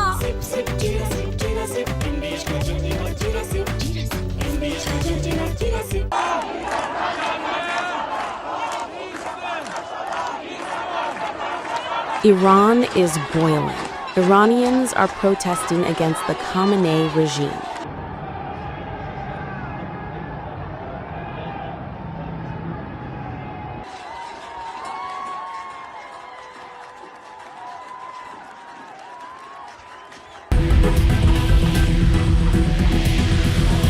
U.S. President Donald Trump has urged Iranians to keep protesting and take over institutions, and has assured them that help is on the way. Well, no, they're starting to, it looks like, and there seem to be some people killed that aren't supposed to be killed. These are violent, if you call them leaders, I don't know if they're leaders or just they rule through violence. But we're looking at it very seriously. The military is looking at it, and we're looking at some very strong options. We'll make a determination. Well, if they do that, we'll consider things targets that they wouldn't believe. If they do that, we will hit them at levels that they've never been hit before. They won't even believe it. I have options that are so strong. So, I mean, if they did that, it'll be met with a very, very powerful force. So Iran's in big trouble. It looks to me that the people are taking over certain cities that nobody thought were really possible just a few weeks ago. We're watching the situation very carefully. I've made the statement very strongly that if they start killing people like they have in the past, we will get involved. From Asia's largest news headquarters, setting the agenda for Bharat.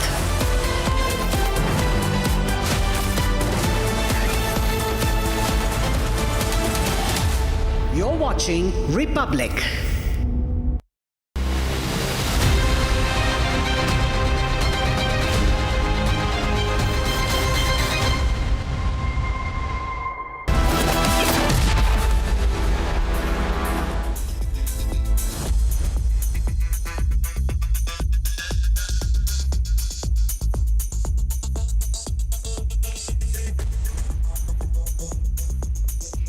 good evening, ladies and gentlemen. Thank you for staying with us. You are watching the latest edition of 6 Stories at 6 with me, Oyana Mitra. Over the next half an hour, I'll be taking you through those 6 stories which have dominated the headlines today. With that, here we go.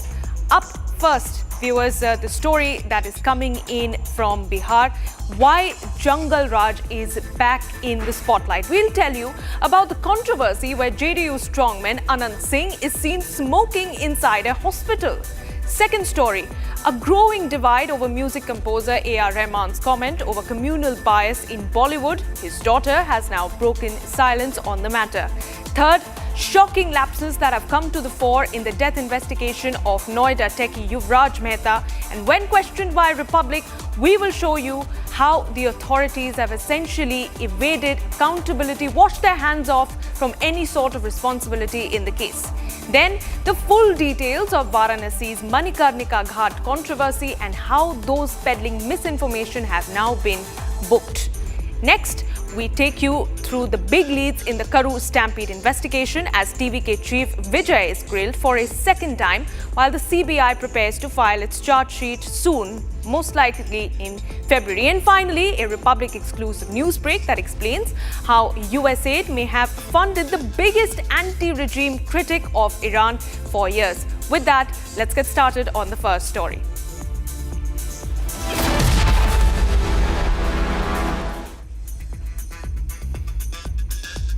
Alright viewers, the first story of the day, a viral video of jailed criminal Neta and JDU MLA from Mukama Anant Singh has now triggered massive political outrage in Bihar. In this viral clip, Anant Singh is seen smoking a cigarette inside hospital premises while police personnel stand by silently raising serious questions on law enforcement. What's more disturbing is the timing. Anant Singh, viewers, is a history sheeter, 28 criminal cases including murder, kidnapping, arms offences and assault. He was released from jail on medical grounds, but the visuals now circulating suggest a blatant misuse of medical bail, preferential treatment. Here's the full story.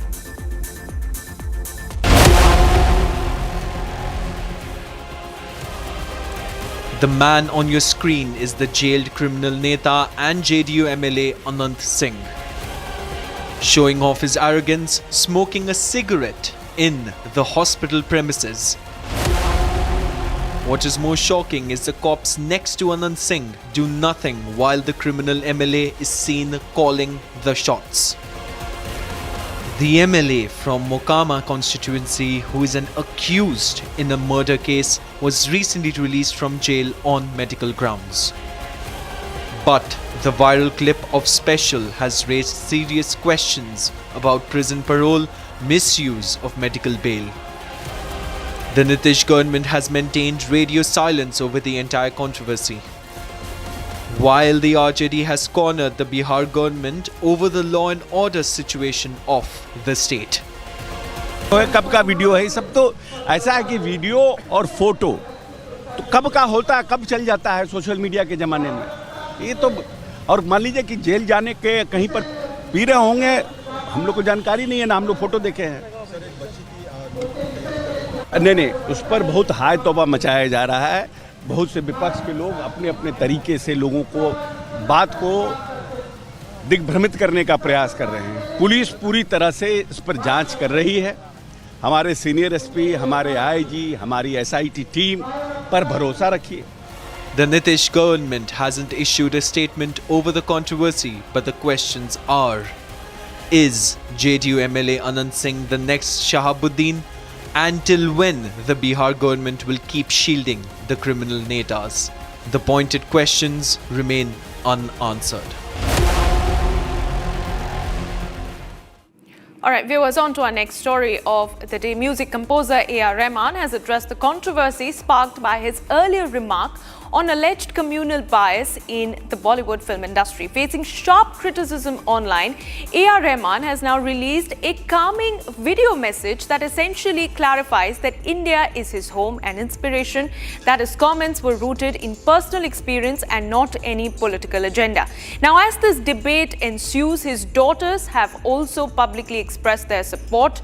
They've gone on to say that A.R. Rahman was being targeted just because he chose to speak his mind. More on this controversy. A.R. Rahman shared a composed video message on social media responding to the criticism post his comment on bias in Bollywood. He said India is not just his home, but his teacher and inspiration. Soon after, Rahman's daughters Khatija and Rahima showed their support online. Both reshared a post defending their father and criticizing the abuse he has faced. The post was by Malayalam composer Kailash Menon. He said people may disagree with Rahman but cannot deny him the freedom to express his personal experience. Kailash slammed the trolls for turning disagreement into hate and character assassination. The controversy began after Rahman's statement went viral when asked about prejudice in Bollywood. He spoke about changing power dynamics and hinted at a possible communal angle.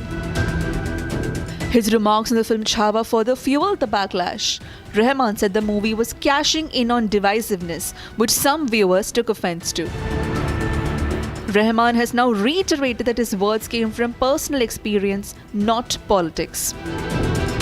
He said India's freedom on expression has allowed him to create, grow, and represent the country on the global stage.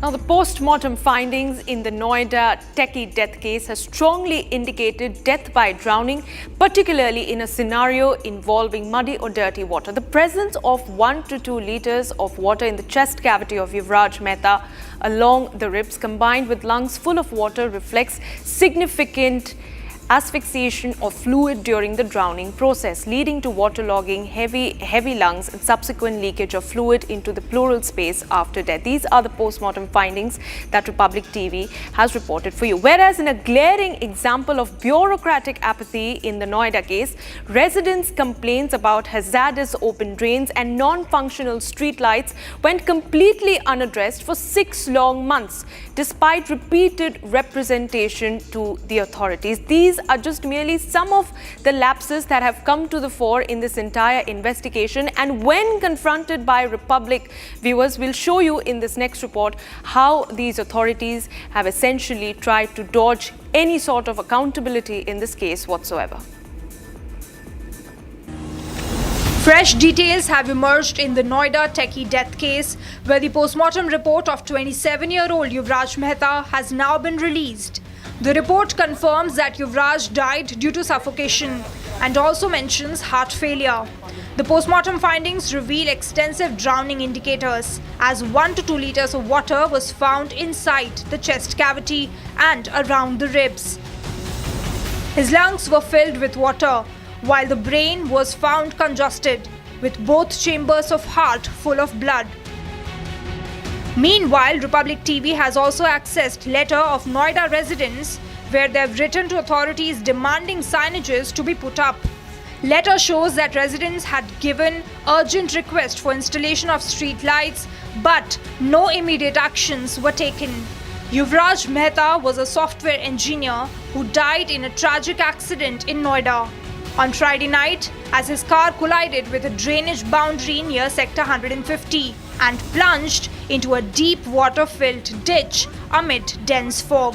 The absence of reflectors and warning signage on the service road has been cited as a key reason behind the crash. Yuvraj's car hit a raised ridge separating 2 drainage basins and fell nearly 70 feet into the ditch. On the spot, eyewitness Mahinder Singh was the individual who volunteered to dive in and attempted to save Yuvraj. घटना तो जी यहाँ पे 15 दिन पहले भी एक same घटना हुई थी, लेकिन उसको भी, उस ड्राइवर को भी 15 दिन पहले मैंने ही बचाया था रात को 1:30 बजे।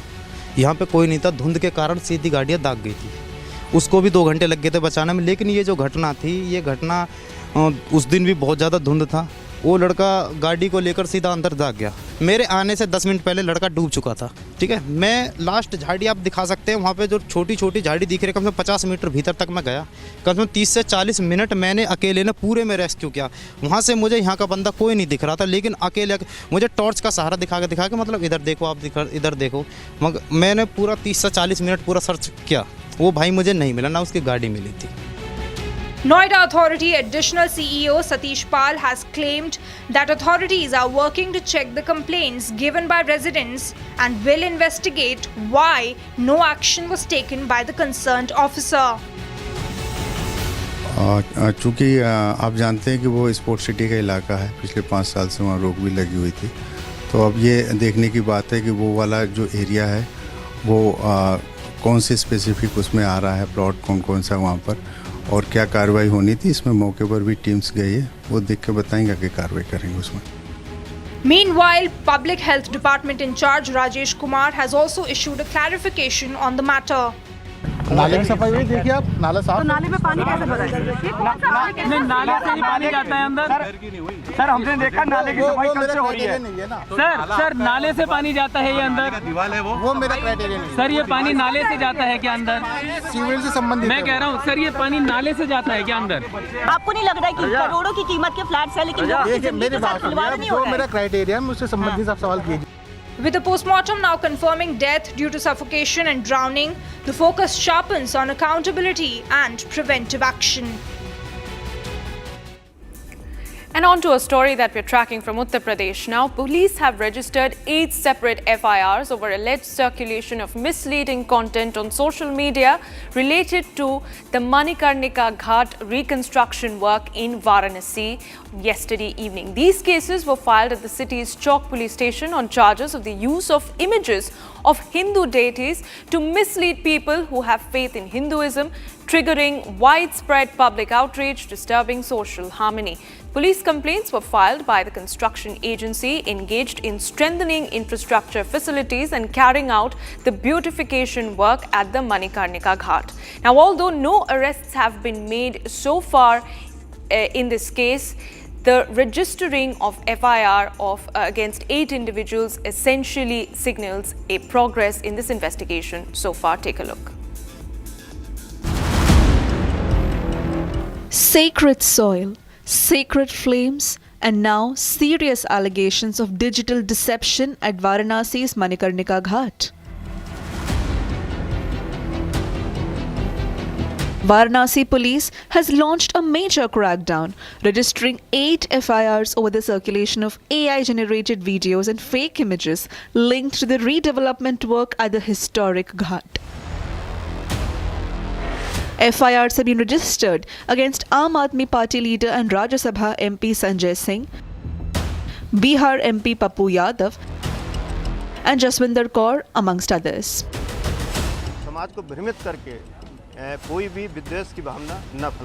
But refuting such claims, police say the content was deliberately created and shared to spread misinformation, mislead devotees, and trigger unrest. Fake visuals flooded social media, claiming idol damage and charges of heritage destruction. But Uttar Pradesh administration hit back with a reality check, showing idol intact at the Manikarnika Ghat.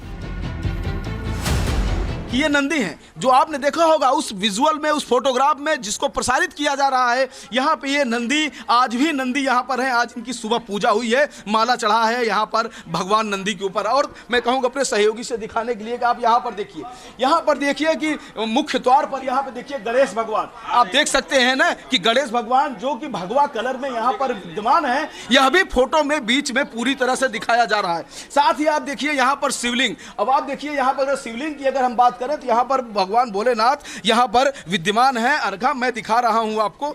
तो जिस तरह से पूरे इस मणिकर्णिका घाट को जो सौंदर्यीकरण किया जा रहा है, जो उसका पुनर्निर्माण हो रहा है, जो श्रद्धालु और जो लोग दुखी लोग, जो पूरे देश भर से दुखी लोग आते हैं, जिनके परिजन नहीं होते हैं, जिनके परिजनों का अंतिम संस्कार होता है, उनके साथ कम से कम 5 से 10 लोग आते ही हैं, मैक्सिमम 100-200 लोग आते हैं। उनके बैठने की व्यवस्था, पूजा की सामग्री, उनके अंतिम संस्कार की जो सामग्री है, लकड़ियां हैं, वेटिंग रूम है, तमाम चीजों की आवश्यकता है जो वहां पर नहीं था, वहां पे अव्यवस्थित था, उसको ठीक करने का काम किया जा रहा है। और उस पर राजनीति हो रही है कि वहां पर मंदिरों को तोड़ा जा रहा है। Chief Minister Yogi Adityanath, during his Varanasi visit, took serious note of the AI-generated video controversy, giving clear instruction of immediate action to be taken.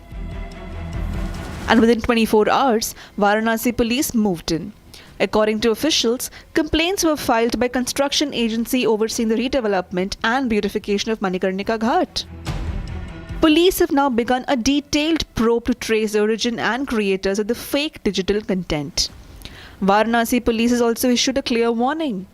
Any further attempt to spread misleading or fake information will invite strict legal action.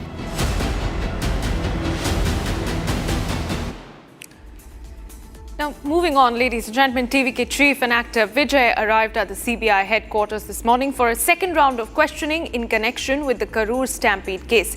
Previously, he was questioned by the central agency on the 12th of January. CBI took over the case from an SIT following a Supreme Court order, and since then, evidence gathering has been going on in relation with the stampede case, which took place on the 27th of September last year, claiming 41 lives and injuring more than 60 people. In fact, what we understand at this point in time is that by the end of February, CBI is likely to file its charge sheet, in which sources, as indicated to Republic, have said that Vijay will be named.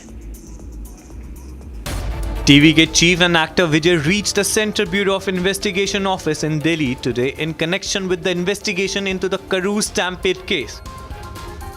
The first round of questioning happened on 12 Jan, after which he was asked to appear again the following day. As the questioning started, CBI asked some important questions to Vijay. CBI asked Vijay about when did he realize about the stampede-like situation. Federal agency also asked why did Vijay get into the crowd even after police advised him that place is overcrowded. Vijay was confronted on how he didn't realize the situation before time.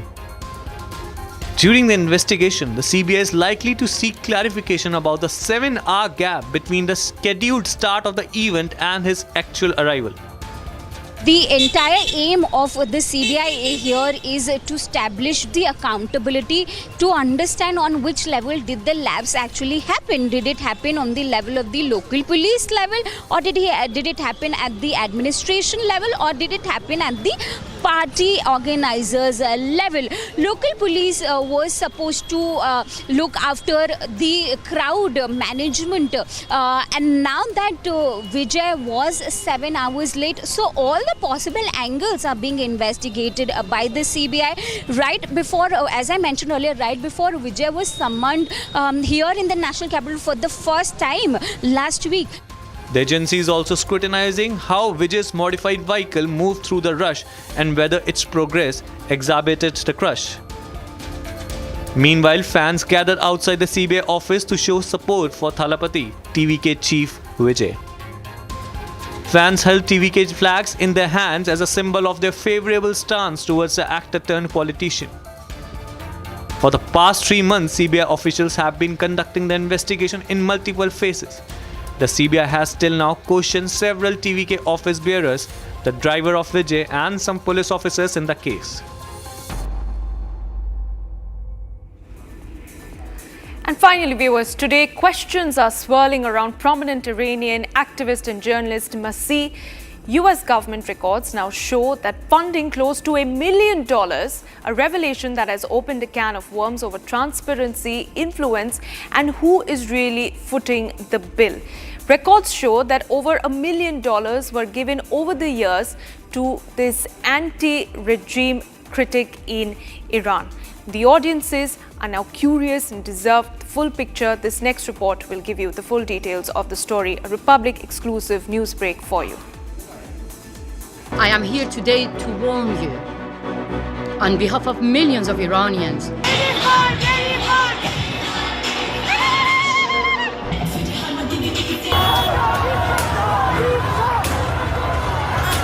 A prominent activist and journalist who is an anti-regime activist of Iran and an active supporter of President Donald Trump is under question.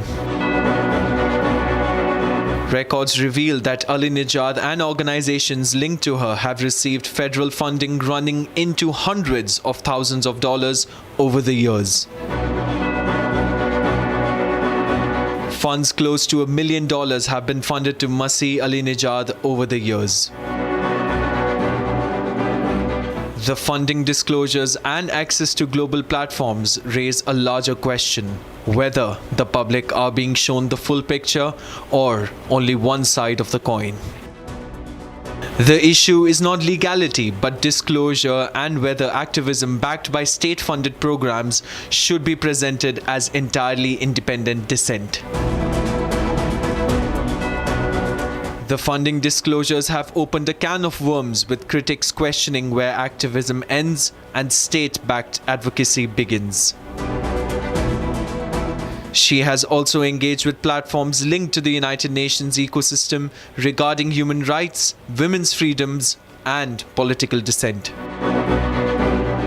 These global platforms, combined with state-funded programs, blur the lines between activism and advocacy.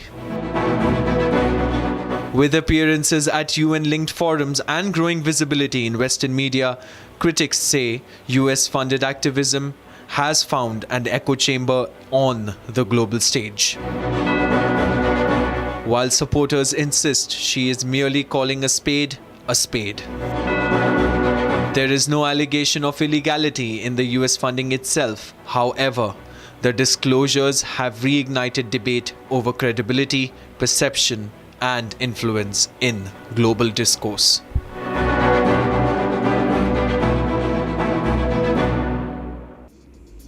And that's all that we had for you in this edition of 6 Stories at 6. But do stay on with us, because on the other side, we'll get you live and breaking updates with my colleague Abhishek Kapoor. Thanks for watching.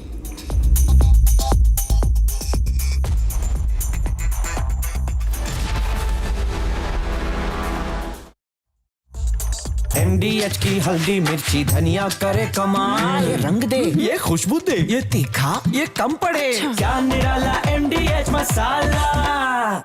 At Amity University's 2-week summer school, students of classes 9 to 12 get to explore future undergraduate programs as per their interest from over 30 disciplines. Students attend lectures by Amity University faculty, gain experience at over 400 labs and learning studios, and attend personality enhancement workshops. Register now at amity.edu/summer school. R pure suji pasta उबालो मिलाओ और खाओ, 8 minute में तैयार. क्या taste है सबका राजा आर प्योर मसाला. केसरिया से मन जोगी हुआ रे, दिल झूमे देखो मतवारा हुआ रे. केसरिया से मन जोगी हुआ. हर पल मनाओ केसरी त्योहार. विमल, बोलो जुबान केसरी. ये है सीक्रेट रेसिपी MDH का जीरा सिप जल जीरा मसाला. सिप सिप जीरा सिप जीरा सिप MDH का जल जीरा सिप जीरा सिप MDH का jal jeera sip. R pure shahi paneer masala, delicious, healthy everyday.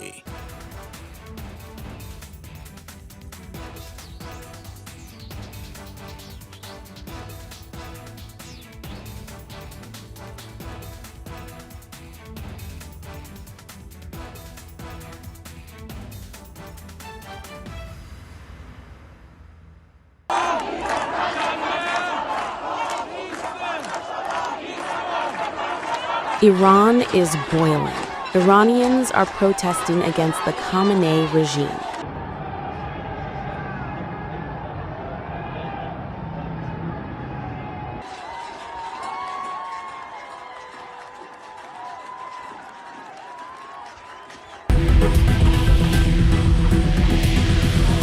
US President Donald Trump has urged Iranians to keep protesting and take.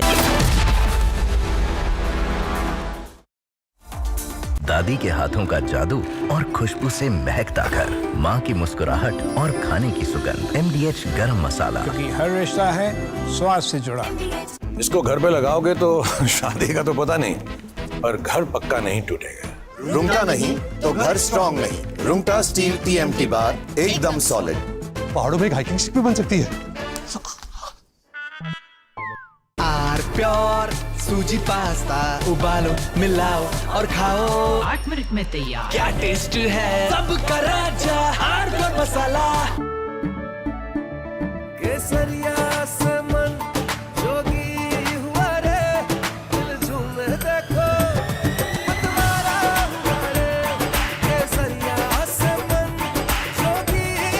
हर पल मनाओ केसरी त्योहार। विमल, बोलो जुबान केसरी। अब छोलिया हो या लोबिया, सफेद चने या काले चने, सब कुछ मजेदार बने।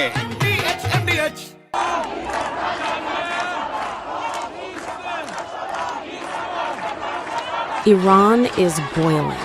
Iranians are protesting against the Khamenei regime.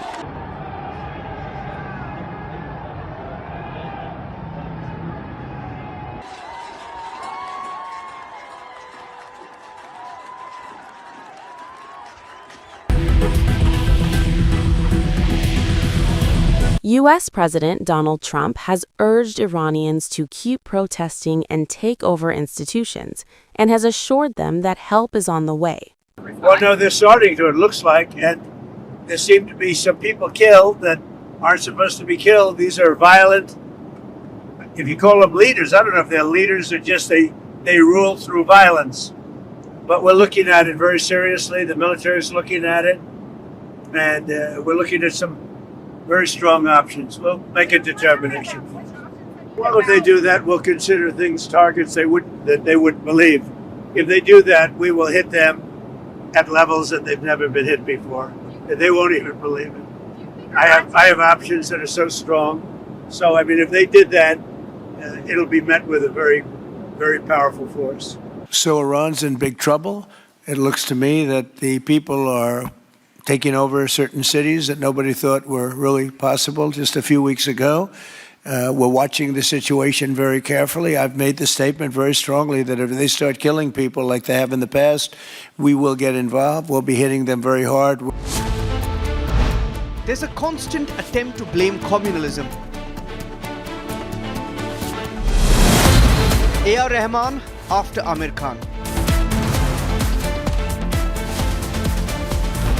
Can music composer A.R. Rahman really complain? Debating tonight at 8 p.m.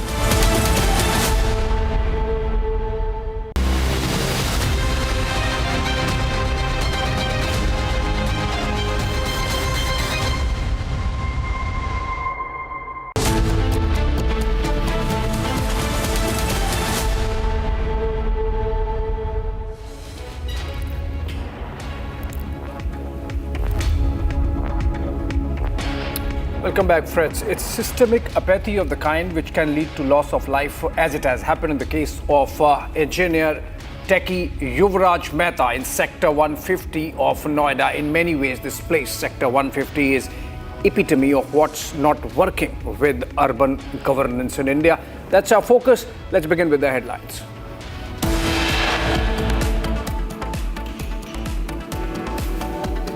Delhi High Court denies bail to Kuldeep Singh Sengar in the case related to the custodial death of Unnao rape victim's father. Jailed JDU MLA Anant Singh smokes in hospital on camera. Cops next to him do nothing. Opposition slams Nitish government over law and order situation.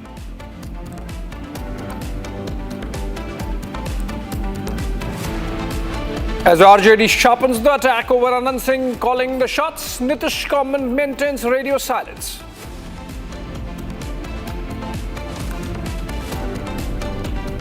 मुझे ये कहा गया था कि इसमें आपके परिवार का, घर का जो लोग हैं वो यूज़ हो सकते हैं, कि वो एक बड़ी कॉन्स्पिरेसी के अंदर शुरुआती तौर पे इस्तेमाल हो रहे हैं।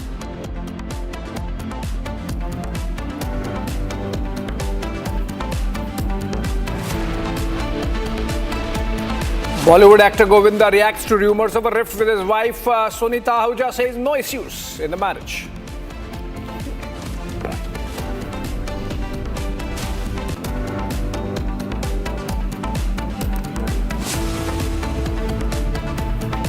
Divide over A.R. Rahman. The controversy escalates after the comment over bias in Bollywood. Daughter says father spoke his mind.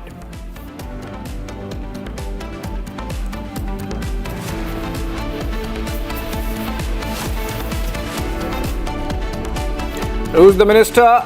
Top officials arrested over bribe claim in Karnataka. Alleged tape submitted mentions minister seeking bribe for license.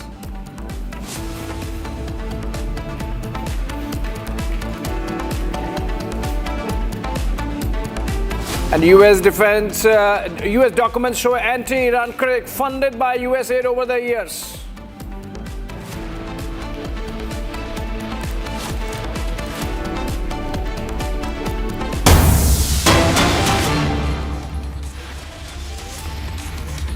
Okay, breaking news coming in connection with the Noida incident. The Chief Minister of Uttar Pradesh, Yogi Adityanath, has taken cognizance of the matter and instructed for a 3-member special investigation team to be set up to investigate the death of techie Yuvraj in that mishap in Sector 150 Noida.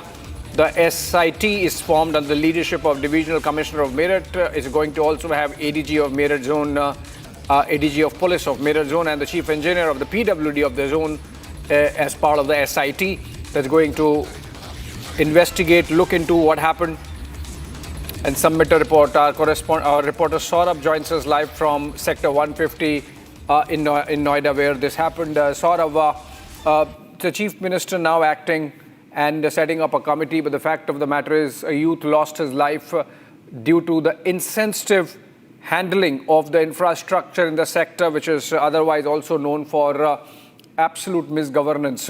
What's there on the ground now? You are there in Sector 150 at the exact spot where this happened. Have the authorities come, inspected, done something to make sure that it does not happen again? Are they putting street lights? Are they taking care of the fact that during fog, a repeat of this can happen as it had happened 15 days before also? Yes, Abhishek, the authorities have put up barricades here, which was not there earlier. And the authorities have claimed that they will also put up the reflectors and they will also draw a white patch on the roads so that the people will be able to safely drive during the dense fog. Currently, we are standing with some of the residents of the Tata Eureka Society who have flagged these kind of issues several times with the authority, but their complaints remain unheard. So I'll take you to them and we will have a conversation with them. Sir, what are the complaints which you have raised before the authority? See, first of all, I'll thank you very much. I have seen your channel. I've seen how you covered up in the news. I saw the lady anchor have shown all the applications which we have already forwarded from last 2 years to the authority, to SDM, to everybody. She has quoted the numbers and everything, and you have given everything in detail. Again, I'll thank you very much that you have already spoken to the ADA CEO of Noida Authority. Correct? Mr. Satpal or somebody.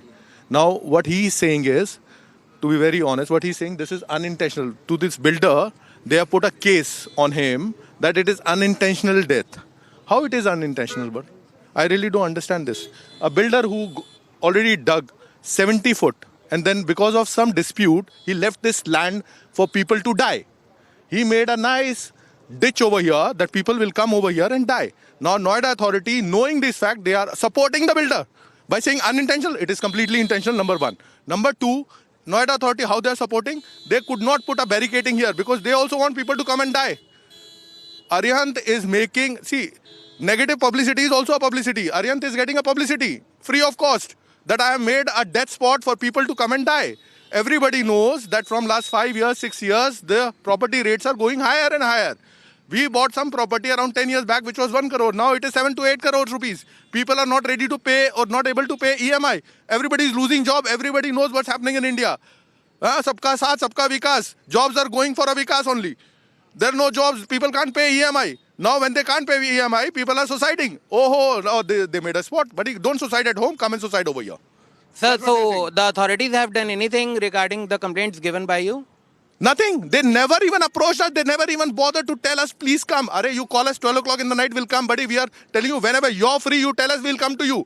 Just give us a time. We are pleading, we are standing, we are folding our hands. How I don't know, in an educated world, how we need to plead to them. Do we have to do Danvat Pranam to them, sir? Hum late hai, aap aa jao, please. I don't know. We have done whatever we could do, write emails, made calls. Everybody has done. You have proofs. You have already shown it to them. They are still not ready to come. Nobody had come down till date to the spot to meet us. Now we'll talk to Aman, who is also a resident of Tata Eureka Society and who is also a lawyer by profession. Aman, did you receive anything from the authorities regarding Nothing. Whatever the complaints we have filed under the IGRS platform and all the Jan Sunwai CM grievance portal, they are just closed by just moving the files from here to there. We have made the representation in July 2025 regarding the street lights. Until now, the street lights are not installed. And they are saying that they will do the same in next 6 months. So deadline पे deadline, तारीख पे तारीख, जैसे supreme court काम करता है वैसे authority काम करती है. समझ में आता है सुप्रीम कोर्ट के पास केसेस पेंडिंग है, बट अथॉरिटी के पास क्या पेंडिंग है, कहाँ बिजी अथॉरिटी, हमें समझ में नहीं आता.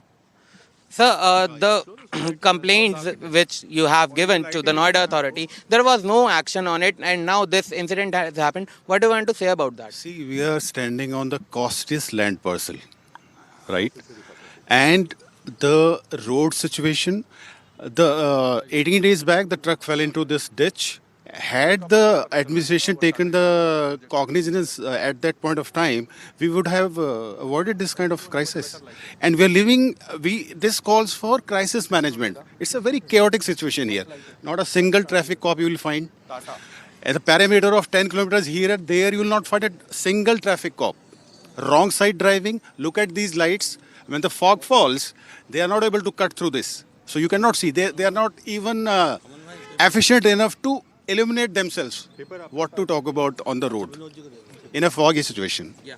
So we were talking with the residents of the Tata Eureka Society, and they were slamming the authority for the lack of the facilities there. There are no street lights, they claimed. There are no reflectors, there are no sign boards, because of which this incident happened. And all this barriers you can see here, there are none before yesterday.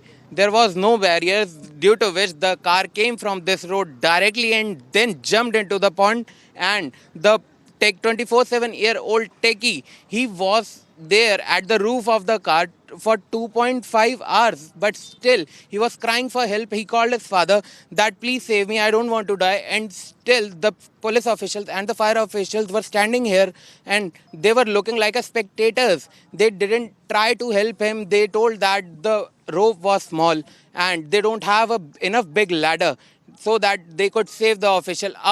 Flipkart delivery person who was here by chance at 1:45 in the night, but he tried to save him. He jumped into the water without thinking anything, and when he reached to the 27-year-old techie, he was already dead. Back to you.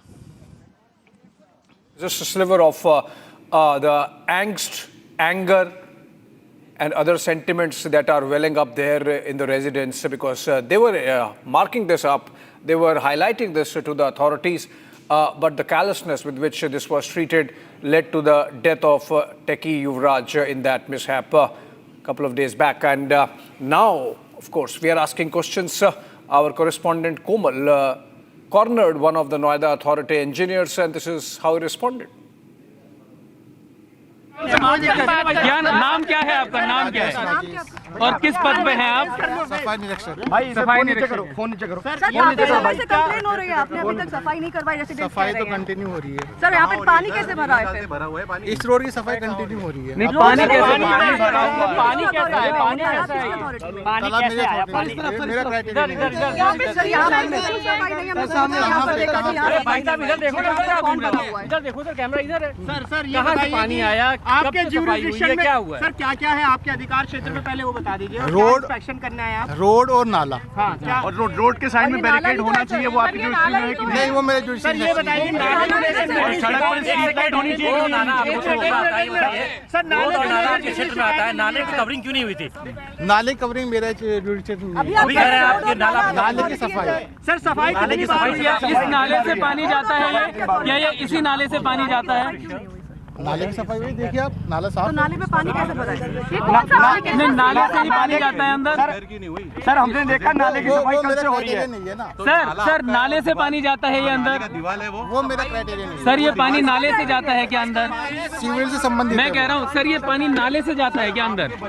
ये पानी नाले से अंदर जाता है क्या? करोड़ों की कीमत की सर यहाँ पे फ्लैट्स है, ये पानी नाले से जाता है? बता दीजिए आपके अधिकार क्षेत्र में क्या क्या है। एक मैं वही बताइए, एक मिनट। मिनट ठीक है। तो नाले को लेकर कितनी शिकायतें आपको अभी तक मिली थी, क्योंकि यहाँ पर ये आरोप लगा रहे हैं कि नाले की तो सफाई हो रही है, देखिए अब नाला साफ। तो ये पानी कहाँ से आता है? नाले में सोसाइटी से आता है सर। ये नाले का पानी है, ये नाले का ही पानी तो गया है गड्ढे के अंदर। नाले को कवर करना जब आप कर रहे हैं नाले की सर, आप सिर्फ एक सवाल का जवाब दे दीजिए, ये पानी क्या इसी नाले से अंदर गया है, कहीं और से यहाँ आता है? ये पानी कहाँ से आया है? ये पानी कहाँ से आया? ये इसी नाले से आया है या कहीं और से आया है? ये पानी कहाँ से नाले का है? इसी नाले का। मतलब क्यों जा रहा है ये अंदर? क्योंकि आपकी निकासी व्यवस्था ठीक नहीं है, क्योंकि दीवार टूट गई ना, आप देख रहे तो हैं। वो दीवार की कितनी बार सफाई हुई सर? दीवार को कौन बनाता? आपको नहीं लग रहा है कि करोड़ों की कीमत के फ्लैट्स है, लेकिन देखिए मेरी बात सुनिए, जो मेरा क्राइटेरिया मुझसे संबंधित आप सवाल कीजिए। सर आपसे उसके संबंधित सवाल क्या है? नाले से। All right, we are not leaving this story and keeping close track of all the developments and holding the authorities to account. Moving on for now, on to some diplomacy. India's strongest strategic partnership, perhaps, in the Gulf region, which is the United Arab Emirates, and Prime Minister Modi has welcomed with his trademark diplomacy the UAE President Sheikh Mohammed bin Zayed Al Nahyan. In fact, he received him at the airport, and now these are pictures coming in from the residence of the Prime Minister at 7 LKM, where Prime Minister not only welcomed the visiting President, but his family also. And in the pictures, we can see Prime Minister showcasing a gift for the UAE President, and that's and a Pashmina shawl. The gift is that jhula, that swing made in Gujarat, a royal carved wooden swing, and it's a traditional Gujarati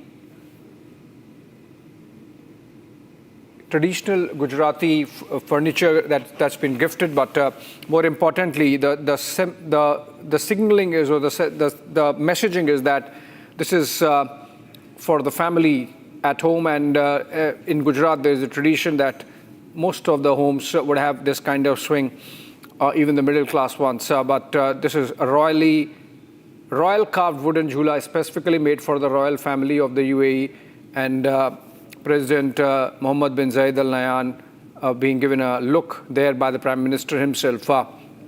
Apart from that, there was a handcrafted Pashmina shawl. That's the shawl that the President is wearing, and the two leaders are having a conversation. These are pictures from 7 LKM, the local landmark residence of the Prime Minister. Both the leaders then closeted as we speak in delegation level talks. It's a short working visit for a few hours. The President arrived an hour and a half back and would be flying out of New Delhi tonight itself after the formal talks end.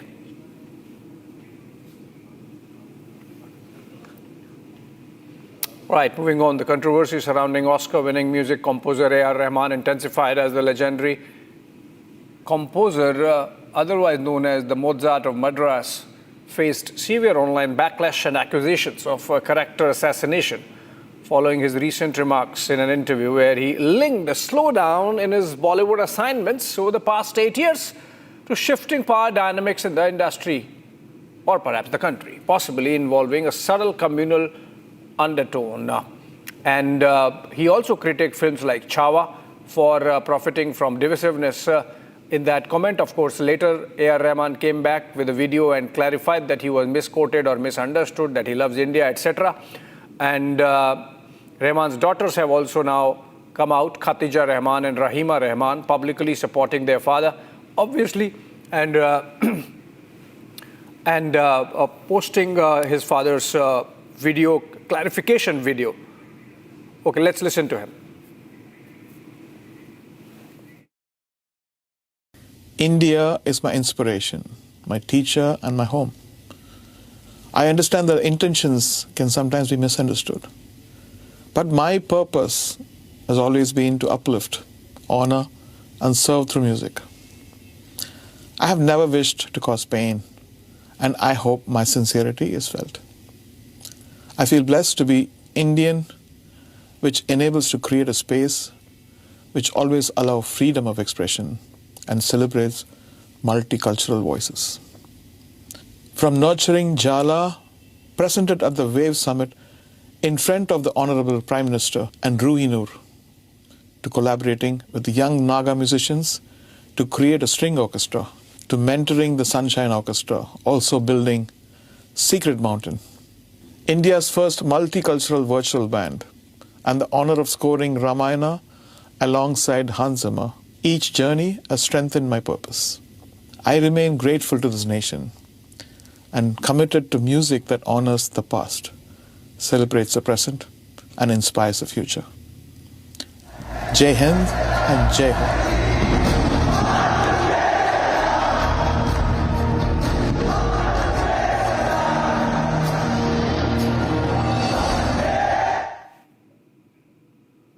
United Kingdom Prime Minister Keir Starmer has slammed the US President Donald Trump's threats to impose tariffs on allies over Greenland, calling it completely wrong and warning that a trade war is in no one's interest.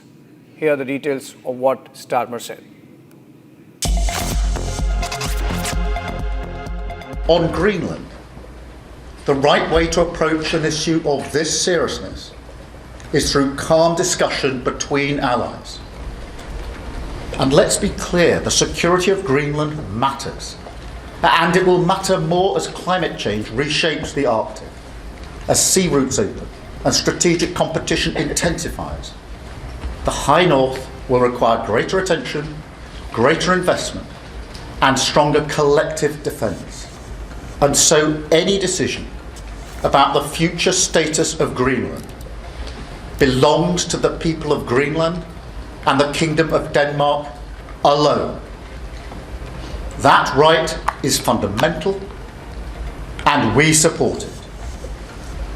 Denmark is a close ally of the United Kingdom and of the United States, a proud NATO member that has stood shoulder to shoulder with us, including at real human cost in recent decades. Alliances endure because they're built on respect and partnership, not pressure. That is why I said the use of tariffs against allies is completely wrong. It is not the right way to resolve differences within an alliance. Nor is it helpful to frame efforts to strengthen Greenland's security as a justification for economic pressure. Such measures hurt British workers, British businesses, and the British economy. And that is why I've been so clear on this issue. A trade war is in no one's interest. And my job is always to act in the UK's national interest. Okay, on to a breaking development, a controversy rather, a sleaze video there in Karnataka going viral, and it's exploded.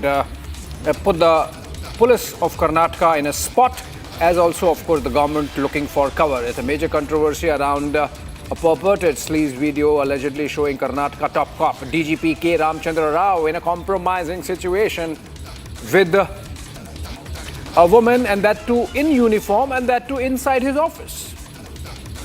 This has sparked widespread outrage and embarrassment, of course, for the police force. And DGP Ramchandra Rao, of course, has also come out strongly denying the video, alleging that it's fabricated, manipulated, and fake, possibly the work of AI, claiming no such incident ever took place. Okay, let's listen to the DGP clarifying. లేదంటే ఇక అది 8 ವರ್ಷ ಹಿಂದೆ ಇದ್ದೇನೆ ನಾನು ಅಲ್ಲಿ ಬೆಲ್ಗಾಮಲ್ಲಿ ಅದ್ರ ಬಗ್ಗೆ ಅಡ್ವೊಕೇಟ್ ಮಾತಾಡಿ ನಾವು ಇದು ಕ್ರಮ ತಗೊಳ್ತೀವಿ. ಇದು ನಮಗೆ ಶಾಕಿಂಗ್, ಇಟ್ಸ್ ಆಲ್ ಫ್ಯಾಬ್ರಿಕೇಟೆಡ್, ಸುಳ್ಳು, ಇದು ವಿಡಿಯೋ ಎಲ್ಲ ಸುಳ್ಳು ಅಂತ ಅನ್ಕೊಂಡು. ಇದ್ರ ಬಗ್ಗೆ ಏನು ಐಡಿಯಾ ಇಲ್ಲ. ಯಾವಾಗ ಆಗಿರೋದು ಇದು, ಯಾವಾಗ ಮಾಡಿರೋದು ಗೊತ್ತಿಲ್ಲ ಆಗಿದ್ರೆ ಗೊತ್ತಾಗಲ್ಲ. ಇದ್ರ ಬಗ್ಗೆ ತನಿಖೆ ಆಗ್ಬೇಕಂತೀರಾ? ತನಿಖೆ ಆಗ್ಬೇಕು. ಈಗ ಗೃಹ ಸಚಿವರನ್ನ ಭೇಟಿ ಮಾಡಕ್ಕೆ ಬಂದಿದ್ದೀರಾ ಸರ್, ಏನ್ ಹೇಳಿ ಬಯಸ್ತೀರಾ ಅವರಿಗೆ? ಇಲ್ಲ, ಈ ತರ ಸುಳ್ಳು ಮಾಹಿತಿ ಹಚ್ತಾ ಇದ್ರು.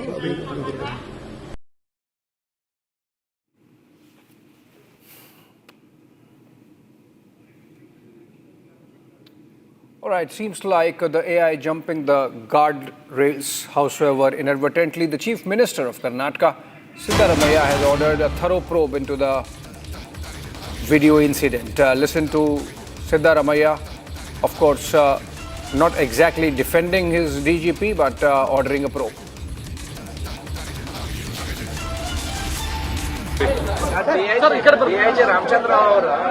ಠಾಣೆಗೆ ಹೋದಂತ ಮಹಿಳಾ ಚಟಕ್ಕೆ ಅನಿಶ್ಚಿತವಾಗಿ ವರ್ತನೆ ಮಾಡಿದ್ದಾರೆ ಆ ಎಲ್ಲ ವಿಡಿಯೋಗಳೆಲ್ಲ ನಾವು ಅದ್ರ ಬಗ್ಗೆ ವಿಚಾರಣೆ ಮಾಡಿಸ್ತೀವಿ. ನನಗೆ ಬೆಳಿಗ್ಗೆ ಗೊತ್ತಾಯ್ತು, ಆಮೇಲೆ ಅವ್ರ ಮೇಲೆ ಶಿಸ್ತಿನ ಕ್ರಮ ತಗೋತೀವಿ, ಶಿಸ್ತು ಕ್ರಮ ಜರುಗಿಸ್ತೀವಿ. ಎಷ್ಟೇ ಎತ್ತರದ ಅಧಿಕಾರಿ ಆದರೂ ಕೂಡ ಕಾನೂನಿಗಿಂತ ಯಾರು ದೊಡ್ಡವರಲ್ಲ, ಅವ್ರ ಮೇಲೆ ಶಿಸ್ತಿನ ಕ್ರಮ ತಗೊಳ್ತಕ್ಕಂಥ ಕೆಲಸವನ್ನು ಮಾಡ್ತೀವಿ. ಅದನ್ನು ವಿಚಾರಣೆ ಮಾಡಿ ಆಮೇಲೆ ಕ್ರಮ ತಗೊಳ್ತೀವಿ. All right, from Karnataka back to New Delhi, where the Bharatiya Janata Party has announced that they have received only one nomination for the post of its national president, with Nitin Nabin, the current national working president and a 5-time MLA from Bihar, emerging as the sole candidate. Backed unanimously by top leaders including Prime Minister Modi, Union Home Minister Amit Shah, and outgoing President JP Nadda, Nabin is set to be elected unopposed as the next president or 20th president of the BJP, and is going to take oath as party's 12th, not 20th, 12th national president. Is going to happen tomorrow. At 45, he will be the youngest ever BJP president, signaling a generational shift in leadership ahead of key upcoming elections. It's not just about key upcoming elections, but also about the BJP effecting a generational shift.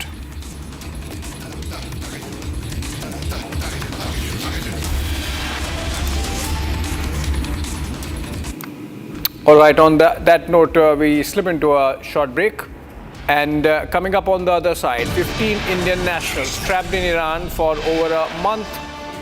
Seafarers detained aboard the oil tanker MV Valiant Roar. And India has sought consular access.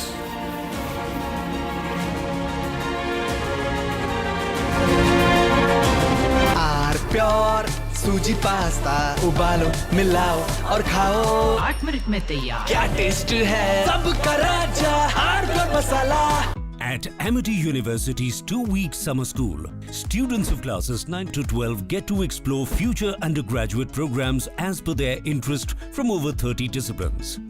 Students attend lectures by Amity University faculty, gain experience at over 400 labs and learning studios, and attend personality enhancement workshops. Register now at amity.edu/summer school. दादी के हाथों का जादू और खुशबू से महकता घर, माँ की मुस्कुराहट और खाने की सुगंध, MDH गरम मसाला, क्योंकि हर रिश्ता है स्वाद से जुड़ा। केसरिया से मन जोगी हुआ रे, दिल झूमे देखो मतवारा हुआ रे, केसरिया से मन जोगी हुआ। हर पल मनाओ केसरी त्योहार। विमल, बोलो जुबान केसरी।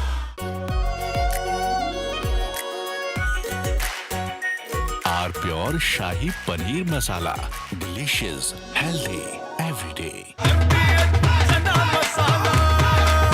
अब छोलिया हो या लोबिया, सफेद चने या काले चने, सब कुछ मजेदार बने। MDH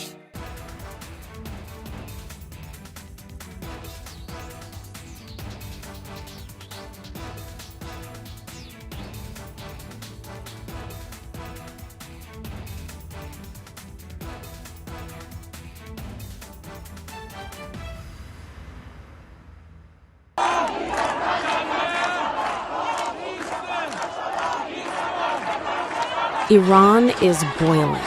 Iranians are protesting against the Khamenei regime.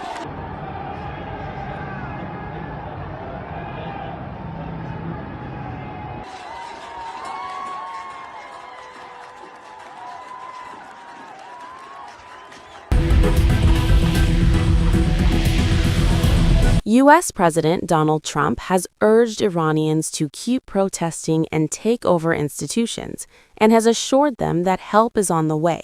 Well, no, they're starting to, it looks like, and there seem to be some people killed that aren't supposed to be killed. These are violent, if you call them leaders, I don't know if they're leaders or just they rule through violence. but we're looking at it very seriously. The military is looking at it, and we're looking at some very strong options. We'll make a determination. Well, if they do that, we'll consider things targets that they wouldn't believe. If they do that, we will hit them at levels that they've never been hit before. They won't even believe it. I have options that are so strong.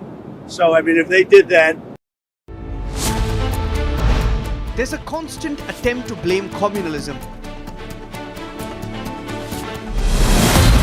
A.R. Rahman after Amir Khan. Can music composer A.R. Rahman really complain? Debating tonight at 8 p.m. ये है secret recipe MDH का जीरा SIP jaljeera मसाला।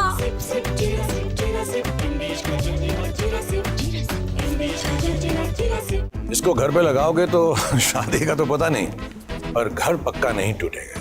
रुंगटा नहीं तो घर strong नहीं। Rungta steel TMT bar एकदम solid. पहाड़ों में एक हाइकिंग शिप भी बन सकती है। थोड़े में ज्यादा स्वाद ये तो है इसकी खास बात। वाओ मामा क्या स्वाद है? अरे मेरे राजा मसाला केसरिया से मन जोगी हुआ रे, दिल झूमे देखो मतवारा हुआ रे। केसरिया से मन जोगी हुआ। हर पल मनाओ केसरी त्योहार। विमल बोलो जुबान केसरी। MDH की देगी मिर्च, देगी मिर्च का तड़का, अंग अंग फड़का। MDH की देगी मिर्च।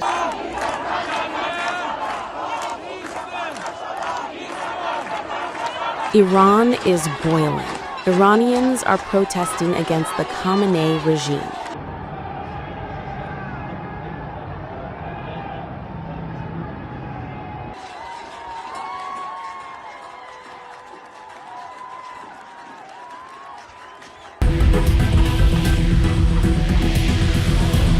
U.S. President Donald Trump has urged Iranians to keep protesting and take over institutions, and has assured them that help is on the way. Well, no, they're starting to, it looks like, and there seem to be some people killed that aren't supposed to be killed. These are violent, if you call them leaders, I don't know if they're leaders or just they rule through violence. But we're looking at it very seriously. The military is looking at it, and we're looking at some very strong options. We'll make a determination. Well, if they do that, we'll consider things targets that they wouldn't believe. If they do that, we will hit them at levels that they've never been hit before. They won't even believe it. I have options that are so strong. So, I mean, if they did that, it'll be met with a very, very powerful force. So Iran's in big trouble. It looks to me that the people are taking over certain cities that nobody thought were really possible just a few weeks ago. We're watching the situation very carefully. I've made the statement very strongly that if they start killing people like they have in the past, we will get involved. We'll be hitting them very hard where it hurts. And that doesn't mean boots on the ground, but it means hitting them very, very hard where it hurts. So we don't want that to happen. There have been cases like this where President Obama totally backed down. But this is something pretty incredible that's happening in Iran. It's an amazing thing to watch. They've done a bad job. They've treated their people.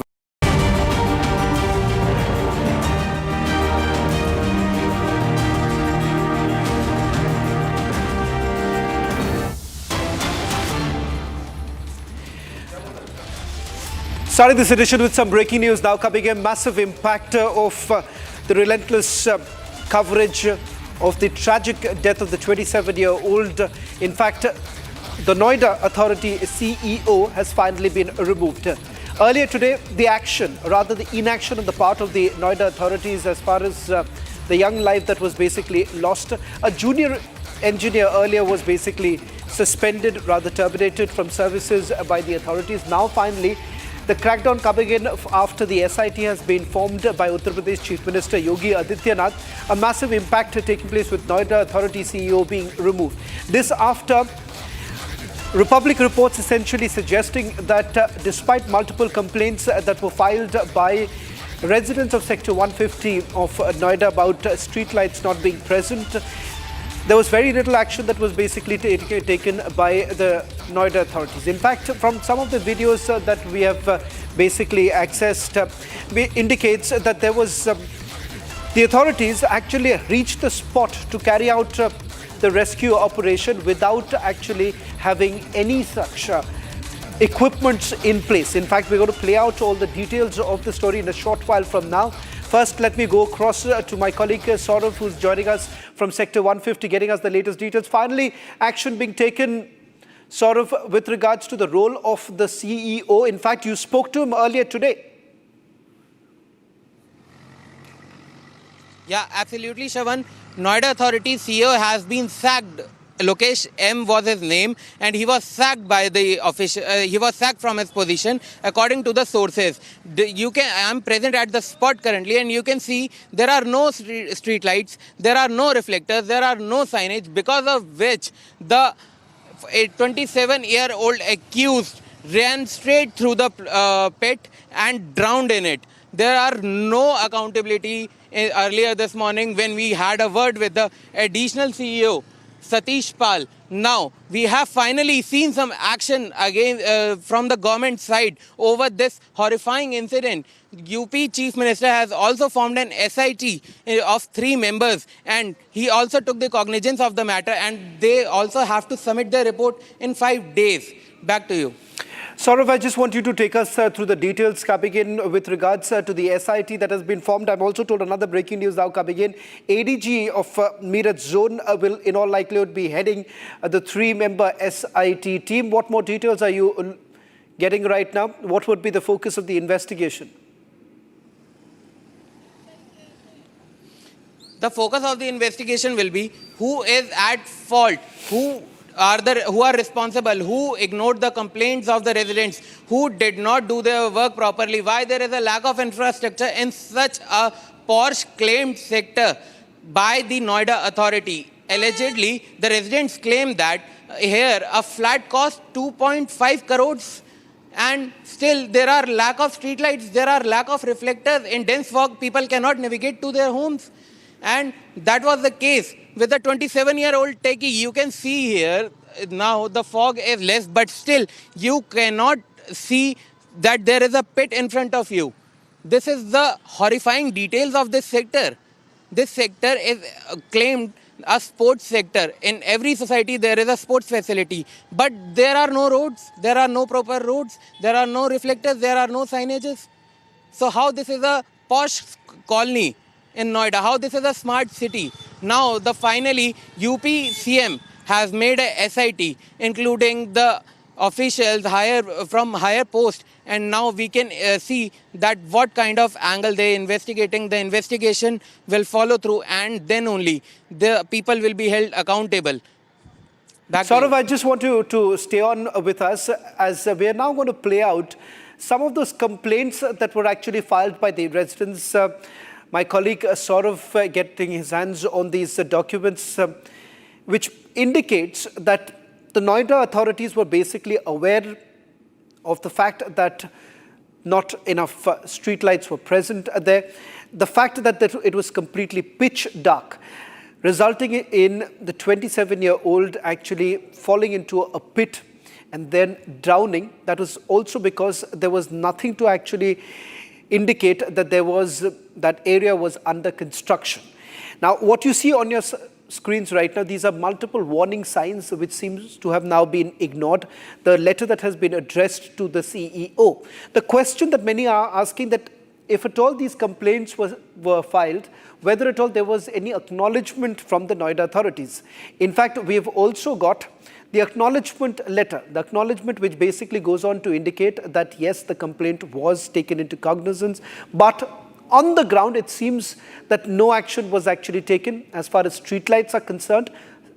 Signatures are concerned, signages are concerned. These are some of the details that we've basically picked up right now. On your screens, this is also with regards to the postmortem report that has been filed, in which there is a clear indication that his chest was filled with 2 liters of water. The lungs were full of water. This comes as the first responder basically told us that the rescue operation was basically halted, or rather they could not carry on with the rescue operation because those who were supposed to perhaps carry out the rescue operation said that they cannot perhaps get inside simply because the water was freezing and the fact that they were unable to basically swim in the cold water. It also has been reported now by our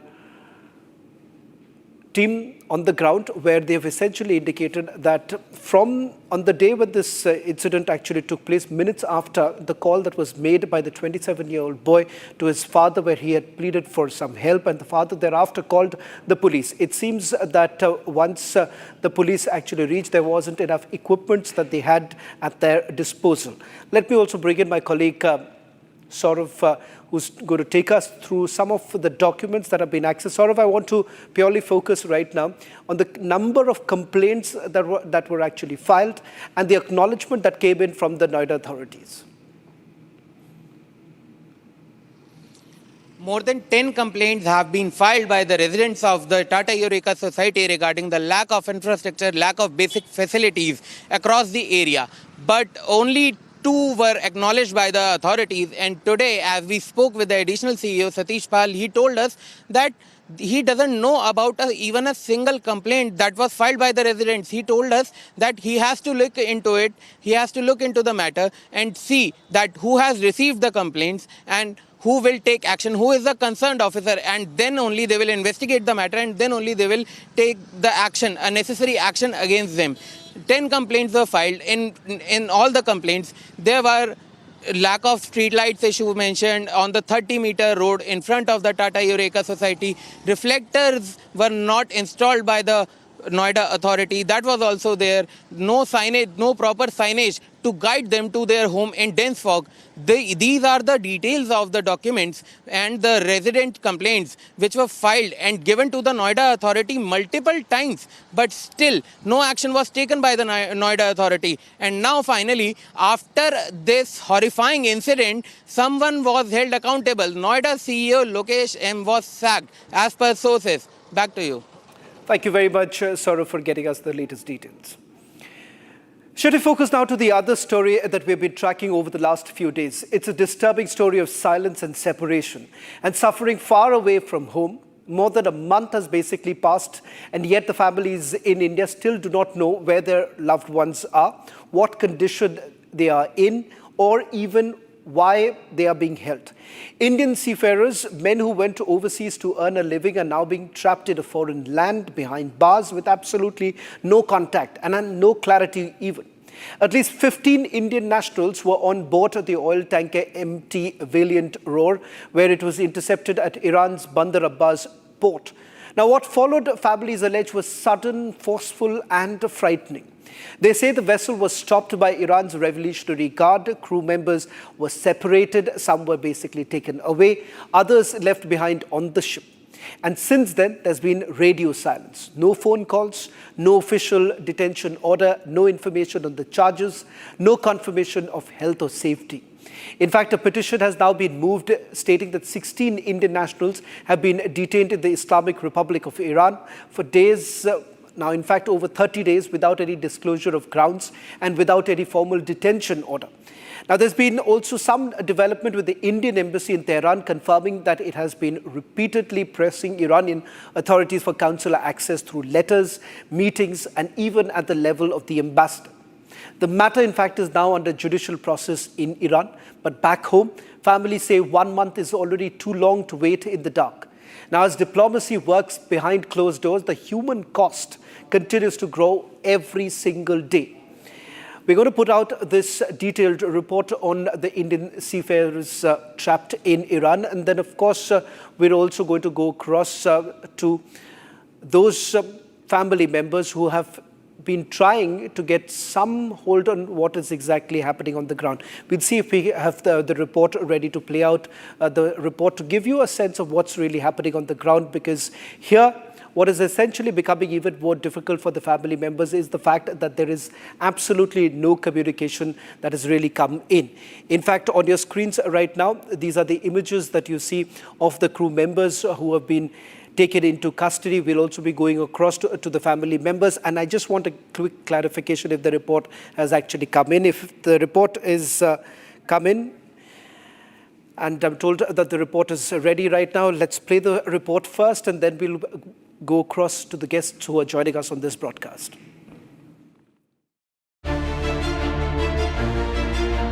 Indian seafarers trapped in Iran for over a month.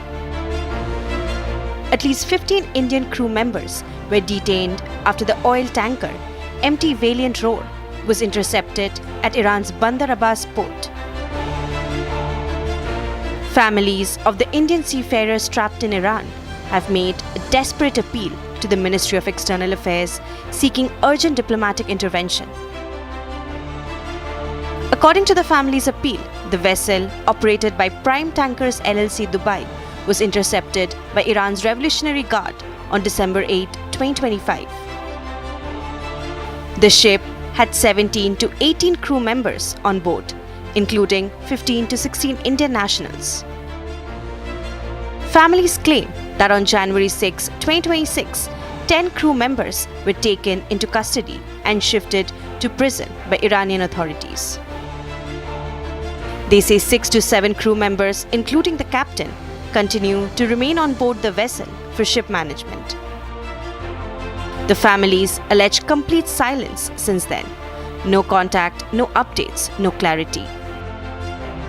16 जनवरी को जो हमारे भारत के राजदूत Iran में press release किए थे जो है उसका मैं सरासर खंडन करती हूँ क्योंकि वो जो है कानूनी मामला नहीं है जो है हमारे जहाज़ को हाईजैक किया गया था जो है और उसमें जो है डीजल नहीं है वो सल्फर आयल है उसमें जो है और मैं अपने प्रधानमंत्री नरेंद्र मोदी से अपने देश के यस जय बोलो और मैं अपने प्रधानमंत्री नरेंद्र मोदी से विदेश मंत्री एस जयशंकर से मैं बार बार यही विनती और निवेदन प्रार्थना करती हूं कि हमारे 16 भारतीयों को जल्द से जल्द वहां से रिहा करा के इंडिया वापस लाएंगे. They say that there is no official information on the crew's location, health condition, legal status or the charges they may be facing. एक शिप है वेलियंट रोर नाम करके उस जहाज़ पे मेरे बड़े भैया मसूद आलम काम करते हैं. उस जहाज़ को इंटरनेशनल वाटर दुबई के पास से ईरानी नेवी वालों ने हाईजैक करके लेकर चले गए हैं. उनसे बात किए हुए 20 दिन से भी ज़्यादा हो गया है. हमारे प्रधानमंत्री श्री नरेंद्र मोदी जी से हाथ जोड़कर अपील है और डॉक्टर जयशंकर जी से भी हाथ जोड़कर अपील है कि मेरे भैया को जल्द से जल्द घर वापस बुलाया जाए. Images accessed by Republic also show gunshots, disarray on the vessel. In a major development, the Indian embassy in Tehran has confirmed that it has been repeatedly pressing Iranian authorities for consular access to the detained Indians. The Consulate of India in Bandar Abbas wrote to Iranian authorities on December 14th seeking consular access. That request, the MEA says, has been repeated multiple times through diplomatic communication and in-person meetings, including at the level of the Indian ambassador. The mission also intervened to ensure food, water and fuel supplies for the ship and arranged emergency provisions when stocks began to run dangerously low in early January. The Indian government has confirmed that the matter is now under judicial process in Iran, but says that it continues to press for early consular access and expeditious legal proceedings. As families wait anxiously back home, the spotlight is now firmly on diplomacy and on India's push to bring its citizens safely back. Well, the owner of this particular vessel, which was intercepted at Bandar Abbas port, happens to be someone based in UAE. In fact, family members say that there has been very little response that has actually come in from the company itself. I'm just going to quickly take you through the route that was basically taken and what was the purpose of the journey itself. The vessel was basically stationed at the outer port limits on the 28th of November at OPL Diba, UAE. They were preparing to sail to Khor Fakhan in UAE. That was essentially the plan. It is the Iranian Navy that seized the vessel at Bandar-e-Jask on 8th of December 2025, and the vessel was taken to Bandar-e-Jask, where I'm given to understand where the crew members were basically taken away by the Iranian Revolutionary Guards. And it turns out that there has been absolutely no communication whatsoever really coming in from the IRGC with regards to why exactly were the Indian crew members taken off from the vessel and thereafter taken into custody. In fact, joining us on this broadcast is Vinod Kumar, captain of Vijay Kumar's brother, who's joining us on this broadcast, and Rituraj Singh is also joining us on this broadcast. His father has been taken into custody. Vinod, as well as Rituraj, thank you very much for speaking to Republic TV. I want to ask you, Vinod, with regards to what is the latest that you have heard from the Ministry of External Affairs? Last when we spoke, you said that the matter is going to be taken up in the court. It seems a date has now been given. Any further update coming in from your brother? Did you manage to speak to him? Hi, thank you for bringing this to the notice again. Thank you so much.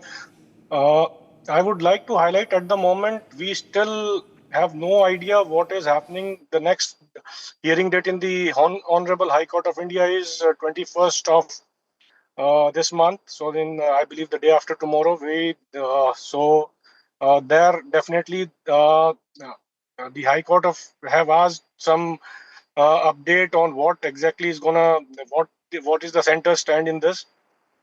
At the moment, I have not heard anything positive from the vessel side. The vessel, as I said, it is on 16th. The press statement released by the ambassador of Tehran, ambassador of India in Tehran, they said that it is going to be subjudicial, which I totally cannot understand why. It is a straightway hijack, which I could see from international waters. And the vessel has been taken forcefully without any fault of theirs. They don't have any such cargoes. They don't have any link with Iran. The vessel has not been to Iran. The vessel was in international waters. They were not carrying any kind of operation in Iranian waters. The operation was being carried out in UAE waters or outer port limits of the UAE waters. Still, Iranian Coast Guards and Iranian Navy, they come, they attack the vessel, they hijack the vessel and take it back to the Iran. And then ultimately, after that, we say that it is subjudicial. I really don't know why. This point of what our ambassador you are saying is that saying, even it's been almost over 30 days. Rituraj, let me also bring you in. When was the last you spoke to your father? And do you have any idea as to why he has been taken into custody? Sir, the last time I spoke with my father was 8th of January when he was taken to jail. They gave him the phone for only like 1 or 2 minutes to tell the family that they were taken to jail and to pressurize the government from our side. And from there onwards, there has been no update of my father, where he was taken or how is his condition, where is he being treated rightfully or is he being harassed. No such information. And the latest government statement was the the Indian embassy, which is in Tehran, on 16th of January. They stated that the situation is already going to be subjudicial and already going to be jail, which should not be happening because the ship, as Mr. Vinod sir said, the ship was hijacked. It is not a legal procedure to go into subjudicial. Vinod, if I may ask you with regards to what was the vessel really carrying? Do you have any details of the shipment, the details of where it was perhaps being dropped, any further details? Because that would give us some clarity as to why exactly would the Iranians suddenly be up in arms? Yeah, the vessel was carrying very low sulfur fuel oil. and this cargo is such, it basically freezes in this moment. If anybody goes, that is why I have sent documents. I have sent a delivery notes which the vessel loaded. I have sent a sampling analysis report to the MEA as well as the embassy in Iran. That this is the cargo which the vessel is being carrying, and this can be verified by the consular access. The council can go take a sample of the cargo. Anybody can distinguish between a diesel and a very low sulfur fuel oil. It's totally different. So you can. It's not that it is not there. The cargo is there on board. You can go check the tanks what the ship is carrying, and I have produced them the documents related to that. But still, and the cargo was loaded from another vessel that was Coral Wave, motor tanker Coral Wave. That vessel, the vessel has done ship-to-ship operations with that ship, loaded that, and they were waiting for the instructions where to take the vessel. So at the moment, the discharge port of the vessel was still unknown. The vessel was supposed to go to Khor-Fakkan for some repairs on the anchor. They were having issues because they were not able to heave up the anchor. So the vessel was from that OPL port limit of Dibba. The vessel was supposed to go to Khor-Fakkan anchorage. There they would have carried out some repairs on their anchor block, and after that some repairs on their engines, and then they would have got some orders to proceed to discharge this cargo. Right. At the moment, and in between that itself, as soon as the vessel was unmoored from that empty Coral Wave, the vessel was intercepted by Iranian Navy and fired upon. For the reasons I really cannot believe. So you're saying that there was a firing that took place, but that's another important detail you're sharing. The IRGC opened fire on the crew members? That's correct. It was the firing has taken place on the vessel. I have shared some photos with you. There was some firing on the vessel. Okay. To stop the vessel. Rituraj, I just want to quickly bring you in because the owner of this particular vessel happens to be a company which is based out of UAE. As I understand, we've also tried connecting with them. We've got no response as yet. Rituraj, what is it that the company has to say? Because they are equally responsible for it.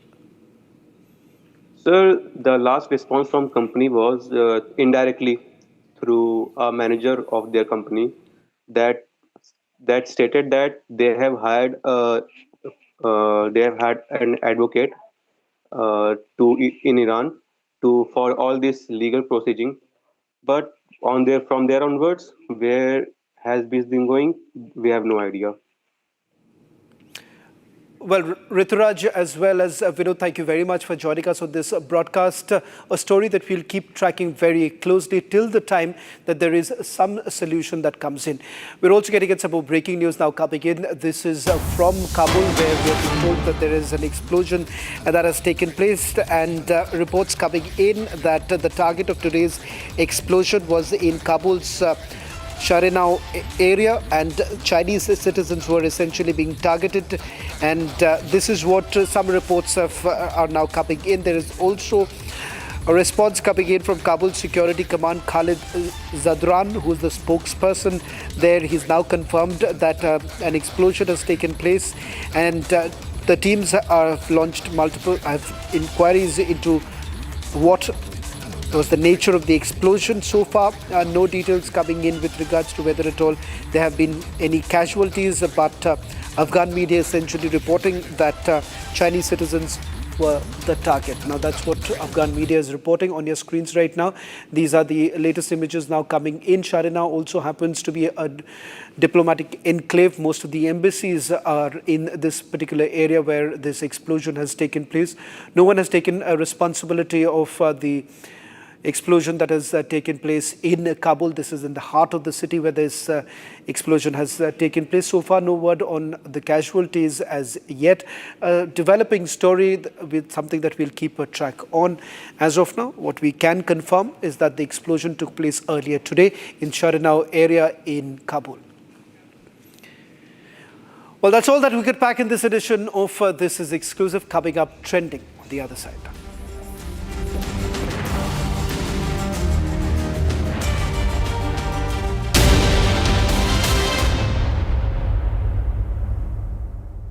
Co-powered by Century Ply Club Prime. रहो बेफिक्र. दादी के हाथों का जादू और खुशबू से महकता घर, माँ की मुस्कुराहट और खाने की सुगंध, MDH गरम मसाला, क्योंकि हर रिश्ता है स्वाद से जुड़ा. At Amity University's 2-week summer school, students of classes 9 to 12 get to explore future undergraduate programs as per their interest from over 30 disciplines. Students attend lectures by Amity University faculty, gain experience at over 400 labs and learning studios, and attend personality enhancement workshops. Register now at amity.edu/summer-school. थोड़े में ज्यादा स्वाद, यही तो है इसकी खास बात. वाओ मामा, क्या स्वाद है. अरे मेरे राजा. मुस्कुराए लड़खड़ाए जिंदगी, चाहे जो भी हो. सर, पेशेंट के लिए कौन सा रूम प्रेफर करेंगे आप? जिंदगी भर के प्यार का कोई रेट कार्ड नहीं होता. Tata AIG health insurance, with you like family, with you always. आधे बाउल दही में 4 चम्मच MDH चटनी पुदीना मसाला डाला, स्टर करो, पुदीना चटनी तैयार. MDH चटनी पुदीना मसाला. MDH.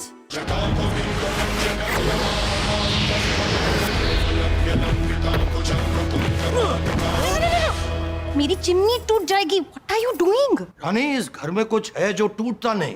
ये पिलर कभी नहीं टूटेगा. रुंगटा स्टील TMT से बना. रुंगटा नहीं तो घर स्ट्रॉन्ग नहीं. रुंगटा स्टील TMT बार एकदम solid.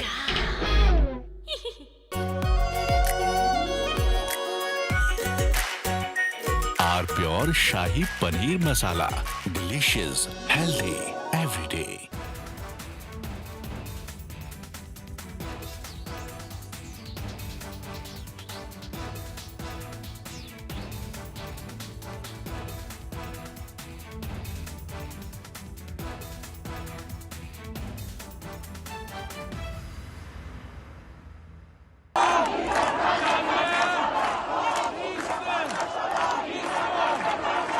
Iran is boiling. Iranians are protesting against the Khamenei regime.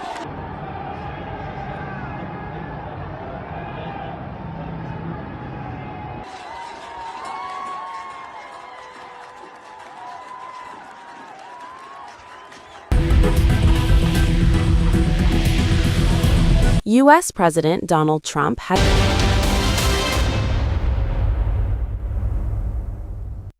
Co-powered by Century Ply Club Prime. रहो बेफिक्र. आधे बाउल दही में 4 चम्मच MDH चटनी पुदीना मसाला डाला, स्टर करो, पुदीना चटनी तैयार. MDH चटनी पुदीना मसाला. MDH. अरे टेंशन किस बात की. सेंचुरी प्रोवुड का प्रीमियम प्लस है ना. लो एमिशन है, हाई डेंसिटी है, वाटर रेजिस्टेंट भी, टर्माइट एंड बोरो रेजिस्टेंट भी है.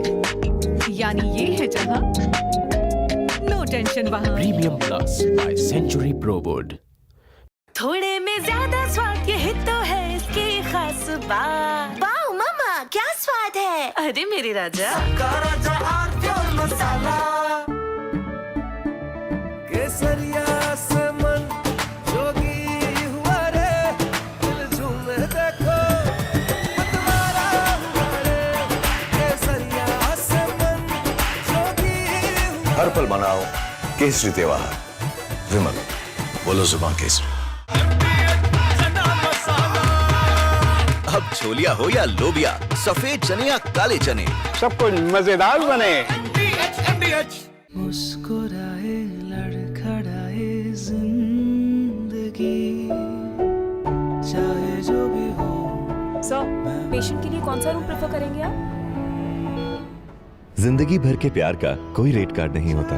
Tata AIG health insurance, with you like family, with you always. थोड़े में ज्यादा स्वाद, यही तो है इसकी खास बात. वाओ मामा, क्या स्वाद है. अरे मेरे राजा.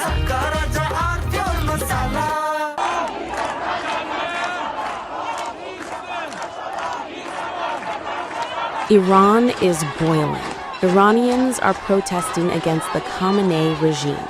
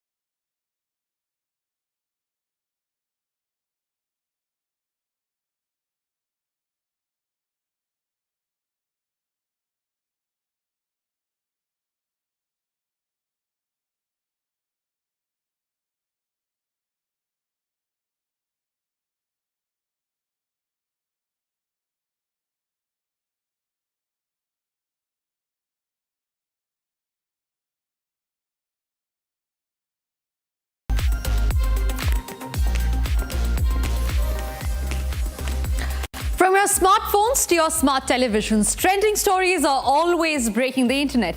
Tonight we have lined up for you stories that are viral. First up, we have Bollywood actor Govinda clarify to the internet of the status of his married life. Did he have a divorce, or are Govinda and his wife Sunita still together? This, as speculations have been circulating since the past couple of months, suggesting that Govinda and his wife are soon to separate. And that's not all. We have A.R. Rahman issuing a statement in clarification in a bid to quell the criticism that's followed him since his comments on an interview on pre-received prejudice in Bollywood, especially as he amplified the presence of communal angle in the Hindi film industry.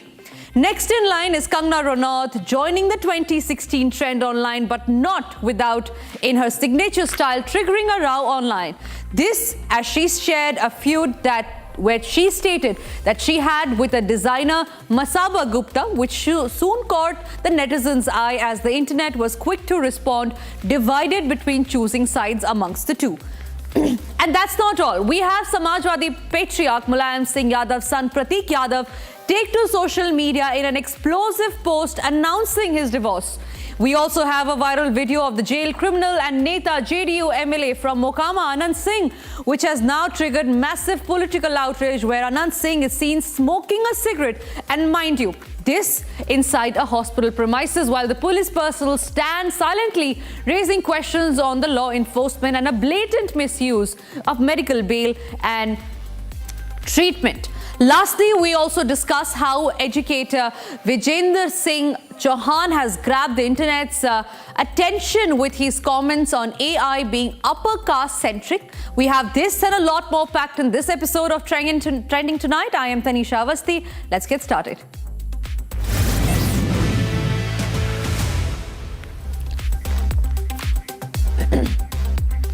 Rumors of trouble in Bollywood actor Govinda and his wife Sunita's paradise has long been the talk of the town now.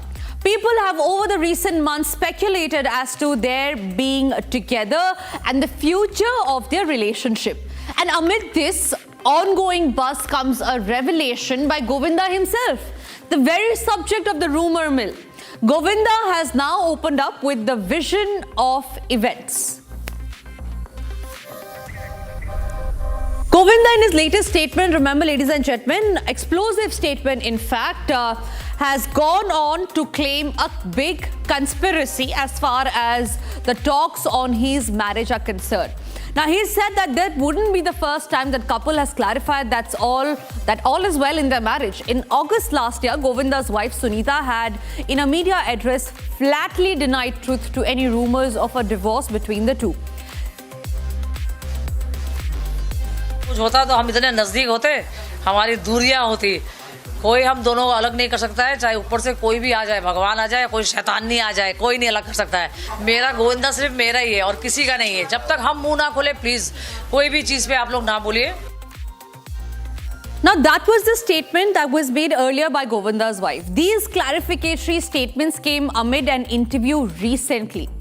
Govinda started explaining that only reason he is coming forth with a truth so personal is because remaining silent made him seem weak and fueled the problematic perception others had of him. And then went on and discussed the behind the scenes of developments of these rumors, alleging a big conspiracy and a controversy, and even suggested that his close ones are being used without their knowledge. He also, in a heartfelt plea, urged the rumors to stop as he claimed it affects his family lives. Let's get you that statement that's coming from Govinda. मुझे ये कहा गया था कि इसमें आपके परिवार का, घर का जो लोग हैं वो यूज़ हो सकते हैं, उन्हें इसका पता नहीं चलेगा कि वो एक बड़ी कॉन्स्पिरेसी के अंदर शुरुआती तौर पे इस्तेमाल हो रहे हैं, जिसमें आदमी को पहले परिवार से तोड़ा जाता है, फिर समाज से तो तोड़ा ही हुआ है। मुझे इतने साल काम से तोड़ा हुआ है, मुझे मेरी फिल्मों के लिए मार्केट नहीं मिली, और मैं इसका रोना ऐसा नहीं समझिएगा, आप रो रहा हूँ, कृपया नहीं सोचिएगा। तो वो कहाँ करती हैं कि आपको जो चाहिए वो मिलता नहीं है, और जो मिलता है वो आपको चाहिए नहीं, तो फिर घर कैसे चलेगा। फिल्म लाइन में जिस वक्त आपकी प्रचलितता एक हद से बाहर निकलती है, तो विचलितताओं के साथ बहुत सारे लोग आगे आते हैं, जो अपेक्षित नहीं होते वो भी। मैं मेरे अपने एक वरिष्ठ कलाकार के साथ मैंने होते हुए देखा, और उसके सेकंड मैं हुआ हूँ, और इसी में प्रार्थना करता हूँ और बच्चों के लिए कल्याण की प्रार्थना करता हूँ। तो मैं कृष्णा से कहा कि कृष्णा बेटा, तुम्हारा यूज़ हो रहा है मेरी इंसल्ट के लिए, तो थोड़ा सा तुम एहतियात रखना कि मेरे विषय में जैसे तुम अपना घर परिवार के लिए सोचा करते हो, ऐसे मेरे लिए भी सोचना। तो ये नाराज़ होती थी सुनीता। और जिस इंडस्ट्री से मैं इतने साल पैसा कमाया हूँ, नाम इज़्ज़त शोहरत ऊपर वाले ने दी है, मैं उसमें कभी दाग नहीं लगाता, और मैं चाहूँगा भी नहीं कि दाग लगे। कुछ तो कहीं विपरीतताएँ, नोशंस क्रिएट करें, ऐसे लोगों ने प्रयास किए हैं। मैं शिवसेना में आया हूँ और प्रचारक अभी बना ही हूँ कि ये शुरू हो गया, और मुझे वीक या कमज़ोर ना समझा जाए। और आप लोगों से वर्षानुवर्ष मैंने जो सेवा प्रदान की है, थोड़ा पीछे पलट के देखें, मुंह खोलने से पहले कर्म भी तो देखने चाहिए। All right, joining us live on the broadcast is Simi Chanduk. She has nearly 35 years of experience in the entertainment industry. She's also been a veteran entertainment journalist. Thank you, Simi, for joining us here on Trending tonight. Let's put together the sequence of events. First, the rumors spread about how there could be a possible break-up between the two, Govinda and his wife Sunita.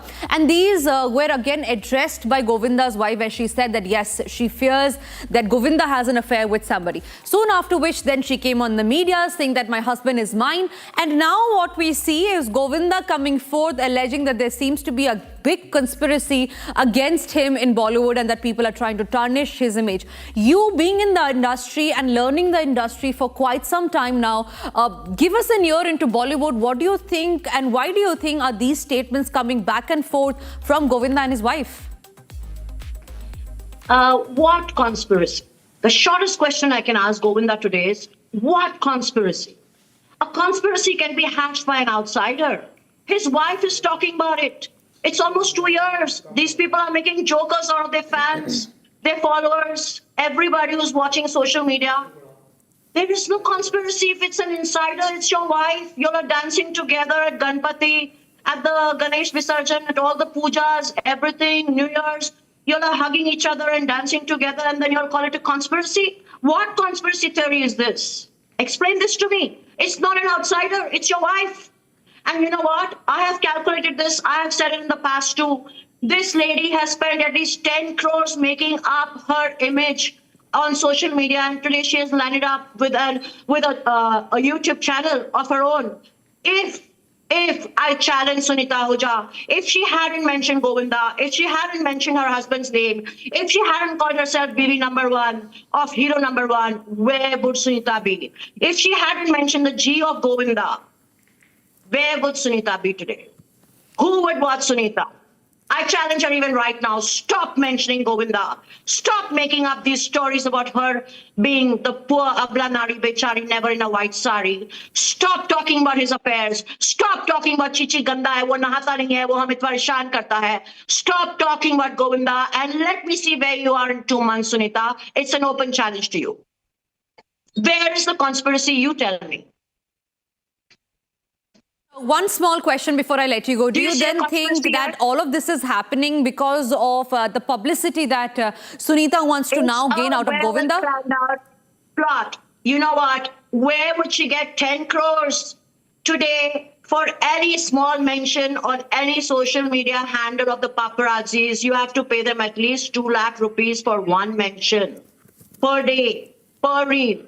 She has very well orchestrated all these plans that she's had on social media. I mean, she goes to mandirs that are so far away, Guwahati, wherever she may have been, far away places. How is she managing all that? Right. If you look at the plans and how she's planned everything, she's always coming out of the airports. She's always flying somewhere or the other. She's going to fancy restaurants and the paparazzi is following her everywhere. Are they just doing it free? No. I have calculated everything over the last 1 year. She has spent more than 10 crore rupees If Govinda's not funding her, from where is she getting all this money? Right. And you know what? I have known Govinda for more than 25 years. He's a fine actor and he used to be a wonderful human being. You know, I have always called him a journalist delight. When we used to go to him, I used to go to him as a rookie reporter. And when our editor used to say, go and interview Govinda, Absolutely. it was like a dream come true for us. It was the most amazing thing for us to do. Right, because Simi. when we used to go to Govinda, and we used to say, okay, we have to think of an angle, you know, what should be the subject of our interview today? I'm talking about the print journalism days. Right. And when we used to go to him, Govinda used to say, you know, Simi, mere se ye mat pucho, aaj tum mere se wo pucho. Because you know what? Always the problem is, how do you ask the difficult questions, right? Absolutely. And he would give us questions that were negative towards him. He would say, mere rival ki taarif karo aap. And the first time it happened, I was like, what? He used to say, yes, Simi, that's how people would read it more. You praise my rivals too. You ask me negative questions. You ask me this, you ask me that. That's Govinda for you. Absolutely. Simi, in fact, I would like to thank you. I'm really sorry we're running short on time, but thank you for sharing your views on that top story that we are tracking tonight.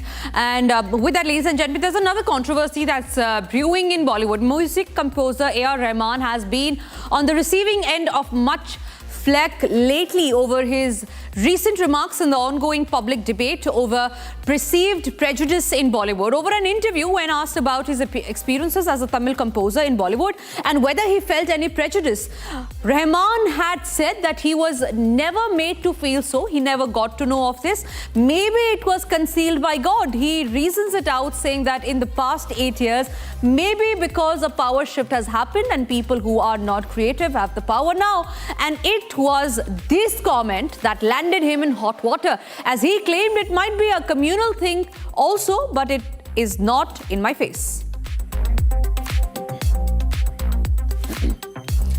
Now, following the interview, Rahman faced scrutiny and backlash, prompting a clarifying statement to the public. And throughout his message, Rahman reinforced his intention to use music as a tool for cultural unity and highlighted his belief in freedom of expression and the celebration of multicultural voices within India. Here is that statement. India is my inspiration, my teacher, and my home. I understand that intentions can sometimes be misunderstood. But my purpose has always been to uplift, honor, and serve through music.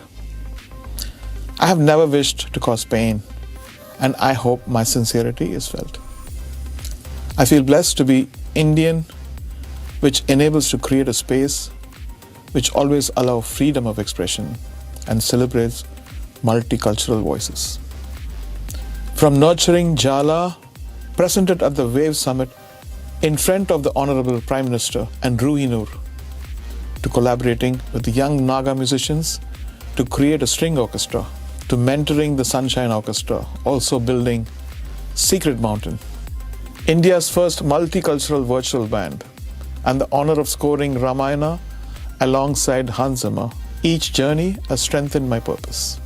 I remain grateful to this nation and committed to music that honors the past. All right. Now, soon after, Rahman's daughters, Khatija and Rehma, showed their support online for their father. Both reshared a post defending their father and criticizing the abuse he has faced. The post was by Malayalam composer Kailas Menon. He said that people may have disagreed with Rahman but cannot deny him the freedom to express his personal experience. Kailas then also slammed the trolls for turning disagreement into hate and character assassination.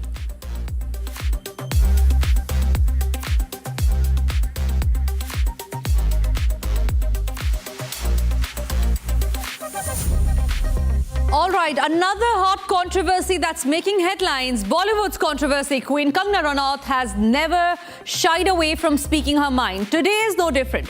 The actress turned politician took to social media to share a story today involving her former friend and designer Masaba Gupta, describing an incident that had left her quote-unquote quietly in tears. And the internet within a minute was already splits and blows over the story shared. This is as Kangna took to social media, joining the 2016 trend wherein she reflected on her friendship with Masaba Gupta, daughter of veteran actress Neena Gupta. Kangna revealed that the designer had discouraged her from wearing a Masaba Gupta sari during her visit to Ram Janmabhoomi in Ayodhya. Now, the statement spread on X and users demanded an explanation about the incident, to which the actress responded and elaborated further. Let me play that on screen for you.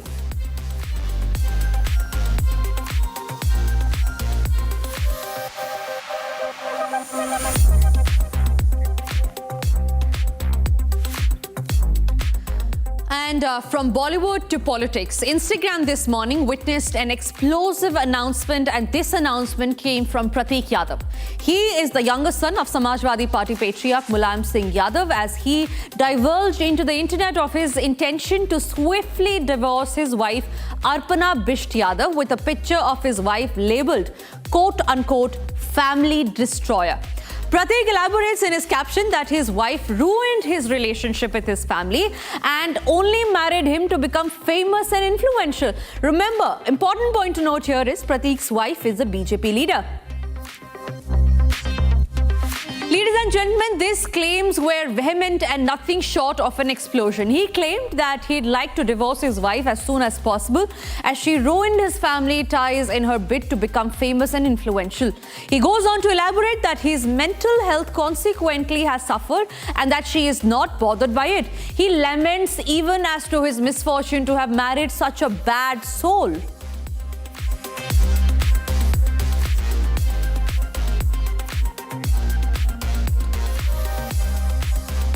It's quick, fast and trending. Next segment, ladies and gentlemen, is Fast Trends for you.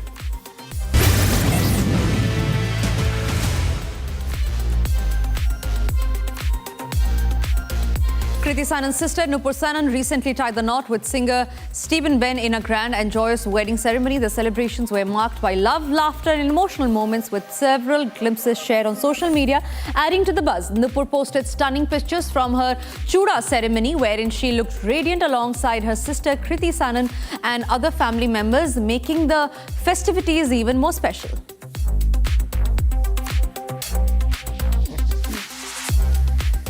An unexpected moment unfolded during the United States national anthem at the NBA game in London, when a person in the crowd shouted, "Leave Greenland alone." The remark instantly drew loud cheers from the British audience, turning the anthem into a viral political moment and highlighting Europe's skepticism over past United States interest in Greenland.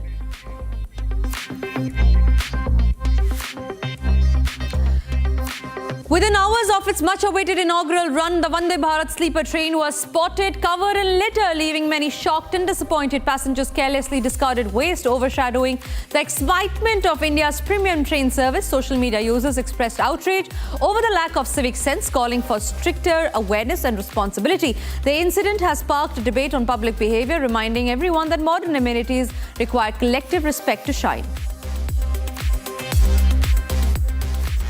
Pavana Nagaraj shattered the Indian indoor long jump record with an impressive 6.47 meter at the Owen Howitt Invitational. She eclipsed the previous 6.44 meter mark set by Mayoka Johnny, signaling her meteoric rise on the indoor athletics circuit. The performance not only sets a new national benchmark but also marks a significant milestone for Indian athletics, showcasing the country's growing strength in track and field events. World champion Gukesh drew massive attention at the Tata Steel chess tournament in Netherlands. Fans and chess enthusiasts flocked to witness his game, celebrating his skill, composure and rising stature in global chess arena. The young grandmaster's performance not only impressed onlookers but also strengthened his growing fan following, highlighting India's continued prominence in the world of chess.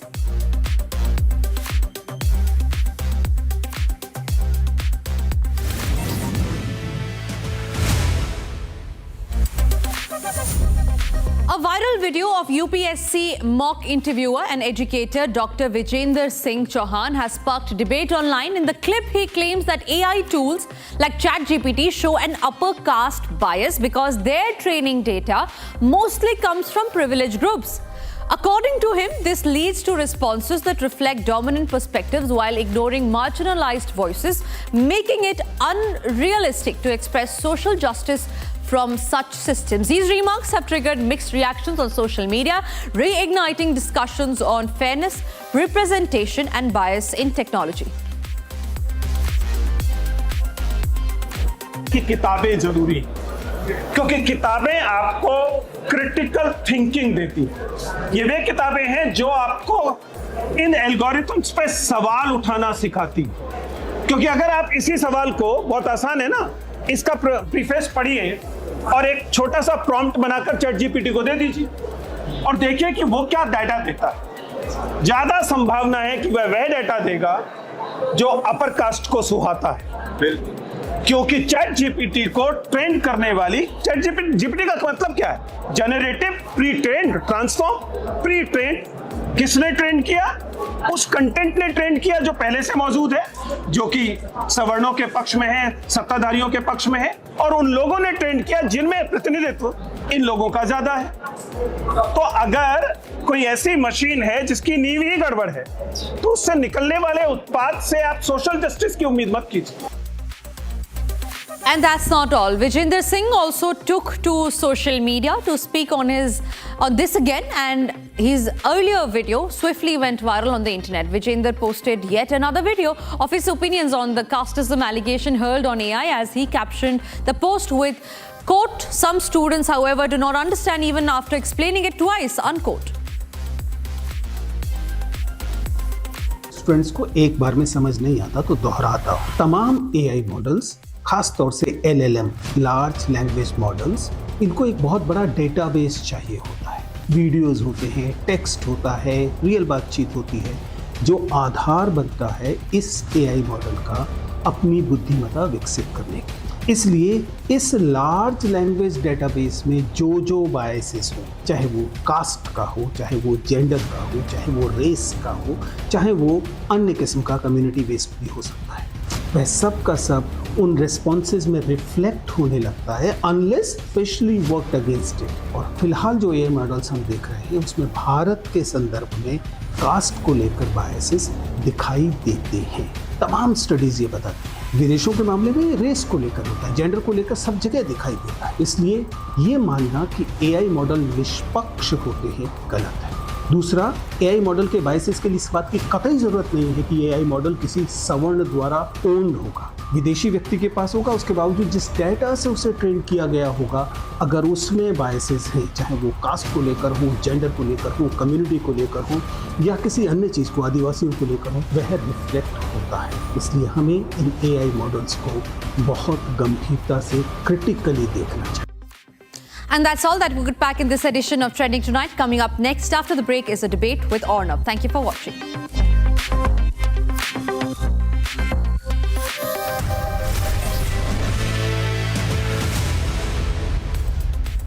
Co-powered by Century Ply Club Prime. Raho befikar.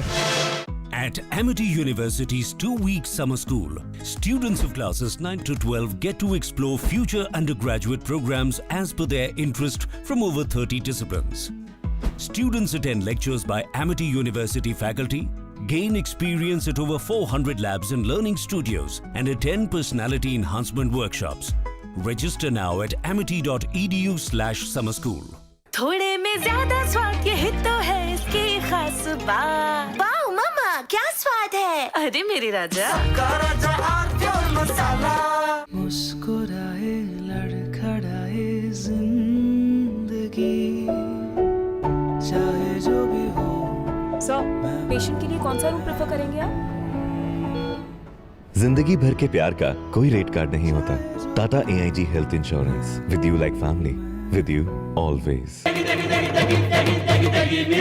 MDH की देगी मिर्च, देगी मिर्च का तड़का, अंग अंग फड़का। MDH की देगी मिर्च।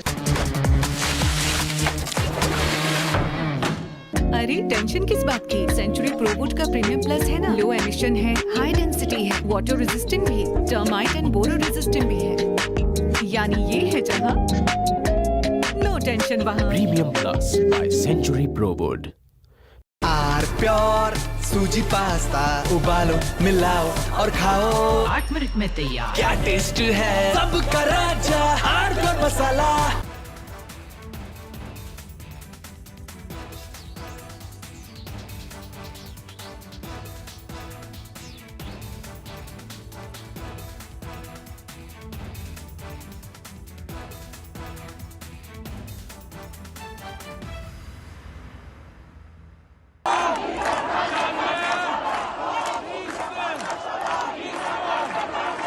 Iran is boiling. Iranians are protesting against the Khamenei regime.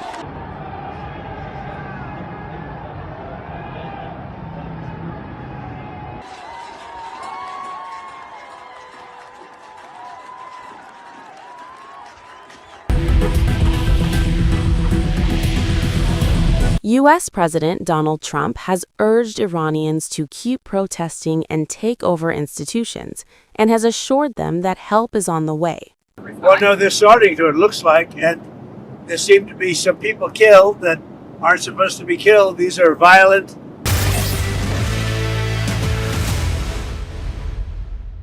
Co-powered by Century Ply Club Prime. Raho befikar.